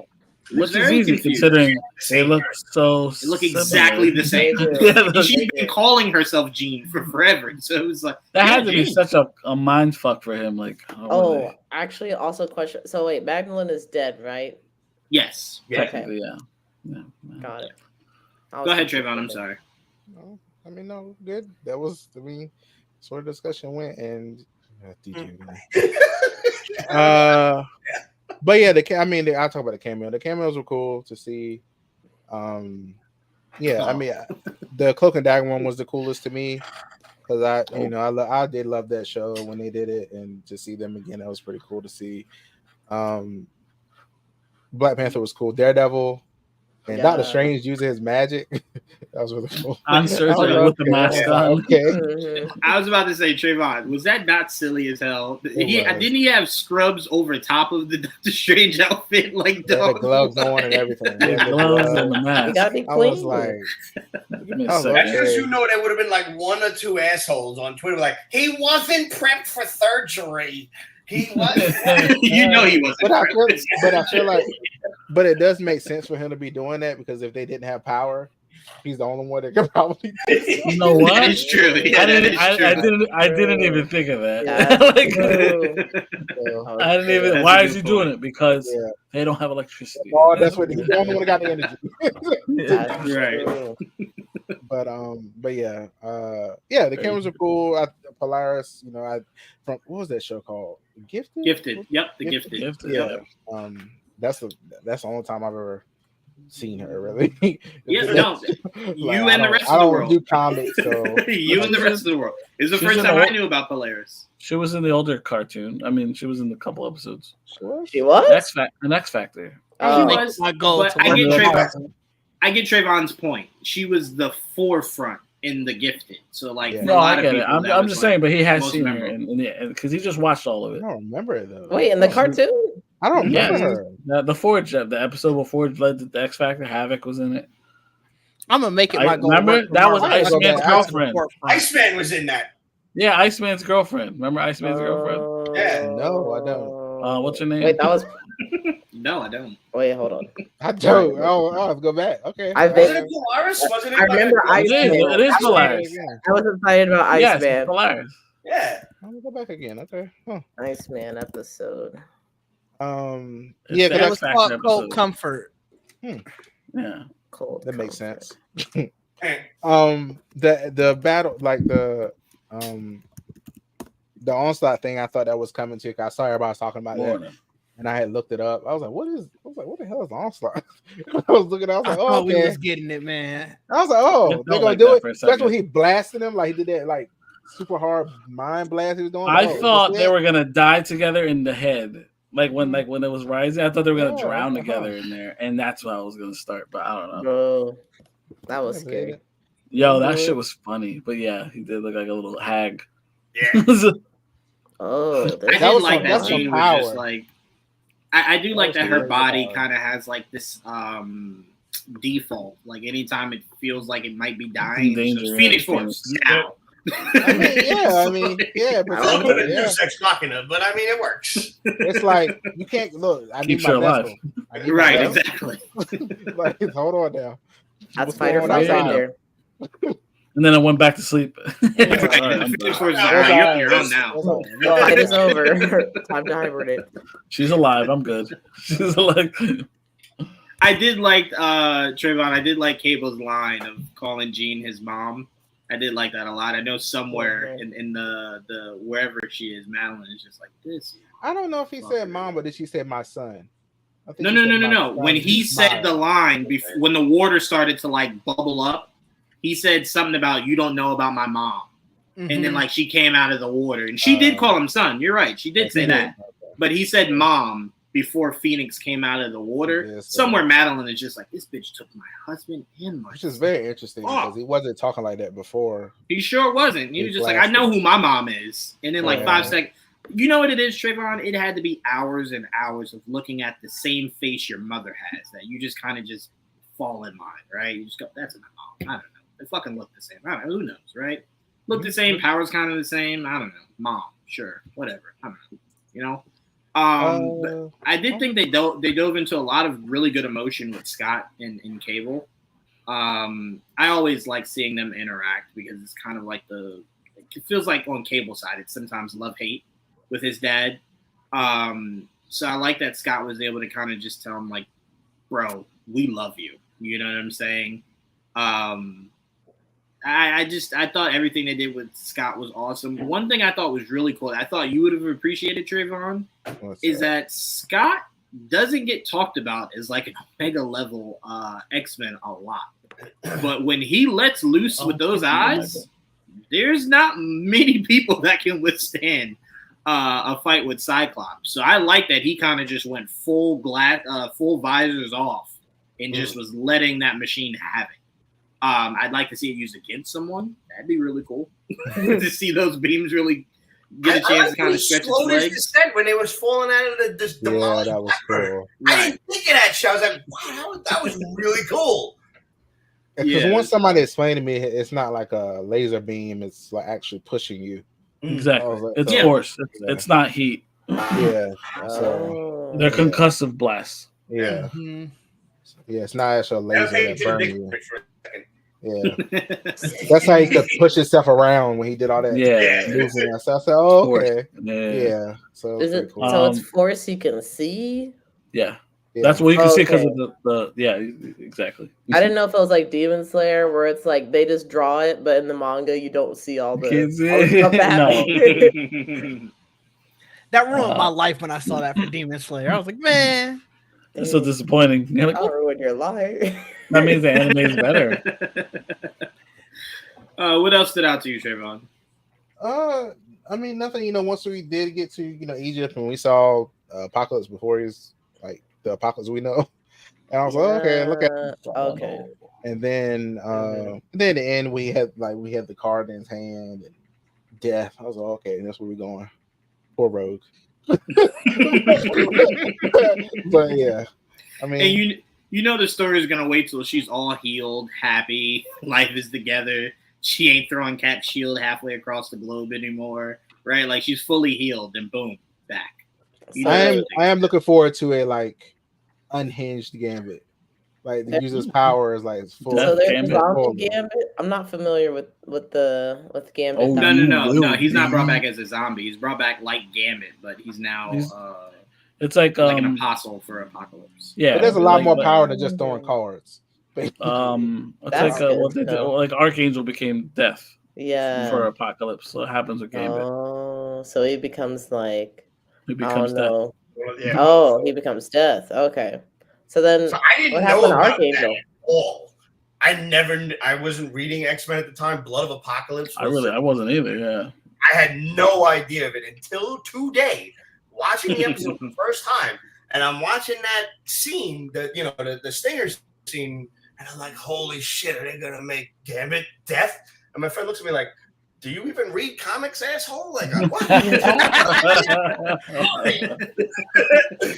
These shots, they show me the whole thing. I'm like, oh, So that was like extra mind blowing because I didn't have the source material as a backup, like waiting for that. I thought that was so cool. Like, oh damn, it's gonna be Death. That's so fucking cool. See, I did not see Very that. excited. Very excited. Considering they're already teasing Gambit to be Death, the whole thing is Wolverine gets his adamantium back because he becomes Death. So it's like what, how and what, when, where? This is like how are they gonna explain that? I could see exactly how they do it. I could see Wolverine without his adamantium is probably, down on his luck, right? We'll probably get him without his adamantium for the season. Right. I think what they're going to do is I think Rogue is going to break Gambit, break the connection between Apocalypse and Gambit. Gambit comes back to Rogue, and then Apocalypse is like, well, somebody's got to be my second in line. And then it's like, oh, Wolverine. Perfect. You know what I'm saying? Like, I'll take that guy, right? Unhinged Wolverine. Who doesn't want that, right? So I could definitely see that's where they're going for sure. That's why I said they're gonna wait till Rogue is super happy, and they're like, "Fuck all that up." Fuck up her face. What would make her super happy though at this point? No, not something that necessarily makes her happy. It's just been enough time for her to have gotten over everything and just start. Maybe she's with Magneto. Because Magneto's still around. No, Magneto's back in time with everybody else. Oh yeah. Well, also, they could just make Wolverine a different Horseman. They could. Yeah, they could for sure. Yeah. It would be weird to not make him Death after that, since that is the canonical way to do it. But right. I just that everyone sees Death seems to be the main thing. Yeah, like fair. Gambit, Wolverine. It's like Death is the key Horseman. Yeah, fair. Anything else stand out to you, Trayvon? No, I think that's about it. I mean, I'm just excited to see what they do for the next season. And I do think this has been an amazing season. I almost say like maybe like some of the best stuff we've ever had in Marvel period to me, like so far. So it's been very well done. So I'm curious to see. Maybe they bring them back. I don't know. Like they got to be looking at this like, damn, people really love this. Yeah, we did. Like, well, that's my thing. Like that's why this whole firing there's got to be more to it. Yeah, because like this is great. You had to know going in like what the fuck. Yeah. I will say this, Kevin. You want to shut down Hall H in July? You show them motherfuckers an unexpected trailer of season 2.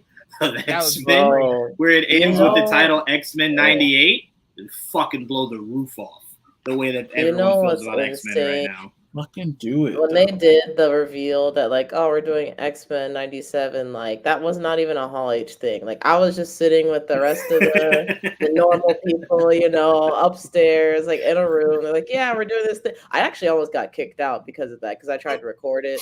And they're like, hey, yo, like, we got to confiscate that. So I almost got in trouble for it. But now to see it become a Hall H worth thing, it, right? Kind of crazy. It was worth it. I should have recorded on my phones. That way I had a cloud backup, but I wasn't thinking. I was so excited when they announced it. I was like, that's like surreal. Like, there's no way that was going to happen. I think for them it was no pun intended. I think it was a gambit. I think it was the idea that they thought OG fans would follow it, right? Mm-hmm. I don't think they knew it would have this big of an impact. That's bringing in people that has never seen the original show. They just started here. You thought about that pun. You thought about that well and good, and you still. I'm going to be honest with you. As Jamie was talking, I said I'm going to light them up with this. Yeah, and then I said it, and I was it's fantastic. I ain't even gonna lie to you, Pete. I thought for that for a good 10 seconds there. I'm gonna use this. But no, I mean, Jamie, to pass it to you, I really do think that would shut down Hall H. I think you do Xmen 98, right? That's how the trailer ends. You're calling it Xmen 98. Doing a trailer for San Diego Comic-Con, I will say this: you got to drop it for everybody. I'm sorry, you drop it for them, you got to drop it for us. I'm sorry. Or we'll start paying people to legally record shit in San Diego. I mean, if it comes out. I mean, I think they're already being paid,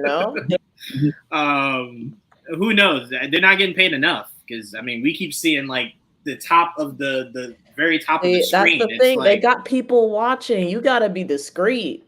You have to be discreet. Nah, I don't be literally, discreet. I was sitting in a dark room with my camera like this. Dude came over like, it's her. It's her. She was like, how'd you even see me? I We get paid to know. spot you. Bro, that was It's our job to crazy. know. But what did you think about this this season of X-Men 97 and this finale, Jamie? Oh my gosh, this was an incredible show. Definitely one of my favorites of the year, and this year has just been crazy for TV in general. So I feel like that's saying a lot.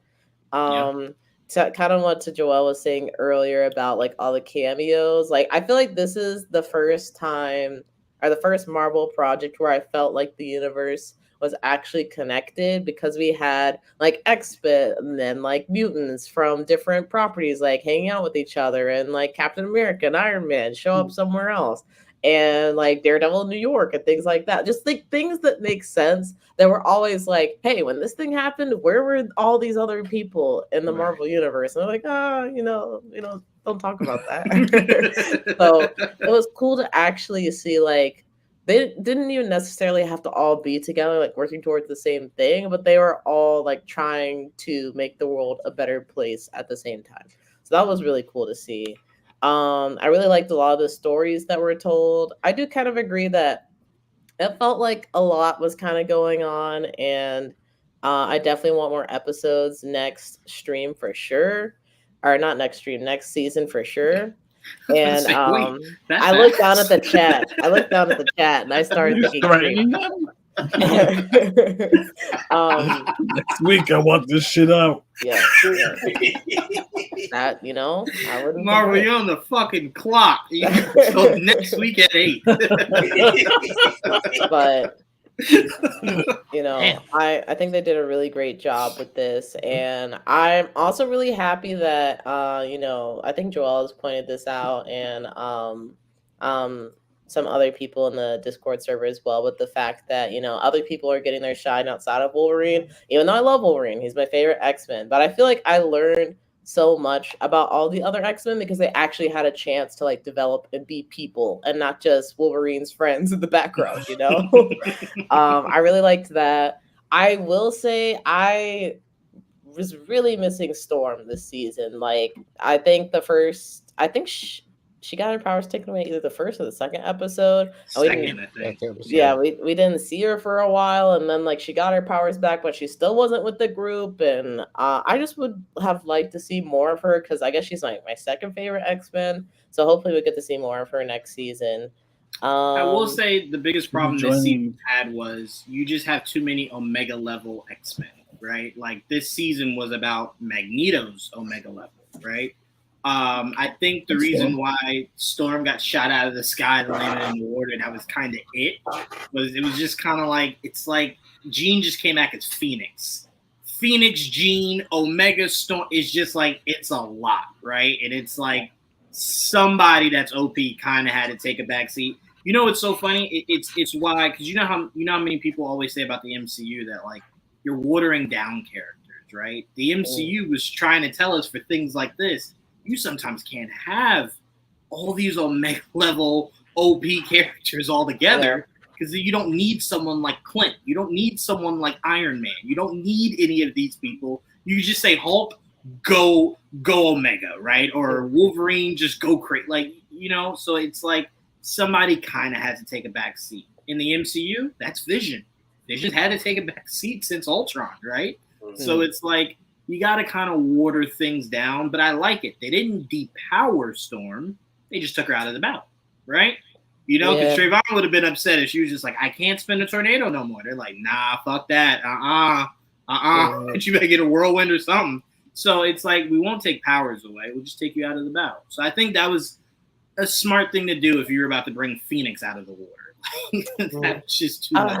I guess so. I don't know. The other thing for me though is I was peer pressured into, as I often am, into watching the original X-Men show, which I did not enjoy. Because it's fantastic. I will say that I've seen like episodes here. I envy that experience. I've seen episodes here and there, but it's a little different when you're a kid, but I get it. Yeah. True. What if you're a kid at heart? Does that count? Yeah, I'm still. well in Obviously, they enjoyed it, so obviously it still counts. You know, but I will say that I feel like I kind of got my fill of Phoenix from the original show, you know, and even seeing her at the end of the show, I In thought was movies, cool. I mean, that's all they keep In giving the us. is movies, Phoenix. we've seen a lot of Phoenix. So like we could see a lot of somebody else, you know. No hate on the Phoenix, but I'm like, this is an opportunity, kind of like what they've been doing with other characters outside of Wolverine, to really like develop somebody and show us like what they can do. Like Trayvon was mentioning Gambit, for example. I had no idea that like how Gambit's powers work. I thought it was just the cards thing. I'm like, you know, that's and Jubilee. I really don't understand if she's just fireworks or if she can really do. We saw the future self of her, like that was cool. Yeah, so And the original voice actress too, which was really cool. Yeah, that was cool too. So just like little things like that. Like I'm glad Roberto he developed his identity and became Sunspot at the end. So maybe we'll get to see more said of it that. too. He did, yeah. Well, actually, I had no idea who he was, so I was like, "Oh, now I know." You never watched the Mutants? No.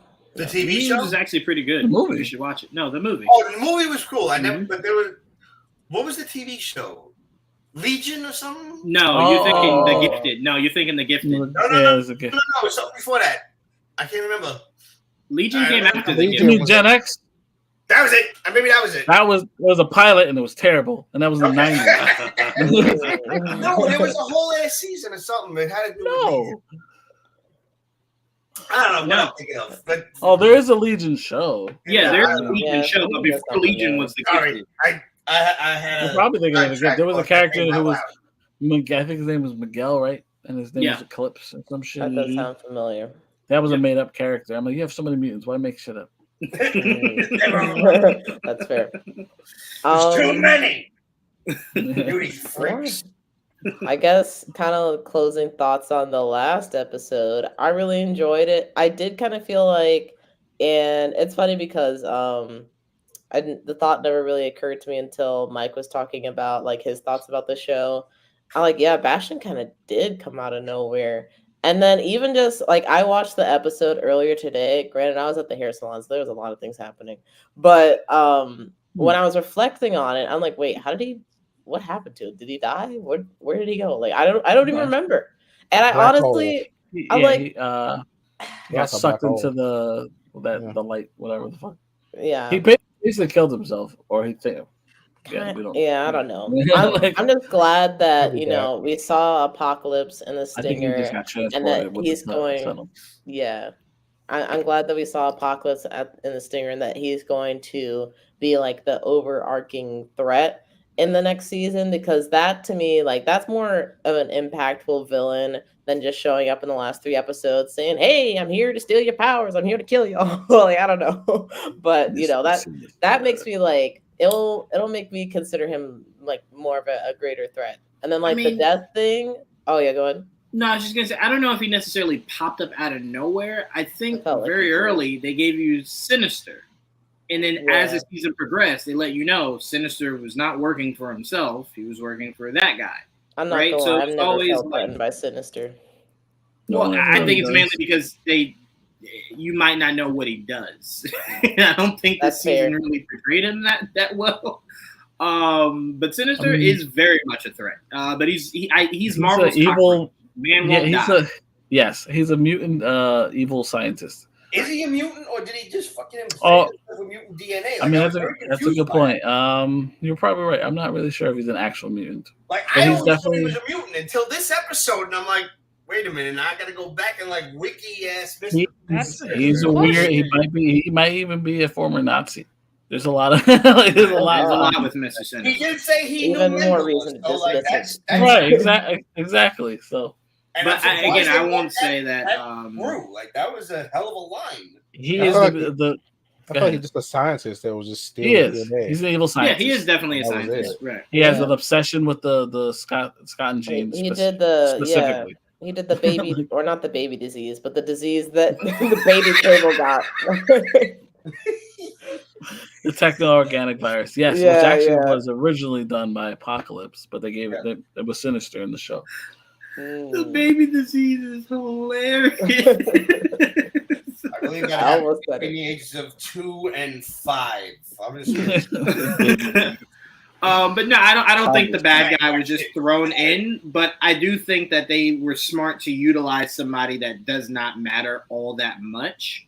Because you couldn't come back and use like Apocalypse right away, right? You couldn't come back and just make they used him Magneto so the bad much in the guy. original They show. did. You needed a They break. really So did. I think the way you should look at it isn't that he just popped up out of nowhere. We should kind of just be thankful that he was a really good throwaway villain. That But is there were perspective. building blocks to get to him, is what I'm saying. Like it wasn't There just were.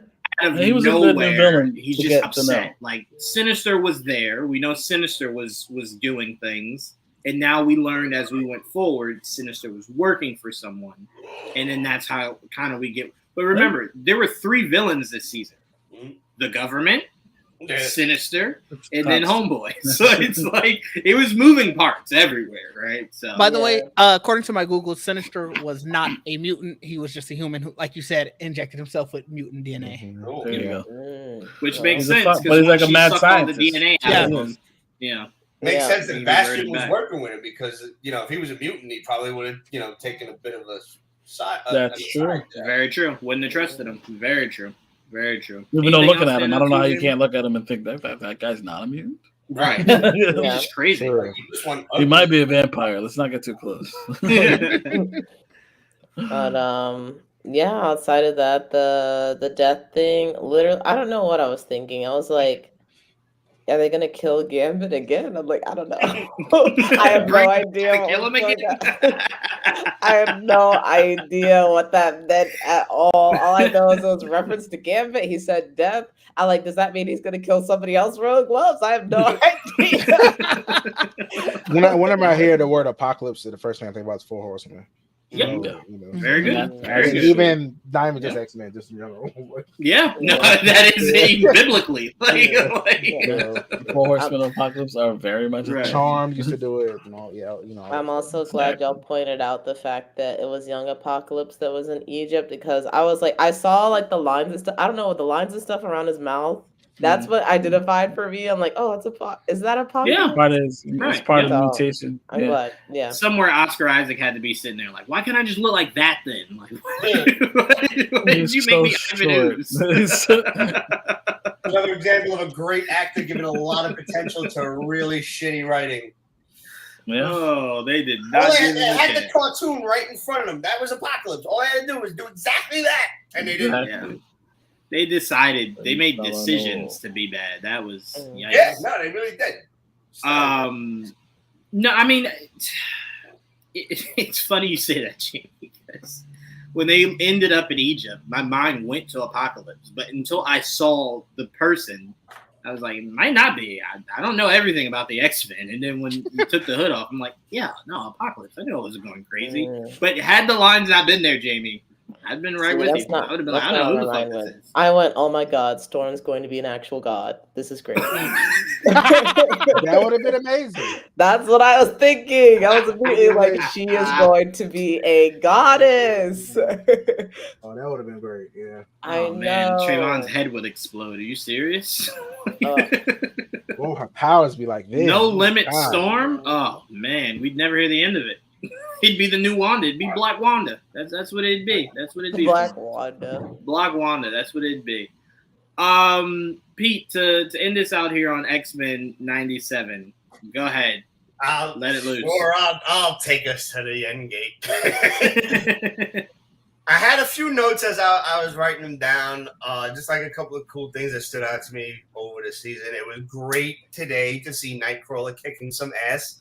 And right at the end, like when he just grabbed the dude, teleported him like 40 feet in the air and dropped him, and I'm like, that was so simple. I've never thought of that. Like, just drop him, motherfucker. But a little bit, there was like a kind of a Spider-Man thing, like magic with a kick, magic with a punch, and then he just grabs him by the throat, just like that. I was like, you literally just took the whole choreography from that, didn't you? But I'm okay with it. It was still awesome.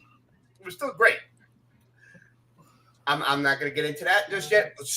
In the middle of the season, now me and my buddy were reading Spider-Man heavy in the 90s when the Tri-Sentinel showed up in Genosha. I texted him immediately. I was like, "Are you kidding me? They needed Cosmic Spider-Man to take this thing down. What are you gonna do?" That was, and then it was all like bug-like and shit. That was a little much for me. I was like, "Ooh, I gotta call Exterminator just in case." And I'm gonna be all over the place. These are just like my thoughts as I was going down. A lot of people were worried when the trailer first dropped, and there was the one soundbite of Wolverine looking at Scott in the Blackbird, and he said something to him like, I don't know, whatever he said to him, and people were like, "Oh, Wolverine sounds weird. It's been 30 years. The guy can't do it anymore." That was like the most awful soundbite they could have ever chosen for this whole thing. He sounded exactly the same throughout the entire shit, except that one scene where he might have had a frog in his throat or some shit. I don't know what who's editing these trailers over at Disney? What did you do? You did it wrong, dude. That sucked. That was a terrible scene. Well, I mean, 30 years Joel later. can speak more to Cal Dodd. What scene? Wait, what scene was it again? I don't know. It was When like they were in first the episode. They're in the Blackbird and like Wolverine. Like, Oh yeah. woman shit. Yeah. No, there are times you could tell he's But aged. for the most part, that he's pretty spot For on. the most part, he sounds fine. Yeah. But I think there are people were worried moments. over nothing. Like There that are scene, moments. That was That's okay. one. That's strike one for sure. But Yeah, but other than it's that, I'm like, all right. maybe he's just rusty. But like a lot of the older actors sound older. Like Rogue. Rogue sounds older. Obviously older. 100%. He definitely still did. hot though. Still sounds hot. I'm just saying, it would be noticeable that if you watch the Let us original Silver series and Fox listen. finish without telling us that, Jamal. That's fine. I don't care. I'm judge. To I'm me, with even you. like I that love first Brando. episode, Beast sounded a little off too in the A beginning. little bit, but he got after better. a while, you forgot. I didn't even realize. I mean, he You sounded warm up like they voice actors. They warm up, you know. Yeah, exactly. Mhm. Once they get there, they're back on the. I thought the Madeline storyline was like a little rushed. Like she figured out she was a clone, turned evil, and then redeemed herself within like maybe 1-2 episodes tops. One episode. She figured that No, it out was in the the same first episode. 30 seconds. Yeah, it was And one as soon as episode. Jean walked through the door, Yeah, she it's started all acting episode. shady. Like, oh, Yeah, that was the whole episode. It was the beginning, middle, and end. That whole one episode. Yeah, that was crazy. They knocked that shit out. Like, Yeah. where Was it that the quick? series was going, where the season was going, but I'm like, wow, that was fast. Because I can tell you the exact episode. So she finds out. She super no, it's not. Then remember, she goes up to her bedroom where Mr. Sinister comes in, snatches the baby. She then yells for Scott. They go chase after the baby. Right. The whole time you have Madeline versus Jean in a mind battle. Jean kind of pleads with her compassion. Madeline then goes, you know what? You're right. They fight back against Mr. Sinister. Get Nathan back. Sorry. Then that's when we see what's his name take him to the future. Right. Okay. Right. That was all in one episode. You are right. Damn. And then and then we see her again in the Genosha episode, which Right. always struck me like they're going around like the politics of it all, and I'm looking around the room like Sebastian Shaw. We're taking political advice from this crazy. Do we not remember the Hellfire Club, folks? Oh, God, Right. I'll let Emma Frost on the fucking panel, but maybe not him so much. He seems crazy. He was crazy. He's very crazy. They let him in. Fucking certifiable. They showed Emma's second mutation. I thought they were going to start doing That was that. Okay. Interesting. Cool. And we- We see her That'll be more. how Wolverine discovers his claws, a second mutation. Maybe that's That'd be how they interesting. explain it. Yeah. Yo, actually, has anybody ever thought about, does he got claws on his feet? I'm pretty sure His he son doesn't at does. this point. His I son hope not. does. That's I know Logan made Laura- it sound Laura like does, Mom, right? take Yeah, that Laura as an does. idea. That's horrifying. I thought it was bad when It the is. Ken had the one in the middle, but feet claws. Yeah.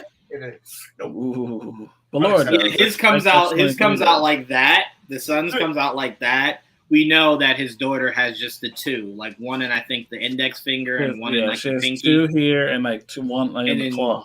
In the Yeah, foot, I and mean. then she has the two in her feet. So Yeah. that if you're trying to picture what Wolverine would look like had should he have claws in his feet, his daughter. I'm just picturing a really long, like pinky toenail, like a cocaine nail from hell or something. The way my pinky works, it'd be straight up. Like this. What were you saying, Jamie? Hold on. What were you saying, Jamie? So she built like a sloth? Like what? No. She has one claw in each foot. Wait. So You never she watched doesn't have Logan? multiple claws. I did watch Logan. It's been a Yeah, while. you don't remember she put the claw from her foot in someone's head? Oh wow! She didn't do it often, so I can understand if you don't remember it. It's not like she was just kicking people with I claw don't know. feet. The way you Not like she was described walking it, around with like that she's shit. got one in her index finger, one in her middle. No. I'm saying, you know how Wolverine has 3 that comes Somebody out? bring it up. Yeah. She has one that comes out here and then one that comes out there. That's what I meant by that. Yeah, that's what I meant by that. X-23. Yeah. X-23, yeah. But yeah, she has one in each foot, one claw in each foot. Not numerous claws, just one claw in each foot. Even though, time out, I take that back. In the comics, she has 2 claws in each foot. In the movie Logan, it's just 1. We only see the 1 in each foot. They don't really show the 2. I think they thought 2 was excessive. I don't know, whatever. But yes, we have seen that though. If you're picturing what Wolverine with claws in his feet looks like. Go ahead, Pete. It was really cool seeing Omega Red actually fight with, I don't know those people, the October Guard. I know that's from G.I. Joe. I don't remember what their names was, but it was cool seeing Omega. Yeah, she does got the little toenail. She got the little Velociraptor thing going. Yeah. See, it's just a one claw. So weird. Interesting. One of Wolverine's kids has 2 in each foot. I'm not tripping. It's either some drawings of X-23 has that, or his son has it. I don't know. Dakin, I don't think it's any of this. They're pretty much Soviet Avengers. I love that mystery. They're called the Winter Guard. Winter Guard. I knew it was something. G.I. Joe had the October Guard. I knew it was. I was. Yeah, the October Guard. Yeah. Winter Guard. Yeah, Winter Guard. It was cool. Like going back to the '90s was really cool. Seeing Crazy Eddie's, the storefront. Does everybody remember that commercial, or am I showing my age? Crazy Eddie's. Crazy Eddie's prices are insane. Does everybody remember that commercial? Not at all. Unfortunately, I'm pretty old and I don't remember. I'm 43. I don't know where you're at, Joe. I'm by the way, pretty. I just see your name as Joe L. That's brilliant. That's for people that can't get the concept that I like pronouncing it Joel and not Joel. Some people it's hard. Some people have never met Hispanics before. That's the problem. Or I don't know if you guys I've met him. I've Is never that met a him. Hispanic thing? I know that. Well, in Spanish it's Joel, so they don't say whole. I don't know, man. I gotta see. You know, that makes sense. In Spanish, quick Jamie lore. When I took Spanish in high school, they made me change my name because they're like, Jaime's a boy. Jaime. Jaime, yeah. And I was like, fuck you. So I was like, well, lucky me, not a boy. So. I became Ramona from that day forward. Ramona. Wow, that's a supervillain origin if ever I've heard one. It was from this day on. I became Ramon. I became Jaime Ramona. It's gonna be her surname. What do they call that? The writer. No, the writer when you have a fake name. Oh, a Pseudonym. Only classy people would know that. Good job, bitch. Jaime Ramona. I loved the addition of like when the Sentinels were attacking, and I don't remember if they used it 2 or 3 times. I know one was Storm and one was Magneto, and they're like Omega level threat detected. Storm. The first time. Storm the first time. I like when they actually show or at least hint at a character's real power.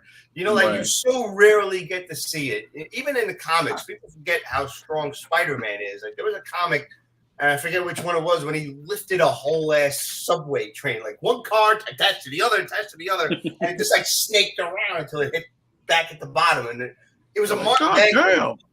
It was great. Like holy shit, you forget how strong some of these people are. And I went on my rant about Magneto before, but yes, like I agree with you. I think it was Juwan that you said they had to take Storm out of the picture Right. because otherwise it's like, well, she could have just fixed the problem. I got a picture you'll appreciate, Pete. I got to pull it up. It's been a while. And the reason I think that they extra had to do that was because they wasted one of the worst lines of the entire series in the first episode. Give them the forecast. Mhm. Yeah. Look, that was awful, but it was so good at the same time. Damn, I got chills up my back just reiterating it. It was so good. I got chills from that first episode. I think they used it too much afterwards, but the first time Scott says to me, my X-Men, I got chills. I said, yes, Scott, they are your X-Men. I appreciated that a lot. I'm They like, were good. for like I 20 The minutes, first and then time he said Magneto it- kind of The first time he said Magneto it came was and said, cool. "Fine." After the first time he said it was cool, but after that it was just used to be shady. That's what I'm saying. Yeah, I didn't appreciate it afterwards because All remember of it. Magneto goes to me, my X-Men. I'm like, don't do that. He did it in front of Don't. Scott. No, I love I that loved part. it. I It just loved started it. being And Charles shady. came back, and Charles was like, all right, I'm back. Y'all know y'all are mine. Come to me. It's Oh, like, wow, they did do it 3 times, didn't they? I forgot that. yeah, You're they right. did it 3 times, 3 different Yeah. leaders. Only for it to end with no leader. Because look, man, Scott was he was struggling as the leader, man. He He was, man. He seemed like he wasn't built for it. Even in the comics, Scott's always like just struggling. He never has a solid thought. He's always second guessing himself. He ain't like Joe he gotta take a page out of Captain America's book there. I He was think. just talking about strength. So I sent him this is from the Right, 80, yeah, 81. I see it. I just sent it to you, Pete. Okay, where'd you say In it? Messenger. Alright. Messenger. I'm gonna look right now. Yeah. But It's just no, That's Mr. lot E of makes a words, good but point. I'm gonna read that later. Spider-Man, All right. Spider-Man is the Superman of street level characters. But to Pete's 100%. point, I think the Absolutely MCU did a is. really good job of showcasing how strong Spider-Man is. Yes. First movie, the man is lifting a shit ton of shit. Yep. Like- Even that, I love the top. Not to get too off subject, but the Tom Holland one when he literally did like Amazing Yes. Spider-Man 33, Yep. when he lifted that whole thing off of Mhm. himself to go and Yep. fight that. I mean, this kid I love the bullshit, but whole whatever. story behind it. Like him finding out that he's Spider-Man. It's not the suit, it's him. Right. You know, It's it's him. like him using his own strength and realizing, Yep. like discovering himself. Like basically. Yep. Going back to the subject of Storm real quick, I was a little disappointed that I don't know, Falcon Demon thing was not the Shadow King, because I thought that's where they were going. I the thought whole it was time. too at first. Mm. Like, What's how it do you called? not make her overcome her worst adversary when she's at her lowest to, I don't know, like elevate the character? Is that what it was called? The adversary? Yeah, the adversary. That's right. That's what. Yeah, I That's don't what it know. was called, right? The owl thing, whatever it was. Just for reference, Pete, for people that aren't too familiar with the comics, Shadow King was in the show we were talking about on FX, Yeah. right? Yeah, Dan and Stevens? he was in the X-Men Yeah. animated series. He was in the Yeah, first several season. several The original season. times. He was a major villain for Storm and Xavier. He's a Yeah. super powerful fucking psychic. They got some crazy astral plane fights. And on the subject of Xavier, like going back to that whole scene in the bar that we joked about before, I was laughing my ass off every damn time when like they stared at each other like for way too Mhm. long and they got mad close to each other. All I could hear in my head was, Magnus, look at my amazing eyebrows. And you can have them too. Like, and I'm just like, how do you want to grow like that, bro? Like, how do you get that updraft thing? I don't know. Oh, you know what? Random Part of thought. his I just thought mutation, about Pete. this. Why did Xavier not take the robotic legs that Lalandra gave him back to No. Earth? I can answer that for you right now. I can answer for that right now. The moment she chose humans over her, she said, "You no longer have access to walk." Yeah, but Cripple what your was ass back home. but also but when the episode ended, he said to me, my X-Men, he had on the metal Yeah. suit thing. He walked out of All- it. Did it was he? gone. Yeah, Yeah, all he of a walked- sudden- He walked off I with thought she Yeah, I kept feel it. I like thought he she left it kept it. Damn, behind. I gave her too No much one. credit. I'm like, why would you do that? Because he wanted He to be in his knows old the best wheelchair. Charles is the Charles that can't walk. bullshit. He's I like, like, strutted Look, back he on knew the- he was coming He back be to a walking very in the- angry people. He was like, I gotta show my sympathy. I can't No, walk. I still." would have Right, yeah. strutted back to Earth. Like, guess who is back and about to go crazy. Hold on, Didge. Listen. I have to give Joel immense credit because when Scott got so angry, he did look down, see the chair, and go, "Oh, you motherfucker!" If he was standing up straight, Scott would have knocked him on his ass. But he did try to play that I'm handicapped. Imagine He their did play surprise that on their shit. faces when he runs in, like, "To me, my Xmen." Everybody would have been like, "What?" I'm telling you, Scott would have punched the hell out of that man if he was walking up They would right. have been shocked. They would have been shocked. They were shocked before when Morph pretended to be Xavier, and they were like, "What the frick?" Yeah, good. Holy crap. No, Joel makes a good point. He did look at that wheelchair and go, "Yeah, I'm gonna have to do this." His hovercraft was gone. This will give me some I brownie was points. planning on floating around, but fuck it.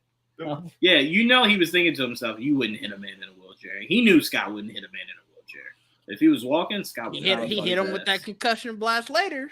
He did. Yeah. He But I have a question for the end. Like, going into, looking like what could possibly become was the kid that was Nathan at the end, where he's like amongst he called them freedom fighters at the end, but these people kind of seem more cultish. Was that Strife? Because if you know, like, Cable's the clone and Strife is the real Nathan Summers. Was that Strife? Or was That's a very good question. Cable's a clone. Yeah. Yes. Like his Oh mama. my Like his mama. And It- he things Why get is he really- giving Gene a hard time? Or extinction. Things Because he get doesn't very know he's a He might clone, not just know. like his mother. He might not know. Very oblivious. He very might not know. oblivious. That's the thing. Like, that might be him, but we don't know because they're doing now. Look, Nate Gray. I really don't know if we're gonna go there, but That seems a little much. Like because that's I don't know, another. that's That's a even lot. further. See, Yeah, look, you're if you right. want to know It could about be Nate, Nate you know who would Gray. like Nate Gray? Trayvon would like Nate Gray because that's like Cable at full power and younger. I read his something. books, actually. That was a pretty cool character. They called him Xman. Yes, The I remember X-Men that. books. I was reading online. Somebody was talking about that. What she said her name was Lady Asani or whatever she said her name was. Ascani. Yes, Ascani. Yeah. And they would say that's Rachel Summers, or it could be, or something like Oh, that. that's interesting. I Is didn't know what that. I read. She called her. She just calls herself that, or the Asani thing, or whatever. Yeah, the Ascani are what? Those Yeah. are the Ascani. Those people are the clan Ascani. Yeah. They raised Cable. Technically, he's raised by his parents. He just didn't know that. They've been their code name Red and Slim. Yeah, you briefly mentioned that before. I'm not familiar with that storyline, but that's interesting. I had the cards. Like, I don't know if they remember back then in Marvel. Yeah, I remember that. I had Red and Slim the card. I was like, yeah. So like, if things get really confusing, like I don't know much other than the fact that they did get the chance to raise them together, but it's Gene and Scott, and it was them as and I've never understood how. So that's why when the show did it, I'm like, holy fuck, is that how it happened? Because I don't remember how it happened. In some way. Yeah, I had no idea how they explained it. Did they disappear for a couple of years? I have no idea what happened. So they're gonna do it and they're gonna explain it their own way. But like the idea that that's Strife and not Cable is good. I didn't even think of that. That was like the first thing I thought of, and I'm not familiar enough to discern whether it is or not as far as X-Men continuity goes. But I'm just like, I know enough that they're gonna pull a rug out from under us, so maybe that's Strife. I don't know. Yeah. But like Makes sense. overall, I loved the series. I loved seeing. Like I try to wait until tonight until I watched it, and then I started seeing little spoilers sprinkled through. Like I heard about Gambit initially, and I started seeing like Wednesday afternoon. There was people posting pictures of the Magneto Wolverine fight from Xmen 25 from Fatal Attractions, and I'm like, there's gotta be a fucking reason for this. Let me just watch this shit. And I marathon 9 episodes in a row. Like, Wow. watch through dinner.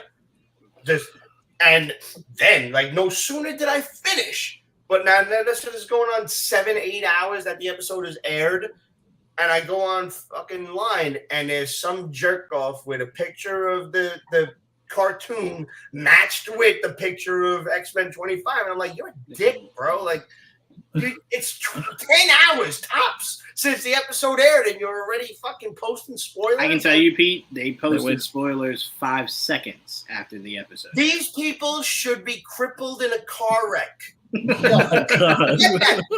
We at Unhealthy and Unstable do not stand by those comments. You can't say stuff like that when the showrunner is up talking about it. Like, that is true. The showrunner do be talking about that shit early. He's being very open too. Yes, very. And that's a shitty move. I'm sorry, it's a shitty move.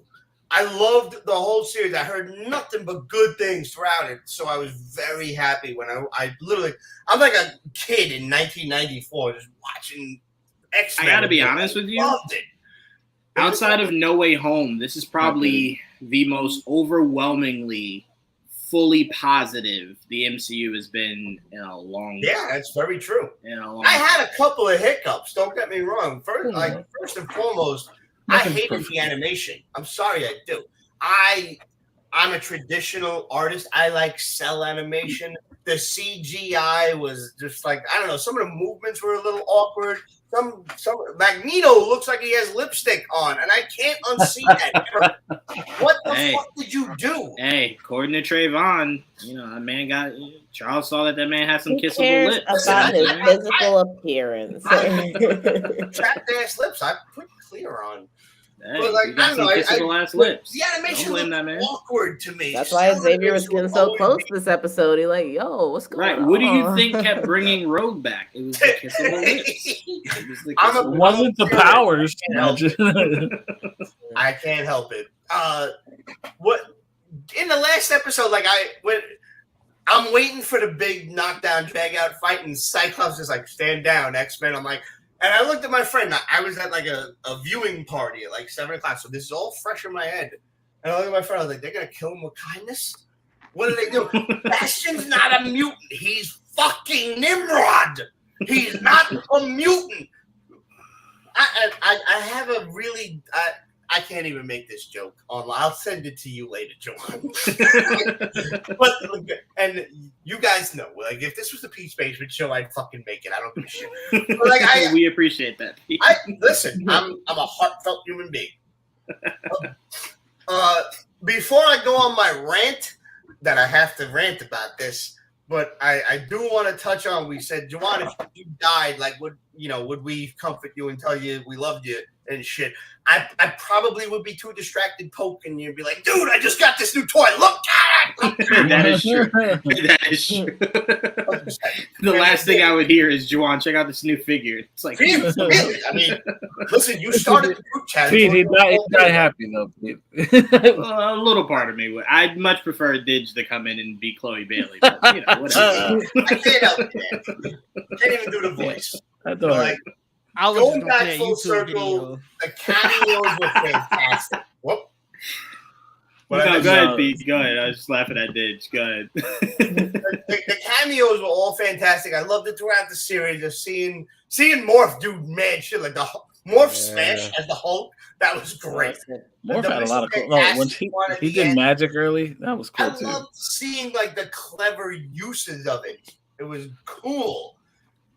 Little bothered by the Doctor Doom cameo, because Doctor Doom doesn't strike me as like a mutant racist. He just like, I don't know. I didn't like that. Like Doctor Doom, Aaron Zemo for sure.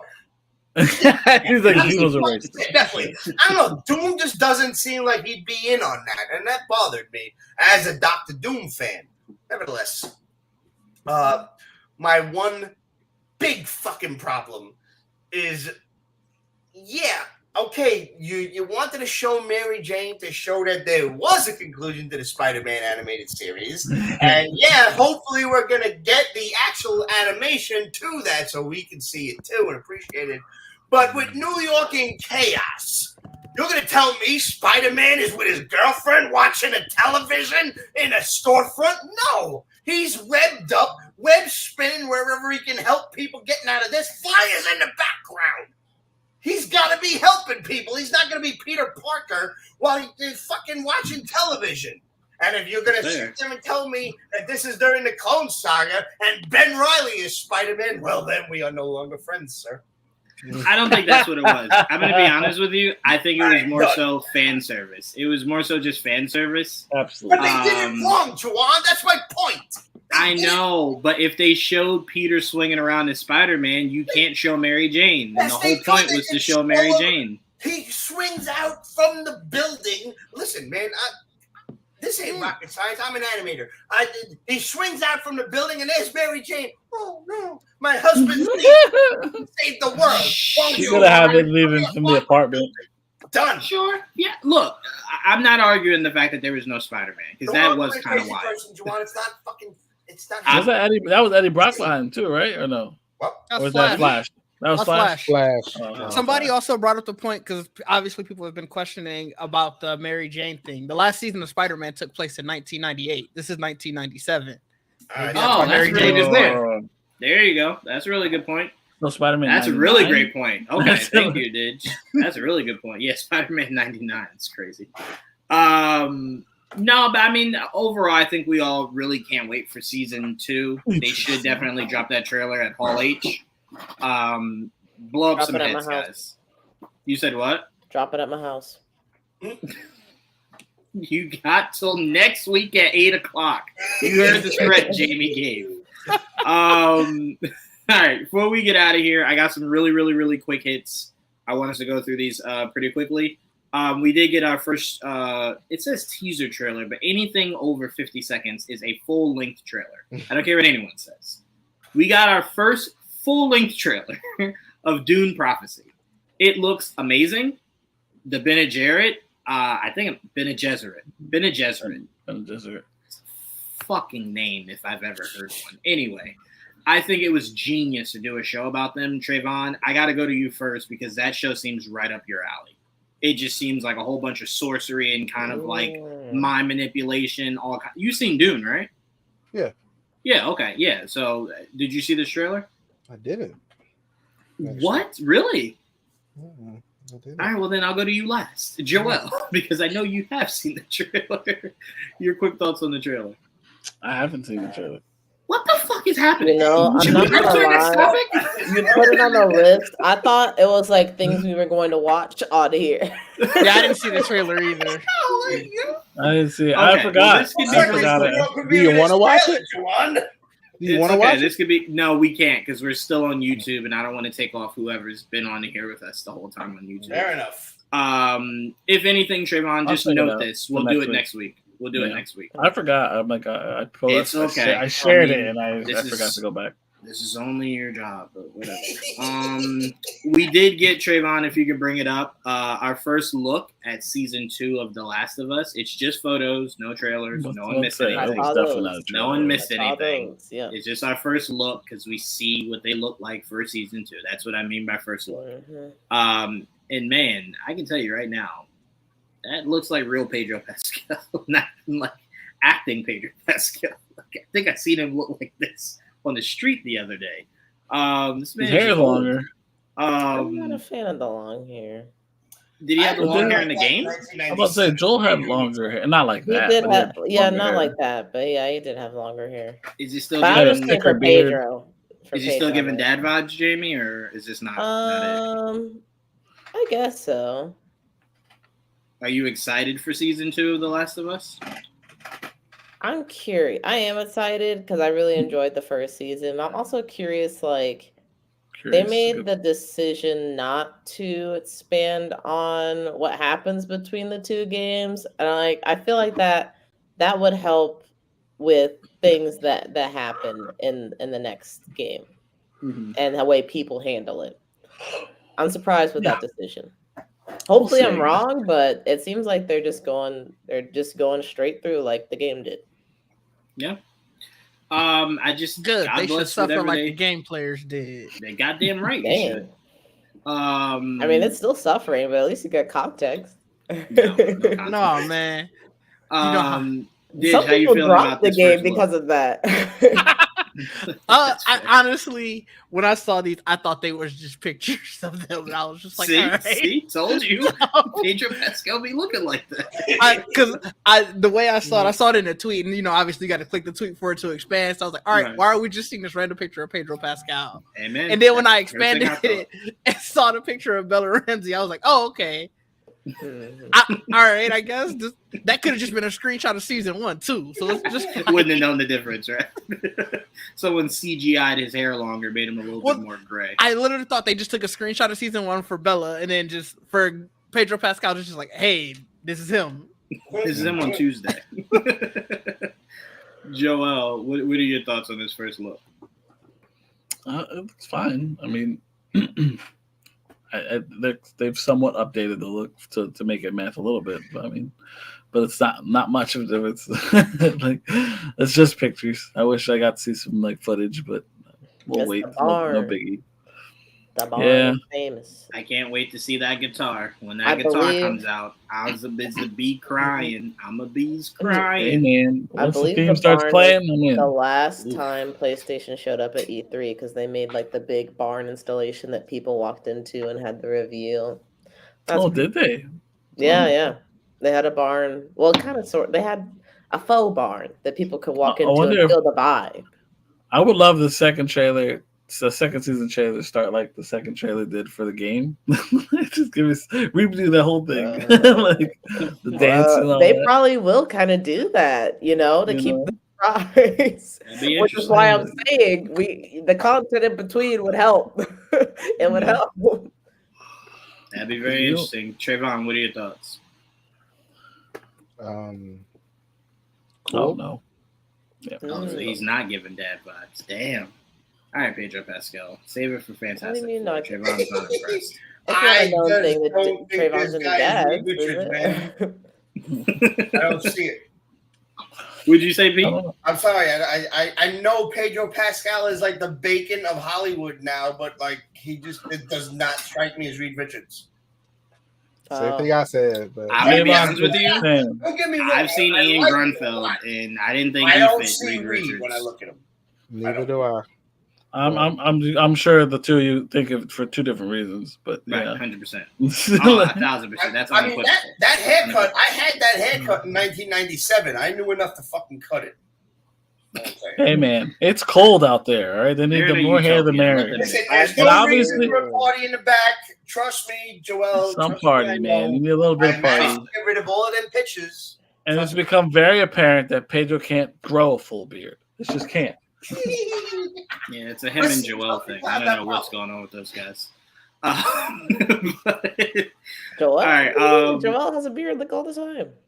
No, Joel said full beard is what he said. I can't get like that lumberjack shit. Yeah, it's hard. Yeah, I struggle myself. Not gonna lie. Honestly, I think he got it. I want the okay, Jamie, do me this favor. You ask Joel if Joel thinks he has a full beard. Listen, it doesn't matter what he thinks. It matters what I think. Gotcha. Okay, no problem. And I say you got it, Joel. It's only his beard, but sure, no problem. I say this with love. Fuck you, Juwan. Joel, you're good. See, there you go. Don't listen to Juwan. That's the real message, Joel. Don't listen to Juwan. He's a hater. Got you. I mean, I just want to reiterate, I've only ever listened to Joel say Joel doesn't have a full beard, but okay. Listen, that was Joel in the past. This is Joel now. Joel in the future. Got you. I wouldn't want to grow a full beard anyway. It's too itchy. It's too itchy.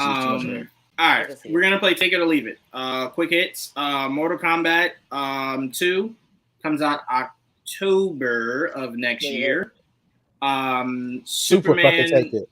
You said what? Okay. So he's got super fucking ticket.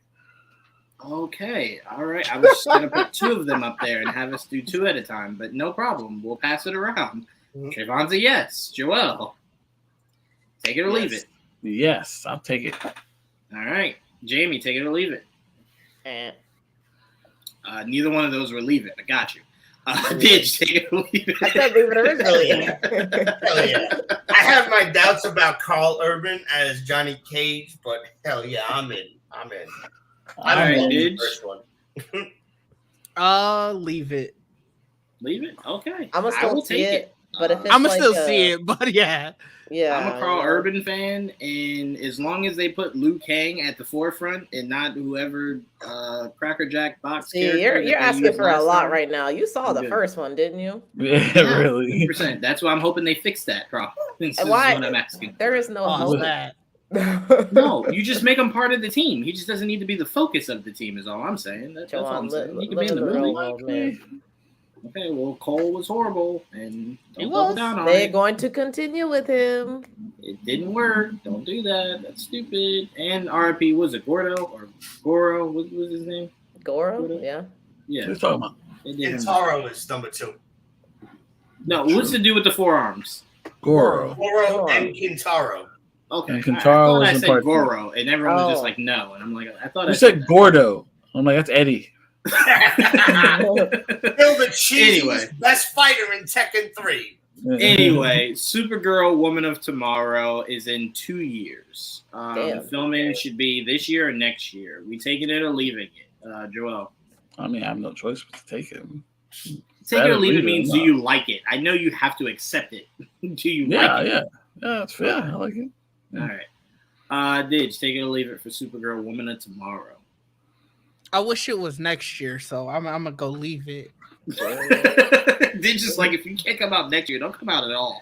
No, still come out. Don't put words in my mouth. No. But it should come out next year, man. Give me both of the super family. The back-to-back. Back to back. That'd And be I'll crazy. watch them both in the same day. Okay. Mm. All right. That's He an said option that was for their sequels, I conviction. guess. I believe. Trayvon, take it or leave it. I mean, I don't know. I guess take it. I don't know. I didn't ask you to solve the world equation. I know you Are you excited for it or not, Trayvon? I mean, hopefully I remember it. It's supposed to take another 2 years. So, Oh, you what know. am I doing? That's right. It's DC. Why am I It's not just expanding that. on It's this? a movie that's It's far how out. long it takes. Yeah. It's not Oh, all my It has a date and everything. He's like, it's not coming out. That's until like it comes out tomorrow. Wait, Joel, no. They have a date and the lead. And Trayvon's like, And a I don't know. director. This one never even. You still gotta put There's this a lot banner, right? that's gonna happen before then, though. You see this banner? Well, we know they're definitely going to figure out a way to put I Batman. can't He believe said, you- I love how he said 3 years. I can't believe he didn't put Millie Alcock in it either. What do you mean in the photo? Yeah, you got the live photo for the first one. Well, Millie hasn't taken any photos of Supergirl. One they- was a movie that exists. The other one, they just put her face on. Okay. All right. Next time, Ditch, I promise. I'll make it Like you happen. say in the movie. Jamie, take it or leave it. I'll take it. All right. We got to bring up this comment. I'm sorry. This is literally hilarious. They can have a whole trailer and Trayvon won't believe it. We've seen it happen. They'll give us a trailer a year and a half before a watch. We've seen Trayvon see everything but the full movie and go, it's never coming out. So it's, we've seen it. Pete, you taking it or leaving it? You excited for Woman of Tomorrow? So thanks for the interaction here. 'Cause I just found out who is playing Supergirl as the chick from Game of Thrones, the new one. You just found out?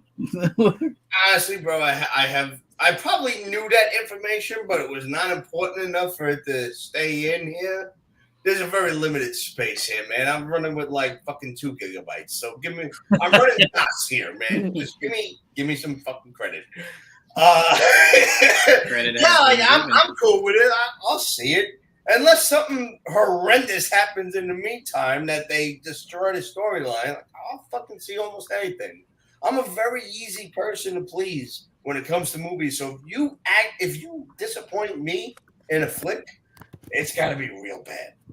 That's all. We put you up there with Joel because that man's norm is just entertain me. That's really all he asks for. I have to say, on the subject, just taking an aside on a tangent for a second, Eddie Gordo was a capoeira guy back in the 90s. So we should do a review of Only the Strong.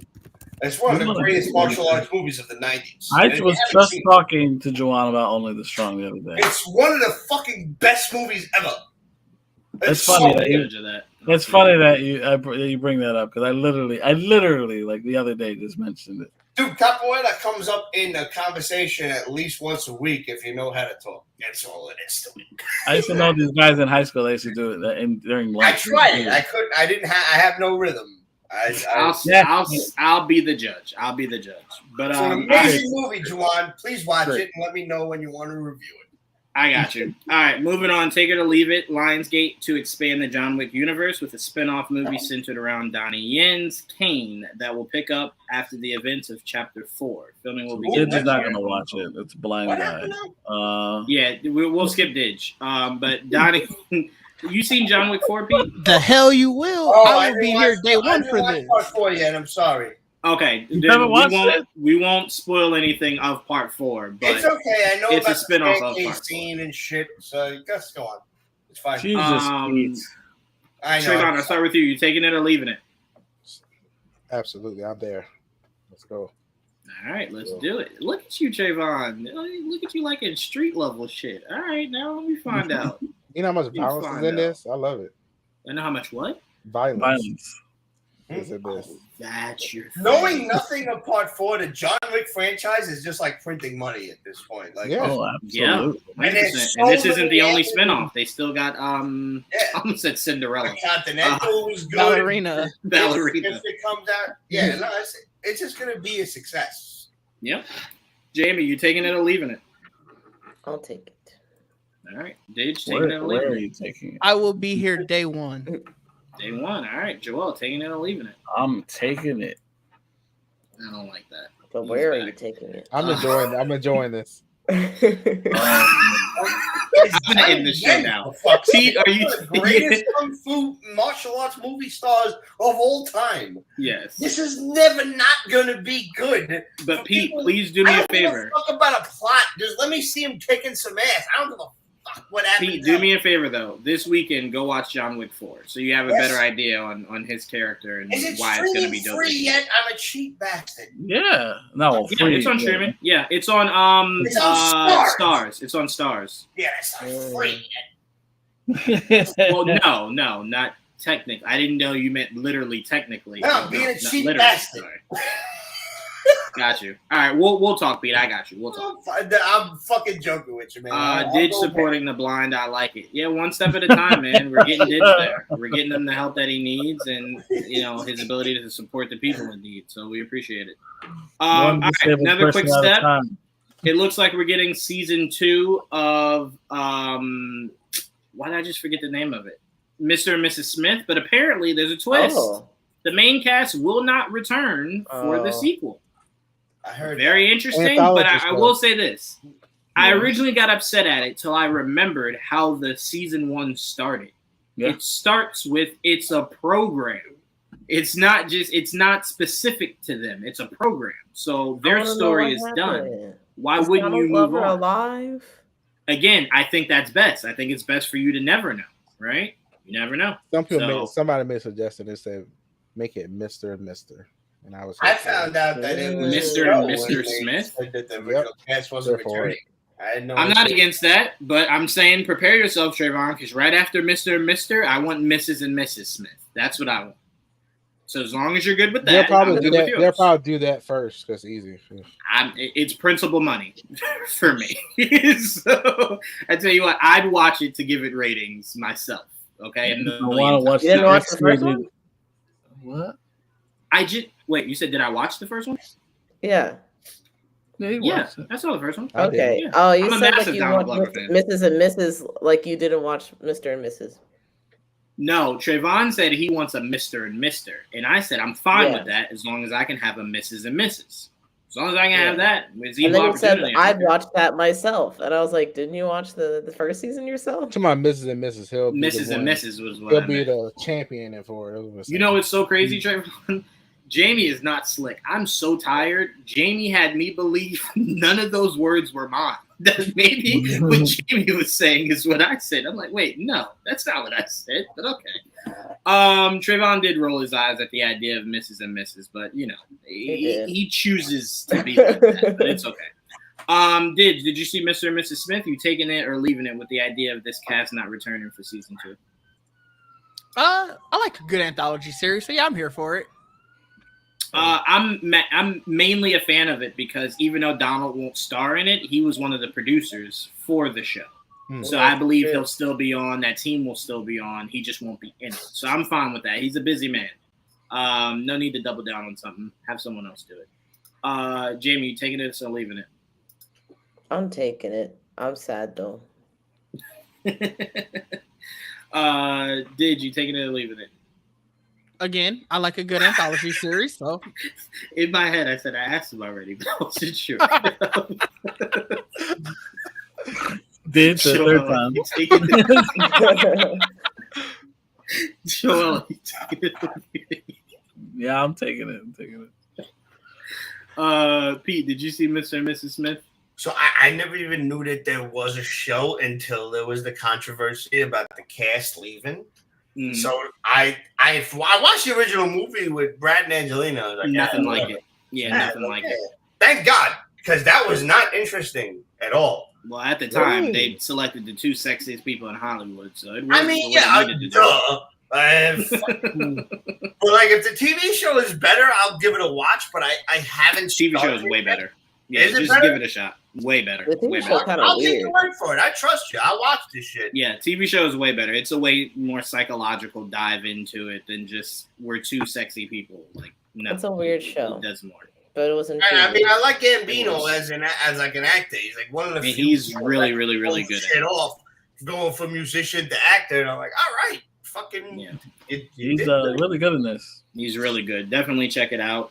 We got he had in fucking Spider-Man. I was like, all right, why don't we just showcase it?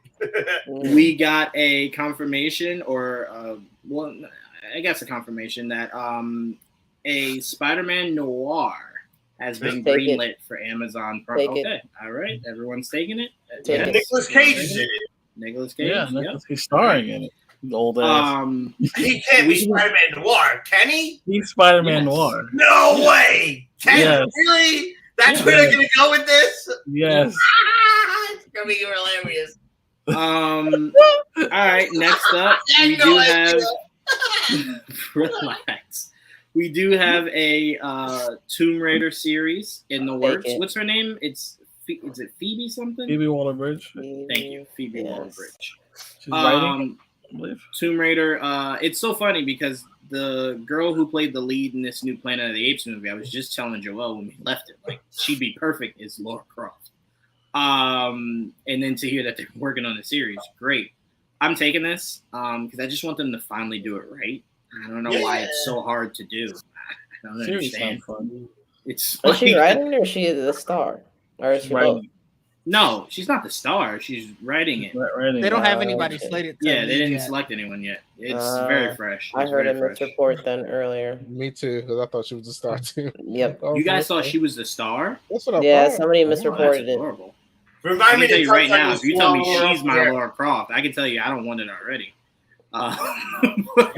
Yeah, no, thank you. No, thank you. Well, Lara Croft should be younger, is all I'm saying. Damn. I don't know. That's where you went with it. I'm ageist. Do you want me to be honest? Bitch, call him out for being ageist. Call him out. I'm very much an ageist. I can go ahead and let you guys know that right now. But I do support the blind and deaf. Diggs does not. But anyway, so are we all taking this? Support the elderly. Yes, I take it. We all want Tomb Raider project done right? Yes. Trayvon? I'm gonna go back to this ages thing. Yeah. All people older than you? Hold on. No, I didn't say all people older than me. Old people.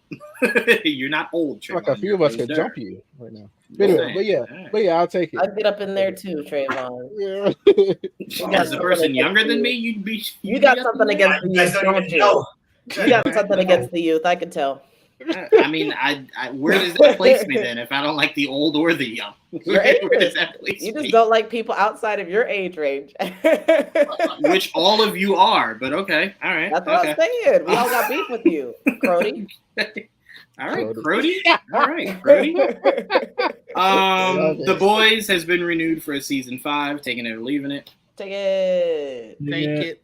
I'm ready for the every season they want to make. I'll take it. Amen to that. Trayvon, if you can bring up now, we have our first. Oh, wait. No, Trayvon, you saw the Rings of Power trailer. Or should I not assume that? There's a Rings of Power trailer? Forget it. We do have our first look at Terminator, the anime series. What's fucking happening? It's okay. Forget it. We got our first look. Season at 2, you know, Terminator, there's season 1, right? the anime series. I love that Juwan's like, no, Pete, calm down. Terminator anime. We did get a Terminator anime first look. It's just images, but it is our first look at the series. I did not see It's not a trailer. Not a trailer. This is all we got. Interesting. This is all we got. It's releasing this summer, I believe. If you had just brought these images up and said, "What is this?" I would not have said Terminator.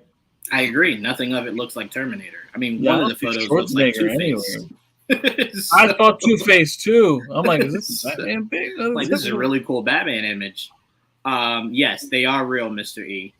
Terminator anime. If you go to your Netflix and go to new and coming or something like that, you'll see it. It's sitting there, and you can mark it for notify me when it comes out. But this Terminator series is real. Oh no. And real quick, this is our last thing. We're getting out of here. Pete, I did want to tell you, in the Rings of Power trailer, it looks like, I'm not sure, it's just a very quick shot, but it looks like we get the shot of "You Shall Not Pass." And I geeked out a lot. Why? When? Why? I don't know. It's a very quick shot. A very quick shot. Like he I said, throws his staff down like he does in the movie. That's it. We don't know. We don't hear nothing. We don't. But it could be. But it looks like they're doing really cool things with this show, Trayvon. I don't know how you didn't see this trailer. It was like tailor-made. I hear about these things. I'm like, I hear about these things through the grapevines. Please go check out the trailer, Trayvon. I'm about to watch both of the trailers. Yeah. Mr. E, it is not AI. It is for real. Mr. E did also ask us if we talked about the Superman suit. We did, Mr. E. It was last week. Last week.